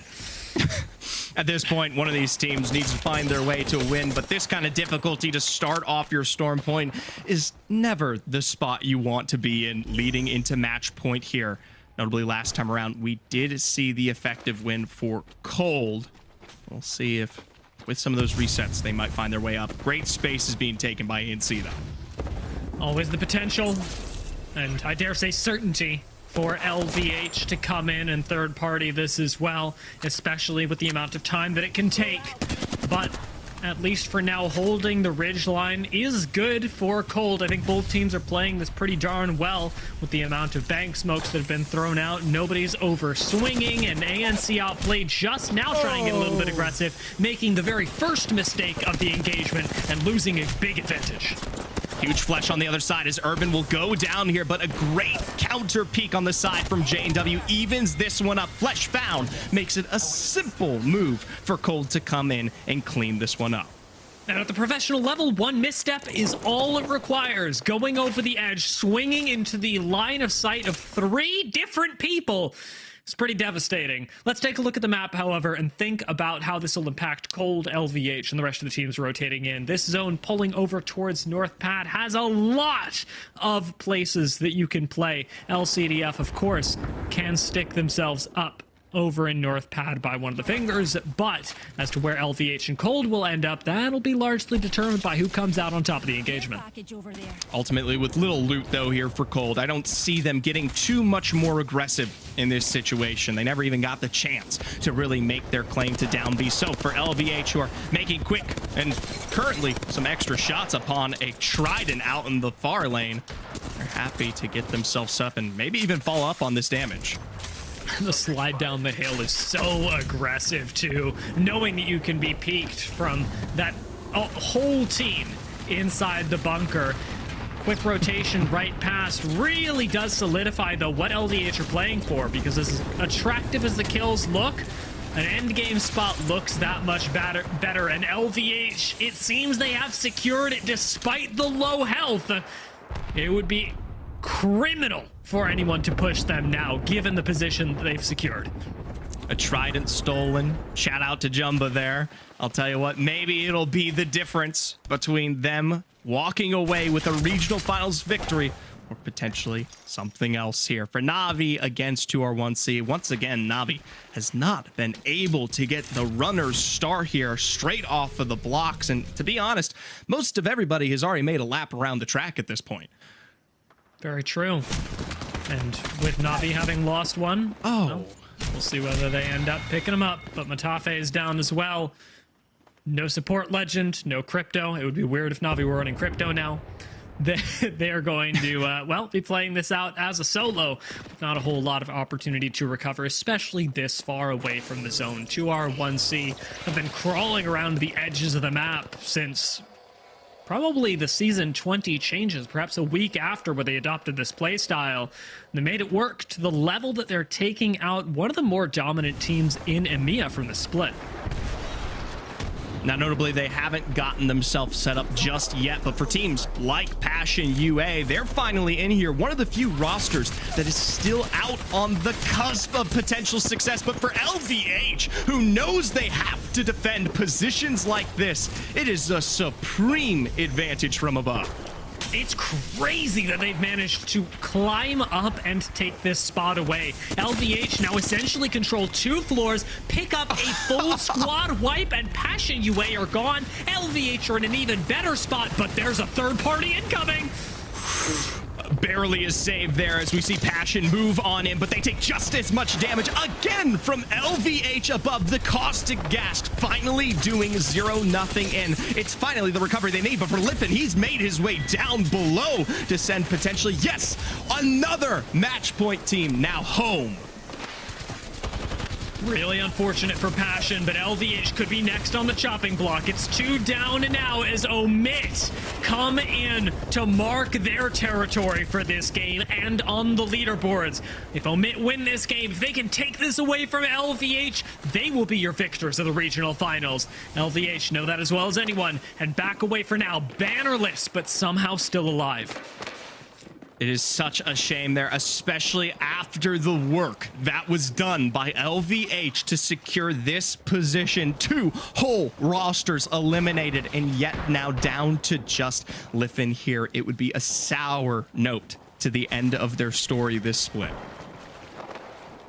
Things seem to be going pretty well for all the teams that have moved in here, though. Let's actually talk about the zone because we didn't get the big chance to earlier. LVH made an early rotation over to North Pad, but this zone does have a few options. Well, it does look like we're going pretty hard North Pad. There are some power positions that are pretty notably left open. 07 have got one here. Of course, anybody who's up on high ground in North Pad is looking good, but this entire approach, Zephyr, which is left completely empty, has a lot of potential for a team to come in and take a second, perhaps even first place with the right play. Coming off of that peninsula directly there within your box can be a great rotation playing off of some of the external chaos. And you can see a team like Alliance on their way in to potentially find themselves that rotation. We've seen it happen before, Dia. Teams get in that peninsula, they use the caltrops to make the rotation back towards, say, where 07 is set up and take away that spot late. Lots of teams that can still move in to challenge for a good endgame position later. LVH are going to be playing out of a meager one with only Liffin left to defend Red Room. This one's tough because as unlikely as it is that anybody goes over there, as soon as you get 3 squad members landing in Red Room, there's no chance that Liffin ends up surviving it. Something I do worry about, though, not just for someone like Liffin, is OMiT. Right? This is a building that, while it does have its advantages of putting you well into the late game of this kind of zone here, doesn't usually have the best external rotation out. Gotta say goodbye to Navi.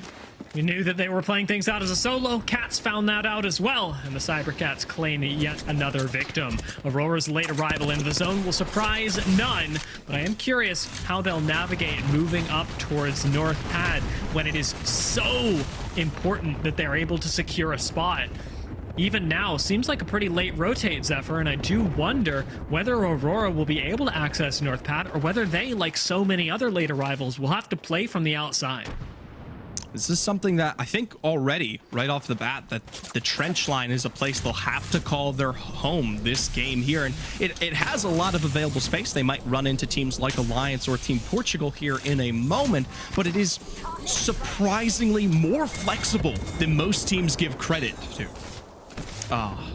Unfortunately for LVH, they're another team eliminated, another match point team eliminated, which leaves us with very few left that can actually take the win. I do feel a little silly, a little scared, Zephyr. I called this as being our last game, but the match point teams, they're dropping like flies. Hey, it's 3 still on the board here. AURORA down to the south, Made in Heaven, who have yet to make their appearance, and OMiT directly in the heart of our building. But that is only 20% of the 80% of the potential teams that are currently well standing in this lobby. A couple other squads like Alliance sure would like to hit match point themselves, sitting on 40 points right now. They and PassionUA just above at 47 could really benefit from us going one more game, the chance to take the win in regional finals and put yourself at the top of the overall leaderboards for the split as well. Even if you are close to it, GoNext, send it on to Red Room. We knew this was going to happen earlier. At that point, we had a different team here. It was just one last member of LVH. Now we wipe yet another as LCDF, with blood on their hands, jump in and take the Red Room. I believe that Forge there on the low ground off of their defense. Make a good claim to the area, send themselves into good recovery as well. I'm surprised that we don't see the follow through with any other additional damage to potentially send Forge out. We both know that Red Room can be super good, even if it is the left one, just for staying alive in some of these end game positions. For AURORA though, I wouldn't even say the word position at all. This is a team that is more than happy to take their time towards edge and even continue to look towards some of these external teams. Around the outside, 2R1C. Prepare to take the fight up against E6, an E6 that has been struggling today, Zephyr. Defensive ult from the Bangalore means that E6 desperately do not want to take an engagement on 2R1C's terms. 2R1C play the rocks. E6 look for the engage themselves, but are going to be unable to actually find and catch 2R1C even with Horizon. Leaves Element 6 out in the open at the mercy of not just 2R1C, but other teams that could be rotating by. This is a very risky play. Ultimately, for those out there, I have to remind you, Element 6 needs to have just one good game to push back against the pressure that has survived against them versus LCDF. LCDF, they've got a zone. For E6, they're in the midst of a wide swing, a wide fight, cracked slab as well. A knock has been found here. That will be inevitably, yes, picked up but not achieved by K-Swinny there. This at least relieves a lot of that pressure. Did you see Alliance? Alliance get that knock? Alliance aren't even anywhere near this engagement. Alliance are 500 meters away with a G7 picking up kills, helping out E6, who survived the crypto EMP and the re-engage from 2R1C to continue moving into zone. Hackis. Over there. Swinny better send him a nice thank you card. That's all I'm saying. Hey, it's a start, but at the end of the day, it's still in E6's hands here. 2R1C finally on that rotation to inevitably be pinched here with AURORA on the other side. Myc takes to the trench and immediately finds the damage to boot here. AURORA more than happy to line up their sights, but they've got more than enough problems ahead of them still. Not looking good for AURORA. A few rocks that they can play up on high ground, but this rotation is really tough, especially with a squad coming in behind them. E6, jump on in. First knock does belong to Hardeki, but with Oirain already down, can they get their teammate back in time? A quick melee will do it. Lifeline tap is going to get Oirain back, and it leaves AURORA to defend. Arcstar flies wide. Impulse is low. Impulse is down, and the cybercats are coming to take out yet another one of our match point eligible teams. Hardeki sustaining a battery, hopefully to be stuck here, but he loses out an Oirain. In the meanwhile, trying to close the distance, immediately meets the fate of an instantaneous energy beam there. The Volt does it, and it takes us just to 2 remaining match point rosters. Not a whole lot left. Made in Heaven and OMiT both sat in North Pattis. Cybercats slide their way into the trenches.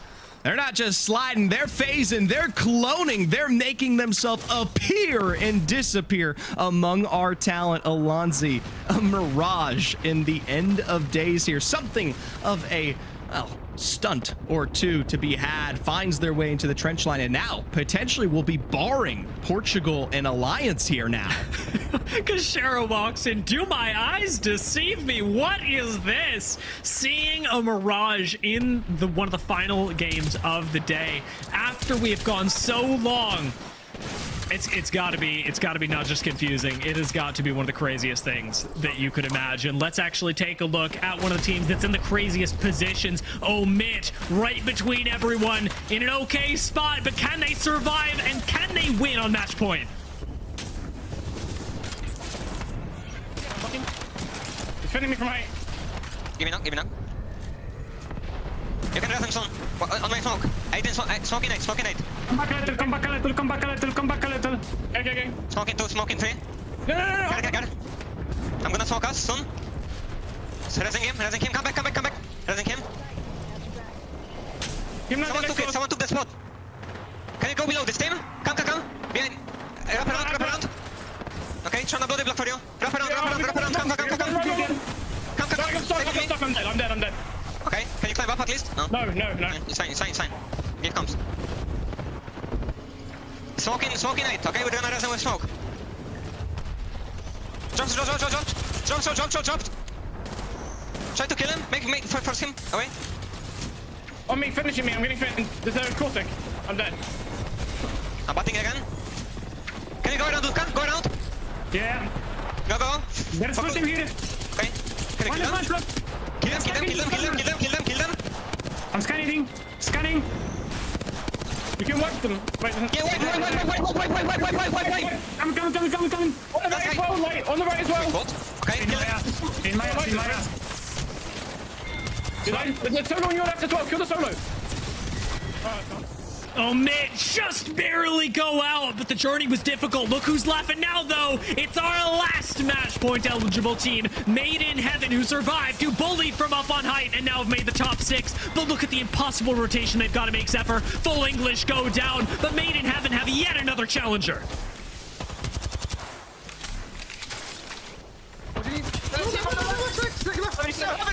Guys, we still have an evac! Okay, we do that. I have 10 fucking energy, bro. No, I have 0. Any energy? Pop it. Yes! Yeah. I can't. Yeah, pop it. Take insta. Yeah, he's following you. Go. I'm just gonna fly high. Probably like gonna land like fucking back. No? Right here, maybe. Back to the boxes, maybe? Okay. Back to the boxes. Land on height, and fight this guy. Land on height. Right side, watch out. I'm done. Fight this guy. Move, correct. Coming. 110. Dead. Stay alive, boys. I'm putting. Guy on me! Dead! Top left. Break the fences, please. Okay, on me. No, full team. Correct. No, he's low. Stay alive, Arctic! No. We're going to another game, Zephyr, as Made in Heaven go down. It's 07 who run the map from the edge, the very tip of the finger in North Pad. And a Hammer Point P2020 to finish it off. I cannot imagine what could possibly be more 07, more nasty than this, clinching it in Game 7 to send us to another round. 07 had set themselves up there as early as we remember looking at that zone, and in the end, it was just too hard to claim a position on top of here. That kind of finger is something that we have seen win time out, time in, but the fact that 07 were able to actually successfully defend against the 4 squads that tried to push into that system is a task within itself. Real testament to them, and defending that finger, once you're in early game, tough. Once you're in mid game, tough. Once you're in late game, it's over. Nobody can touch you. It's like, especially, we talked about this earlier, Zephyr, but without Catalyst, you just can't walk up in a situation like this. And seeing 07 take control, take us to another game, it's going to be good for their morale. And honestly, it makes me really happy because it means we get to see more match point action. ultimately, at the end of the day, too, we got to check out teams like OMiT and Made in Heaven, who were this close to potentially ending our day here. And notably, they were sent directly into the blender. Like you said, there is no way, especially when we talk about game, or at least zones 5 and 6, that you can survive within that position. So many angles, so many pressures, and for both of them, the inability to survive any longer. I do wonder if cybercats keep running the Mirage. I mean, I know that they went with it as a, hey, this might be the last game, but also like it kind of worked. So maybe they keep doing it. It was pretty fun. I don't know if fun is the direction. If you're a team that's playing on fun at this point, this late into the regional finals, we've got different topics to discuss there. But hey, I'm always happy to see the meta shift around as the day goes on. But ultimately for cybercats, it's once again, while they are particular close, it's going to need to be a lot more points for them to push past where they're currently at. The meta is shifting, the leaderboards are shifting, Apex Legends itself is changing. We've got more games of the regional finals coming up right after this.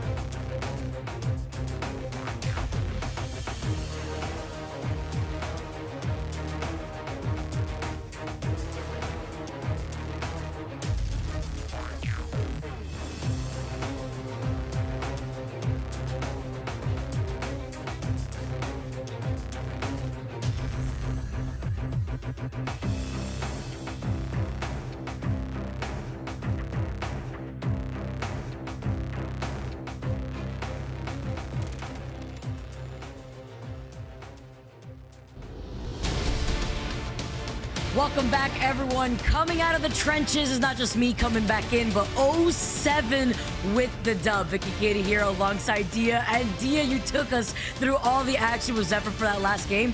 But Made in Heaven, they lived for way longer than I was expecting after they took to the skies. I was wondering where they were going to go, because that is always so risky to do at the very end of the game.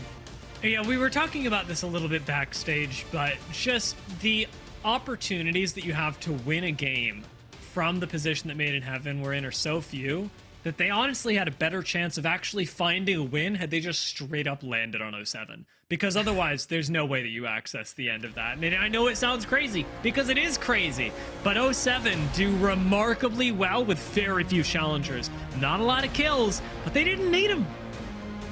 Oh man, you could even see, I mean, all the kills were being taken up by Forge in that game. 13 KP second place. Alliance with 5 KP. Alliance being a team that was on the cusp of being at match point themselves to join the other 5 teams that we had before that last game out here. OMiT, a team that I was sitting on the edge of my seat for, finishing off in 7th place with 3 KP. Taking a look at the second page here though, E6 have not found their stride yet. They just need one amazing game to keep themselves in the competition. AURORA falling in 11th with 4 KP, and even LVH, they're getting the KP. They're trying to find their more comfort zone that they found when they took 2 games, but they have completely shifted away from that playstyle and are trying to play for that win, and it just really hasn't been working out for them.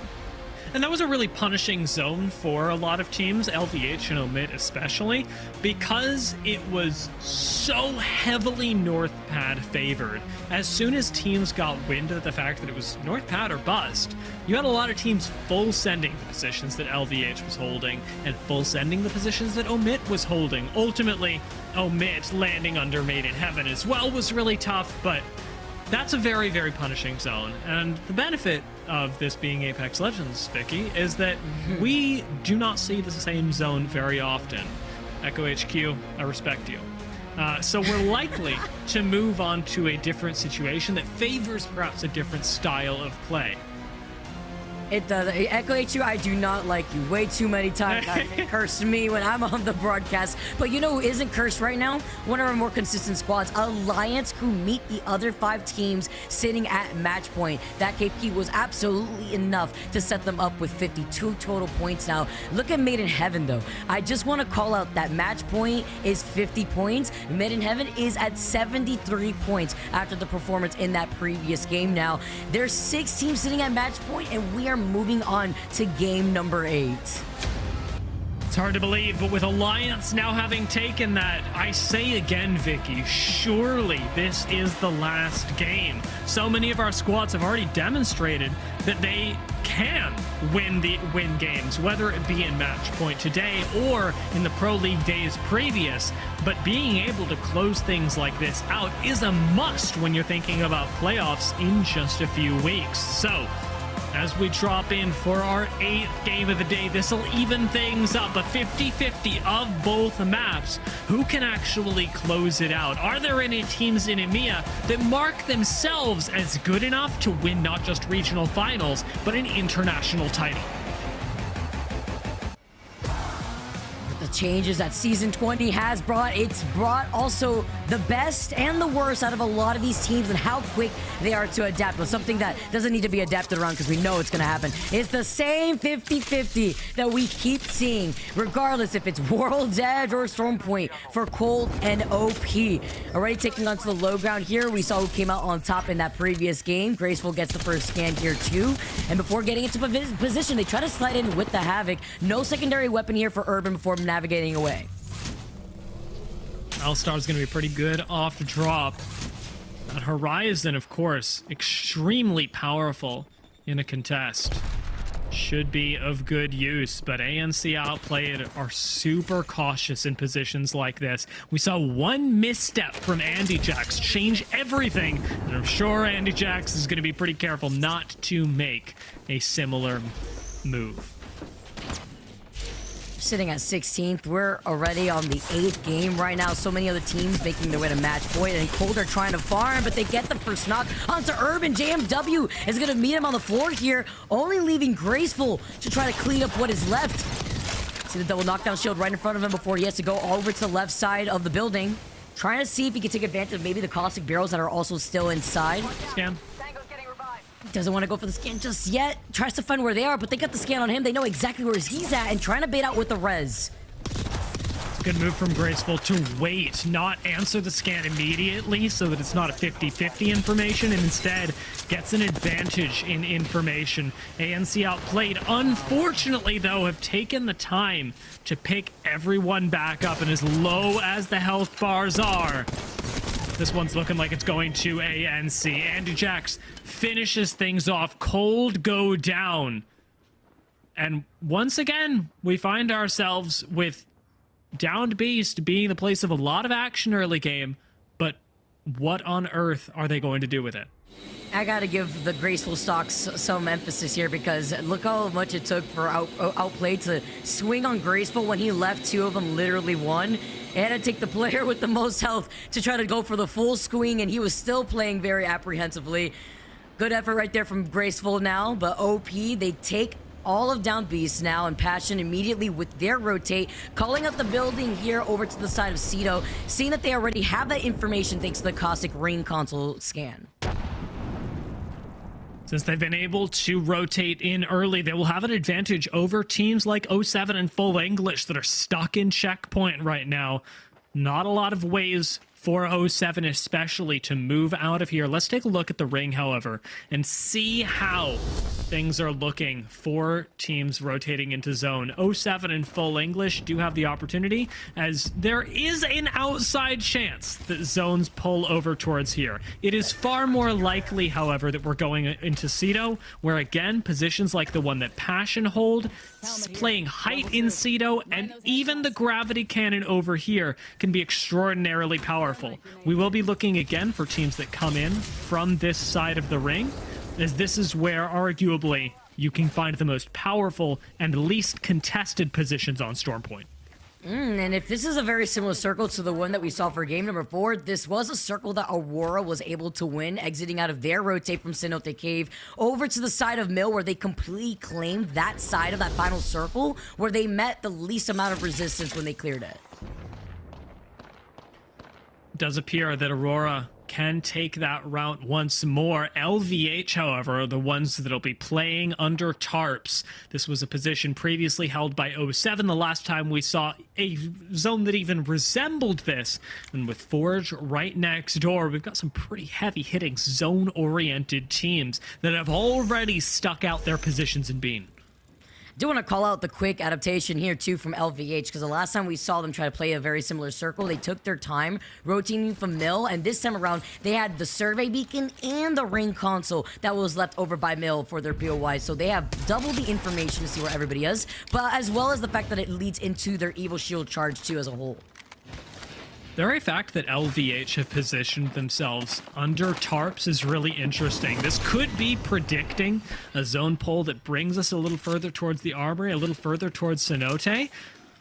Team like OMiT, who's making their way through checkpoint, likely is going to try playing for the ridgeline that you and I mentioned earlier, Vicky. But AURORA, you have to imagine, are doing exactly the same thing. This feels like a final boss style engagement where the win for this game is going to go to the team that can take down AURORA. Actual final bosses of this entire lobby, where they have literally led the way every single match sim that they've been able to perform against these same teams. They seek their fronts, a squad that all eyes are on, dropping down from the high ground here on Down Beast, for they make their next move here, because once they do start rotating from the south side, I believe there's still OP that they're looking for. They were able to split them up because they were caught lacking on a slower rotate from Down Beast after they were done with their fight versus Cold. Na'Vi make their move away from 2R1. See these two teams finding each other once again, and once again, it's Na'Vi who are on the worst end of the trade. Knock hasn't come through, but that does not mean the 2R1C aren't going to push it. They've done plenty of damage so far and are more than comfortable taking the knock onto Kinda and continuing the engagement. Two Reds with controller are so scary right now. Can we talk about the fact that first ring is closing in and they have red and double purple? This highlights the strength to the lifeline in the playstyle that benefits two Rats one controller as they try to chase down this team from afar. There was still somebody trying to take some shots at them from behind, but they do still find Kinda from Na'Vi before the rest of Na'Vi try to run.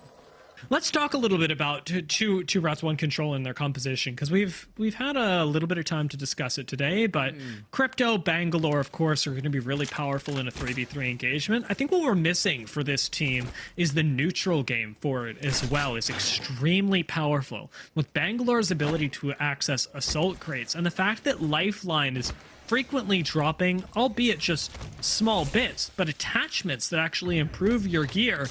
The chances that you are running into a fight not only with an information and a health advantage, but with kitted out weapons because of all the assault crates you've been able to hit on Edge and the attachments you're getting from Lifeline, it starts to just feel entirely too unfair when you think about all of the advantages that 2R1C are walking into 3v3s with. And it works into their pathing there too, because you get the assault fins that you could use on the rotate to the Evil Harvesters while also having that Lifeline care pack drop.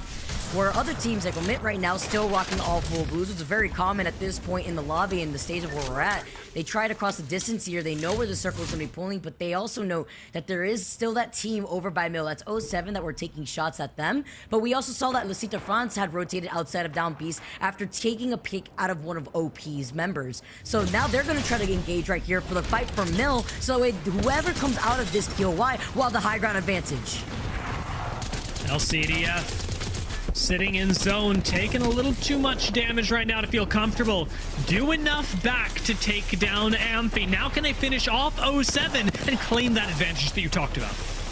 They have the number advantage now, as Hyun is taking some damage off that Nox grenade and the ring damage, but it's fine. He can restabilize just as quickly. But look who is coming at the perfect time. Exiting out of their building from the low ground is OMiT. They're trying to find the perfect opportunity to third party, but they don't see any Nox just yet.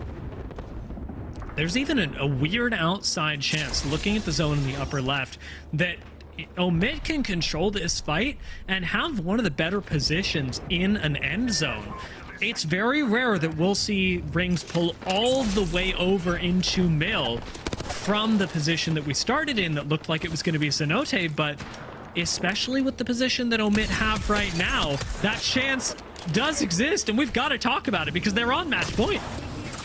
And not only that, with the progress that they've made today for match point alone, OMiT are in second place right now in this lobby, which is beating LCDF France and E6. Zephyr doing all the math in the back right here, but that means that they've reached this top 8 that they so desperately needed after their performance earlier on in this split. So the one thing that OMiT can say is that while they sure would like to win, they just want LVH not to win. Because if LVH do somehow win, that bumps the 8th place spot out of a playoffs. And OMiT, as you say, have managed to make their way there right now. It's a fascinating interplay. OMiT, of course, would like to win themselves, but they'd at the very least like it to not be LVH. Hey, you could have even more of an opportunity out here. Even better if you're one of the OMiT fans coming in, looking at their stocks climb all the way up. LCDF France now, waiting by the edge of where this next circle is pulling right behind them. They know that 07 is still right in front of them. 07 don't want to find themselves pinched here with OMiT still looking at them now. Very little space left to play, but LCDF have survived well so far and still have a caustic to make it work. They don't have to do anything stylish here. LCDF just have to survive. They can think about how to actually win the game later, because other teams are going to decide that for them. AURORA even are helping out LCDF by poking at 07 from a distance.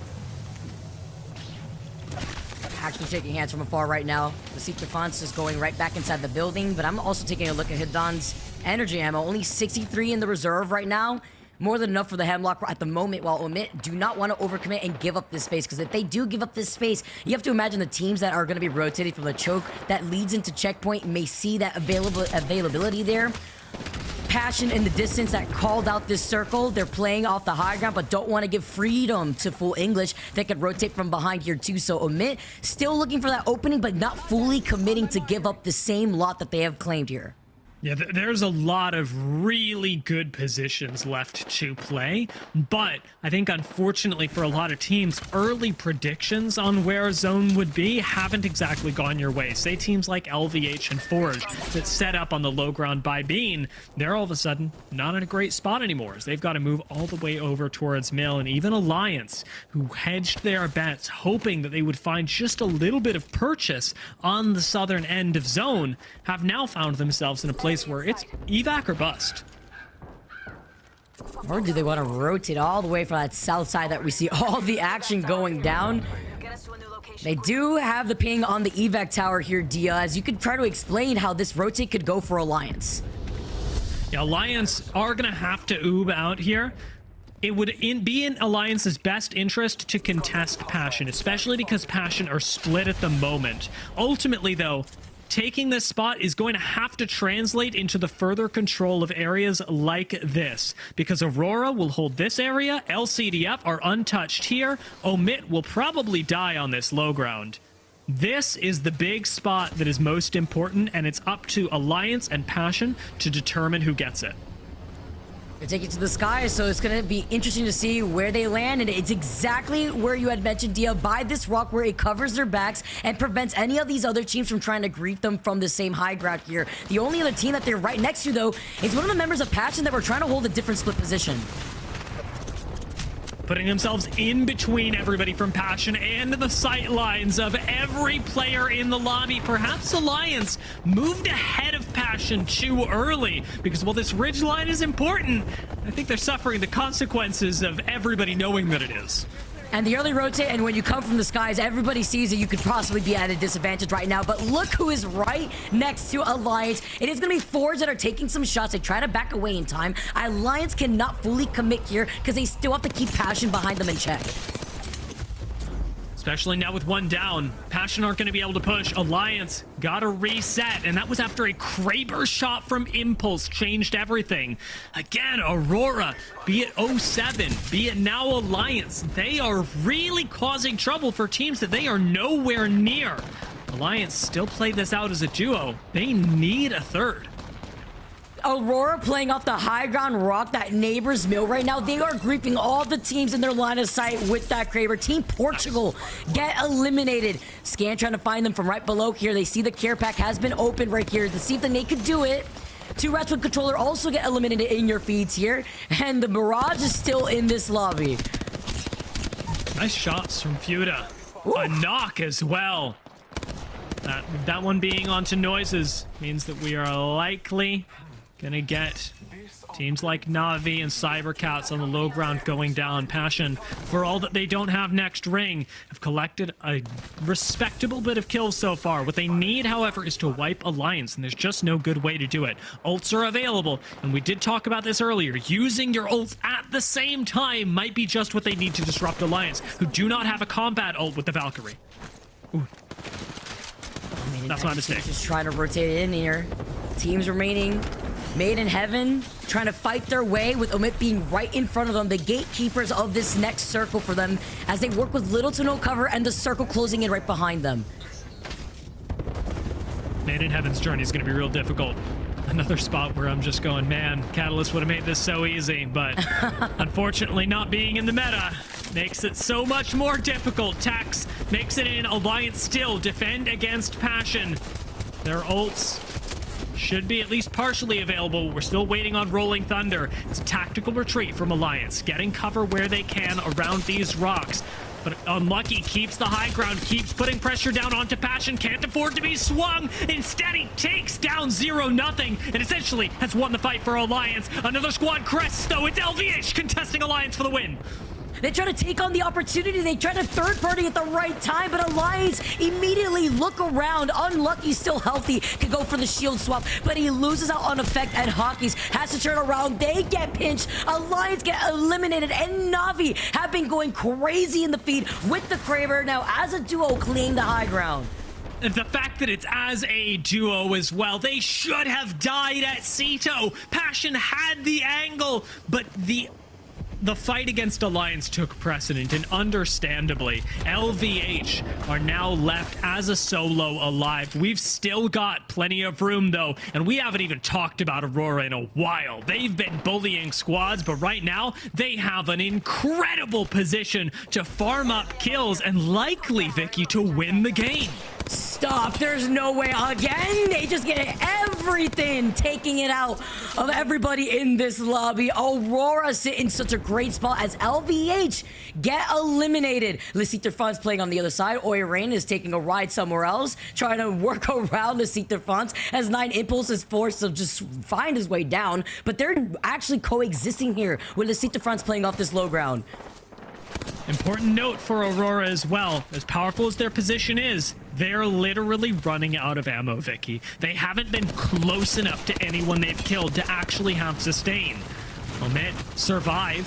OMiT, who are in a position to make LAN if they just stay alive. Managed to, with smokes and a nice bit of cover, at least keep it going for now, but a swing from the bottom takes out Blasts. OMiT from 4th place could still fall. Na'Vi now fully trying to send it here with Blast going down. Luca being alive. He pops a piece of the HUD. He's playing up the knockdown, but there's too much health on the other side while Light was trying to restabilize. Doesn't even have a shield back. He's forced to use the small shields while Aurora still trying to take this fight against Leciter Fonz off the low ground here. They're too distracted. Na'Vi actually may sweep this India. Oh no, but the lifeline! It's Hordeki left standing! This changes everything! The split second that Na'Vi took to wipe out OMiT has let the reset happen for Hordeki, for Aurora! The script writes itself. Aurora is looking to take another one home. Our last 2 teams, it is Na'Vi versus Aurora, and Hordeki Lifeline has helped to restabilize this whole team. Lifeline re-enters the meta. Lifeline shatters EMEA, and Aurora win the regional finals here in EMEA, sending themselves to the playoffs in style.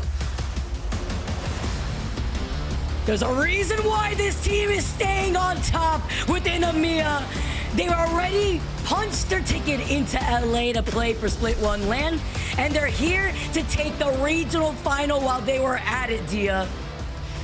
That was an incredible sequence of play, and in VOD review, Navi, OMiT are gonna watch that and go, what if? Especially Navi, who with a split second of difference could have changed everything, and very much did. OMiT's survival up until third place was absolutely necessary, and even then, Vicky, it's incredibly close to being on the line. We know that Aurora qualified. We know they just won regional finals and it was wild. But did OMiT and their heroic story today take them far enough to make playoffs as well? We have to do the math. We have to find out the overall standings because they may have by a crumb, Dia. We have to check. What's extra crazy was how we highlighted this team in the pre-show. They were 12th place in the overall standings. They were tied with Forge. The chance, everything was in their favor. They've only ramped up. That's why I gave them like a 65% on their progress bar. And they've only been consistent with high numbers. But they showed up for regional final. But is it enough? We already knew where it was going. But is it enough for teams like OMiT to scathe by for top 8? Those questions are going to be answered by people like Zephyr, who are doing a lot of math behind the scenes. I, for one, so overwhelmed by the action that we saw today. And OMiT, to your credit, Vicky, you saw this coming. I did not. Took a massive step up. I got to bring back Rainbow. I would crunch up all the numbers because what an end game that was. OMiT stayed alive for as long as they can. But Navi woke up, but they woke up maybe a little too late to the very end there. But they had nothing to worry about. Well, Navi working 2 out of 3. OMiT just trying to stay alive to third place. And Hardeki going from 1 to 3 with those clutch lifeline reses. It seems like that was the lucky number. But who ended up on top yet again? It was Aurora. Vicky, Dia, 5 of the 7 days they've played in our Split 1 Pro League, they have won, including these regional finals. It is an incredible showcase of what a dominating performance looks like. And it may be one of the, if not the most dominating split performances we've ever seen from a team. And what a time to do it, heading into the announcement of our LAN in Los Angeles. So many things upon. But let's talk about a little bit before we show the overall results and see if OMiT made it in, how we got here. Game 6, we talked about a little bit at halftime with Jayhawk. So game 7 was kind of where things kicked back off here. And to me, Dia, help us go through this one, because as we walk through 7 and 8, it led into this conversation of, did these teams lose the moment that they had captured so early? And it kind of felt that way. It certainly does. And Rainday, I got to bring this back to an age-old question. You've come from MOBAs, you'll understand. Did somebody dodge the skill shot, or did somebody miss the skill shot? This is what that feels like to me, because looking at teams like LVH and Made in Heaven, they played so remarkably throughout the day. It's hard to say that they fumbled, especially when their play was so consistent, even coming up on final games. Say LVH, Made in Heaven, both positioned really well for this. OMiT, right alongside them, did as well.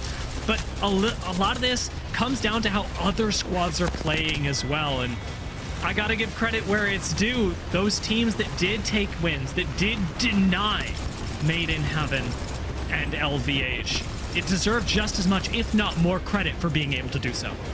Well, I also love how the Hammer Points got a little bit of love here from Nasky. 07, they said hello. They saluted just to say we're here in this lobby. They do come into this day 4th place in EMEA. That will shift up most likely as we get our final results. But going into this next game, game 8, Vicky, you were just here. I mean, Aurora, they do everything they need to do to close it out. But it wasn't, it felt like it could have gone a couple of ways. It could have. Can you imagine if Na'Vi did have their lifeline to the very end of that game, though? What that could have done, the lifeline v lifeline. I mean, who is actually the lifeline at the very end of the day? And in this case, it was AURORA's side. But OMiT also having to battle through the trenches, being more out in the open. Na'Vi was closer to OMiT and cut them in the middle of that rotate, which still provided time for AURORA to completely restabilize, thanks to Hardeki being the last one alive at the end of their fight with LCDF. And then they were then able to re-engage just as quickly versus the duo that was left, that was Na'Vi. It's an incredible showcase of what this legend means.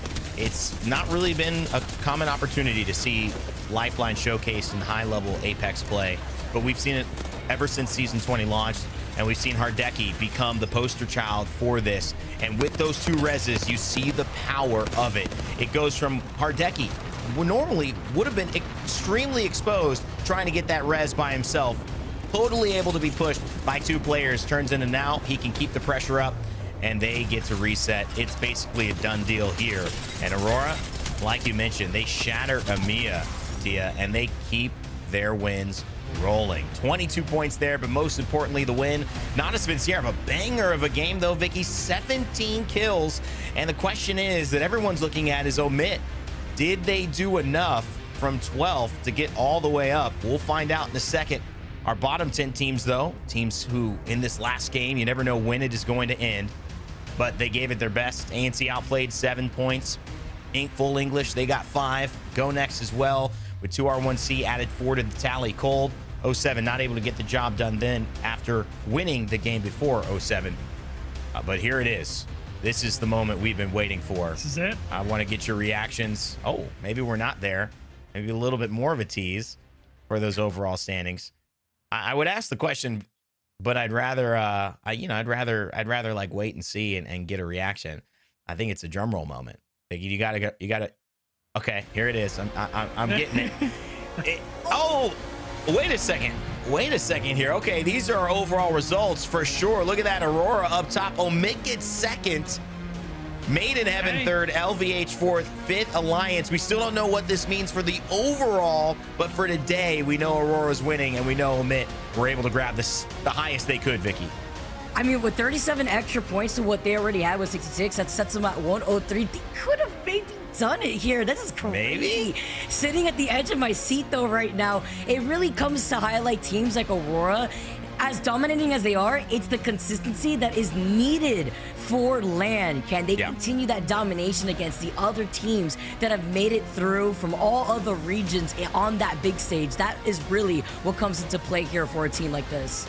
Well, Dia, let's set the kind of conversation. 07, a team who's in 4th. They go to 10th. We have a 2R1C. They were kind of sitting at 7th. A lot of these teams overall kind of bounce between the top 10 where they already are, except LVH and OMiT. So you got to give a ton of credit to them really jumping up and having their best performance maybe of the split.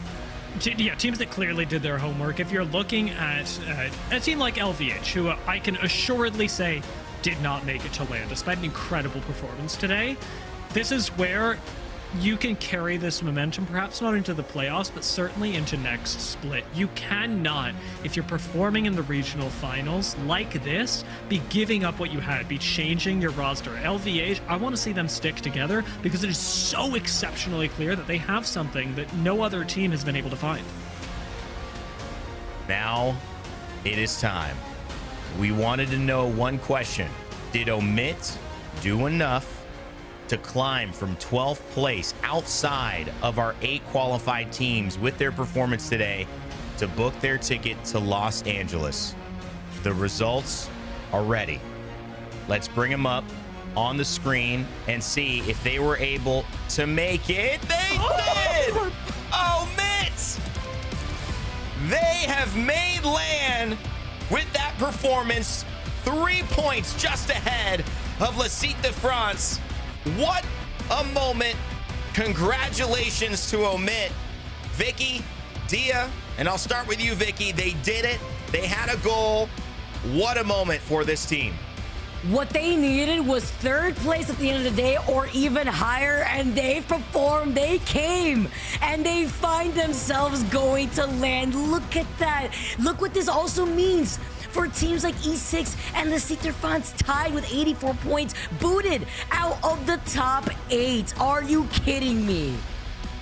Le Citerfans, they had 79 points going into this. They only got 5 more. OMiT got 13 more points. They were down by 13 points from them, and they still made it ahead. This is an incredible performance, bar nothing from OMiT to take this out of LCDF and Element 6's hands. I want to look a little further down the leaderboard as well at Passion, who have jumped up 4 places during the course of today, mirroring OMiT's journey. Well, they miss out on playoffs. We had a lot of teams that overperformed when it mattered most.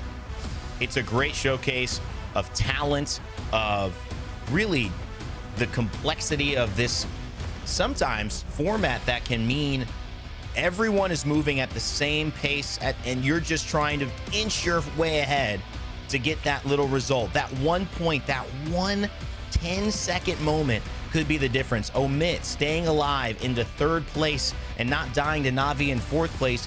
Was that the difference? Could it have been? Oh my God. Yeah, it is an exciting time in the ALGS. OMiT just barely squeaked by, and they have booked their tickets to LAN. We had a chance to talk with Blast a few weeks ago. Vicky, tremendous interview, but also just a really great team who had their eyes set on it and had a great back half of this event. And as the split kept on, we saw this from starting out in round 1, their first day, 2 points. Actually, 8 points. No, 3 points. Excuse me. I'm going all between 3 points and then 4 points to do that. And they'll go 18, 5, 18, 18, and then 21. I mean, what a shift for a team. That's maybe one of the most dramatic shifts we've seen in the back half of a season. It was the change of the season that they started going absolutely nuclear. A story that's as old as time at this point, because we keep highlighting how there's so many teams that have shifted away. But I just want to highlight Made in Heaven is an unsigned team that finished in 4th. And now is the golden era for a lot of teams entering into the competitive Apex Legends space. Made in Heaven is definitely one of those teams that went nuclear today. But it's just crazy to think that we're going to have some iconic names not be at LAN that did not squeeze by because teams like OMiT just popped off today. Yeah, I mean, when you're staring ahead of a day like this, and I'm just, again, looking at just my charts, I mean, down 13 points, even from the position of qualifying, they're really down 18 points overall from where E6 start the day. Just an incredible journey from a team who never gave up and pulled 21 points out of it to win. And yes, that's the great story on one side. We hoped it would be. We did see one. But on the other side of things, this is a global story. It's not just an EMEA story, because we've seen one team dominate, and they dominated today, and that's why this tournament is over. But I got to give a shout out to one special player on that team who has gone through a very special journey to get back. It's your MVP for today, Hardeki, or you might know him as the Grim Reaper. This man does not take any prisoners, and when he calls your name, it is time that you go to sleep and don't wake up. That's what he means when he comes through, and he does it again, but this time on a character that is traditionally in a support role. Season 20 opened the door for Hardeki, not only competitively with 9 Impulse and Oi Rain saying, let's put this together in a way we hadn't thought of before and add Hardeki to the mix, but also with Lifeline and a new way to capitalize on this season that people had struggled with. They said, we're going to believe in ourselves. We're going to believe in this method. And from every moment, every survey beacon scan, every Lifeline care package dropped, every support bin open, every prowler done, they have found a way to look like one of the most clinical teams, not just in EMEA, but in the world. If you have one up, you have a chance now with Lifeline to have 2 getting back up as well with them just as fast. And Hardeki and the boys prove it. That's why he's your MVP for today. So great to see one of the biggest names in Apex coming back into full form. It is making for a scintillating return to the biggest stage ever at LAN. 7,000 damage today, 18 kills, 11 assists. Hardeki, congratulations on your play. Vicky, any thoughts on Hardeki here? The fact that he continues to be the legend that he is and is doing it, I'm not even surprised here. He's always showing up in the way that he has, and I really hope that we get to see him at LAN this time around too. Just quick touch on Hardeki Dia. You know, he's one of the legends in the game, and it's so cool to see him back in form at the biggest stage. It really is. And I'm going to tie this back into something we talked about earlier, where we're seeing a lot of big names in EMEA miss out on LAN this time around. It was a big focal point when we found out who's actually going. What I've got to ask here is with that, I think a lot of it is caused by the fact that EMEA doesn't have as many spots to send to international competition right now. Yes. Because they've underperformed in previous LANs. Can this Aurora, can Hardeki change that, and at the spear front of EMEA right now, take back LAN spots and bring EMEA back into the spotlight? That is a great point. I think so. You know, when you talk about skill, there's no problem. You talk about skill and brains and understanding of the game. EMEA has plenty of that, and there's a reason that they're able to do incredible things, kind of like jumping from 12th place all the way into booking their tickets to Los Angeles to join us at the Galen Center in May. One of those people we've got standing by, it's none other than OMiT's Blast joining us here for an interview to talk about their incredible performance this morning, this afternoon, wherever you are. Blast, it's great to have you here. Can you hear us? Yeah, I can hear you. How you guys doing? We're doing great. Congratulations, first of all, Blast. We talked to you a few weeks ago. You guys said you figured it out.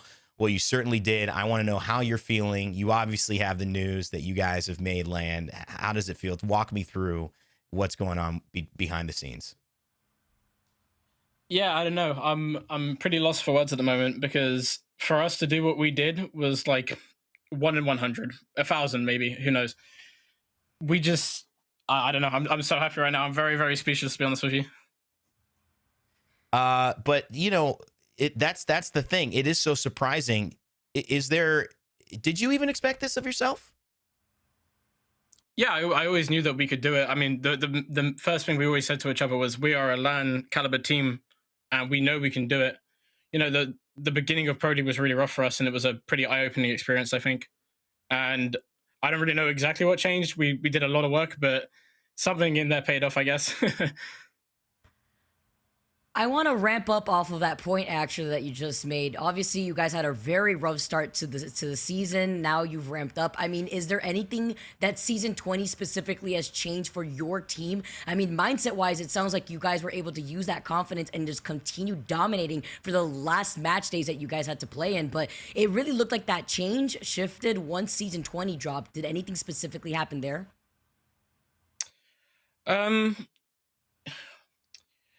To do with the meta as well, I guess the meta completely changed, and it changed how we had to look at things and our perspective. We had to rethink the whole game as well, which is probably for the best, because what happening before wasn't working. Originally, there was just a mix of bad calls, stupid mistakes, really, really stupid mistakes. And I think once we swapped over to the next meta, we all kind of realized what we needed to do. And we each focus on doing our jobs and building on each other and improving. You know, you mentioned from the very beginning when you were talking to Rain Day that you knew when you got together that you're a LAN caliber team, and yet you got very close to not making it. And congratulations, of course, for doing so. But there are a lot of teams who I think at the end of this split are saying, well, I thought we were LAN caliber and haven't made it. How did you, even when you were struggling, keep that faith, not just in yourself, but in your team, to make sure that you were able to make it to today and play as well as you have? Honestly, I think all of us have never wanted anything more in our life. I think that's the simplest answer. I've been doing this, as we said last time, for 4 years, and I hadn't ever been to a LAN. It's been such a long journey, and having someone like Lufko on our team, who's already been to LAN and performed amazingly, and then Light's just an incredible IGL. It just didn't feel like there was any way we couldn't do it. Even with the bad days, I knew that we were capable of doing it, and it's worked out. we're assuming that's a scream of happiness behind you over there, Blast. Yeah, I think it is. I think my family might have been watching this stream. Okay, we're just hoping. We're just hoping. We are on a bit of a delay, so you know, in case we got to stop the interview. I'm pretty sure. You're safe. Okay. Before we let you go, you know, it's rare to have a moment like this. It's really not happened much in the ALGS. So soaking that up and understanding that you did this, that you guys made this happen, you saw the light at the end of the tunnel when nobody else did, or everyone tried to, but you were the ones who emerged at the end of the day. What does this mean now that you're going to land for your confidence heading into it, knowing that even when it sometimes looks dark, you guys have proven that you can find a way? Honestly, it means everything. It's like you said, no matter what happens, we know that we can do it. And this has shown it. This has proven it. You know, we had I've probably never had a worse start to a Pro League in my life. And somehow we just came back out of nowhere and did this. So I think anything's possible at this point. Well, I know you got a lot of fans, Blast. I know you got some screams at home, and they're good ones. So I'm going to let you go enjoy and entertain those. Thank you so much for hanging out with us, being a vet, 4 years in the Pro League, and now congratulations on getting your first LAN opportunity. We'll see you there. Thank you. I appreciate it. Blast, ladies and gentlemen, of OMiT, who's made it. Vicky, always just a pleasure to talk to him. And, you know, overall on the day, it's interesting. We kind of have a chance to focus a lot on the top teams, but in EMEA, in this case, the top team was kind of the top team going in. We expected it, and they did it. So the story shifted to OMiT a little bit as kind of this underdog that people are really rooting for. What's your takeaway having watched EMEA now that we've got our EMEA team set for our Los Angeles playoffs? My success rate for the outlier teams prevails. I was calling out OMiT with the 65% chance of making it in comparison to the other three teams that we had highlighted. But honestly, just to wrap up here, I'm so happy we could finally crown our EMEA qualifiers for LAN, because these teams have done so much between having to adjust to a completely new meta that we heard Blast just talk about, find that new confidence. We're talking about teams that were barely able to put points on the board from the very beginning of the split, now find their way into LAN for the very first time of their entire professional careers. And it's so nice to see this. It's very refreshing, and it highlights how anything could happen in the world of competitive Apex. Well, it's great to have your voice lent to these games, and thank you so much for everything. We're going to be seeing more of you, of course, Vicky. And Dia, to close out the day on your end, you had a lot of predictions, a lot of thoughts around this. You mentioned, too, appropriately, some teams, they're not going to LAN here. But what's the takeaway, the big one for you as we close out the day? I'm somebody that always has more questions than answers, unfortunately, Rain Day. So when I'm looking at the end of today, we're seeing reinforced that AURORA is far and away the best team in EMEA. They've shown it to us throughout the split, and now that we get to see them on match point format this split, they reinforce that once again. So I walk away from this going, well, EMEA is clearly amazing. They're so much fun to watch with the amount of spots that they have. And with the teams that we're sending, can AURORA be as dominant internationally as they were here? I can only hope that the answer is yes. Well, that is an answer that we will have to wait to find out. You two have done a great job today. Get some rest. We'll be seeing you a little bit later for North America. If those watching this are going to stay up, or if that's it, say goodbye to Dia and Vicky. Thanks so much for everything. Coming up, as I mentioned, North America is right around the corner, and maybe it's late at night for you if you're watching EMEA, but I think this one is worth staying up because you got regional finals with the two LAN winners we've ever had in Apex Legends. That's Dark Zero and that's TSM. They're going head-to-head to try to qualify. Dark Zero pretty secure. TSM, some funky things could happen. They'll be looking to perform. Furia, Complexity on top of their game in the best of best ways. Monsoon bringing the energy. And he's going to have to go up against Optic Gaming. Dropped, trying to get that Gibraltar going early. He's abandoned it, but it doesn't mean that they've abandoned playing excellently. And XSET always a threat, sitting outside of qualification right now. Nocturnal and the boys do not want to let that happen. Alongside the likes of LG, Luminosity, obviously SSG. We've got Cloud9 back in Apex. We've got Elevate, DSG, Sentinels, Moist, Oxygen Esports, all ready to play. And that is coming up just in a little bit. Probably less than a couple of hours. And of course, if you're interested in the Challenger Circuit, you see Made in Heaven, all that they were doing? Well, this could be you. Sign up for the Challenger Circuit. Registration closes on March 20th. And between the 23rd and the 25th, you can have that Challenger Circuit 3 going on. Also, for April 6th through 8th, the registration closes on April 3rd. So if you missed this one, you can hopefully make the next one. Of course, if you want to stay tuned with everything happening with us as well, make sure to follow Play Apex Esports on X and also on twitch.tv/Play Apex or Play Apex Esports on YouTube. Great channel, lots of content, and all the VODs from today will be there alongside highlights like final circles and short tidbits from your pros and special POVs you maybe didn't catch here. Of course, I would be remiss if I didn't say to go get your information on our tickets that have been announced for our LAN happening in Los Angeles. And those tickets, they go live on Friday, March 22nd. So check out this QR code, save it, bookmark it, be the first to be there and get all the info now so you can plan your trip, book your hotels, and be a part of what is certainly going to be a legendary Apex event. LAN, always some of the best things in Apex to do. Now, go ahead, play the game, spend some time in game, grind some rank. We've got a few more hours before NA, but of course, we will try to see you there. So remember, never give up, never stop gaming. We'll see you in just a bit.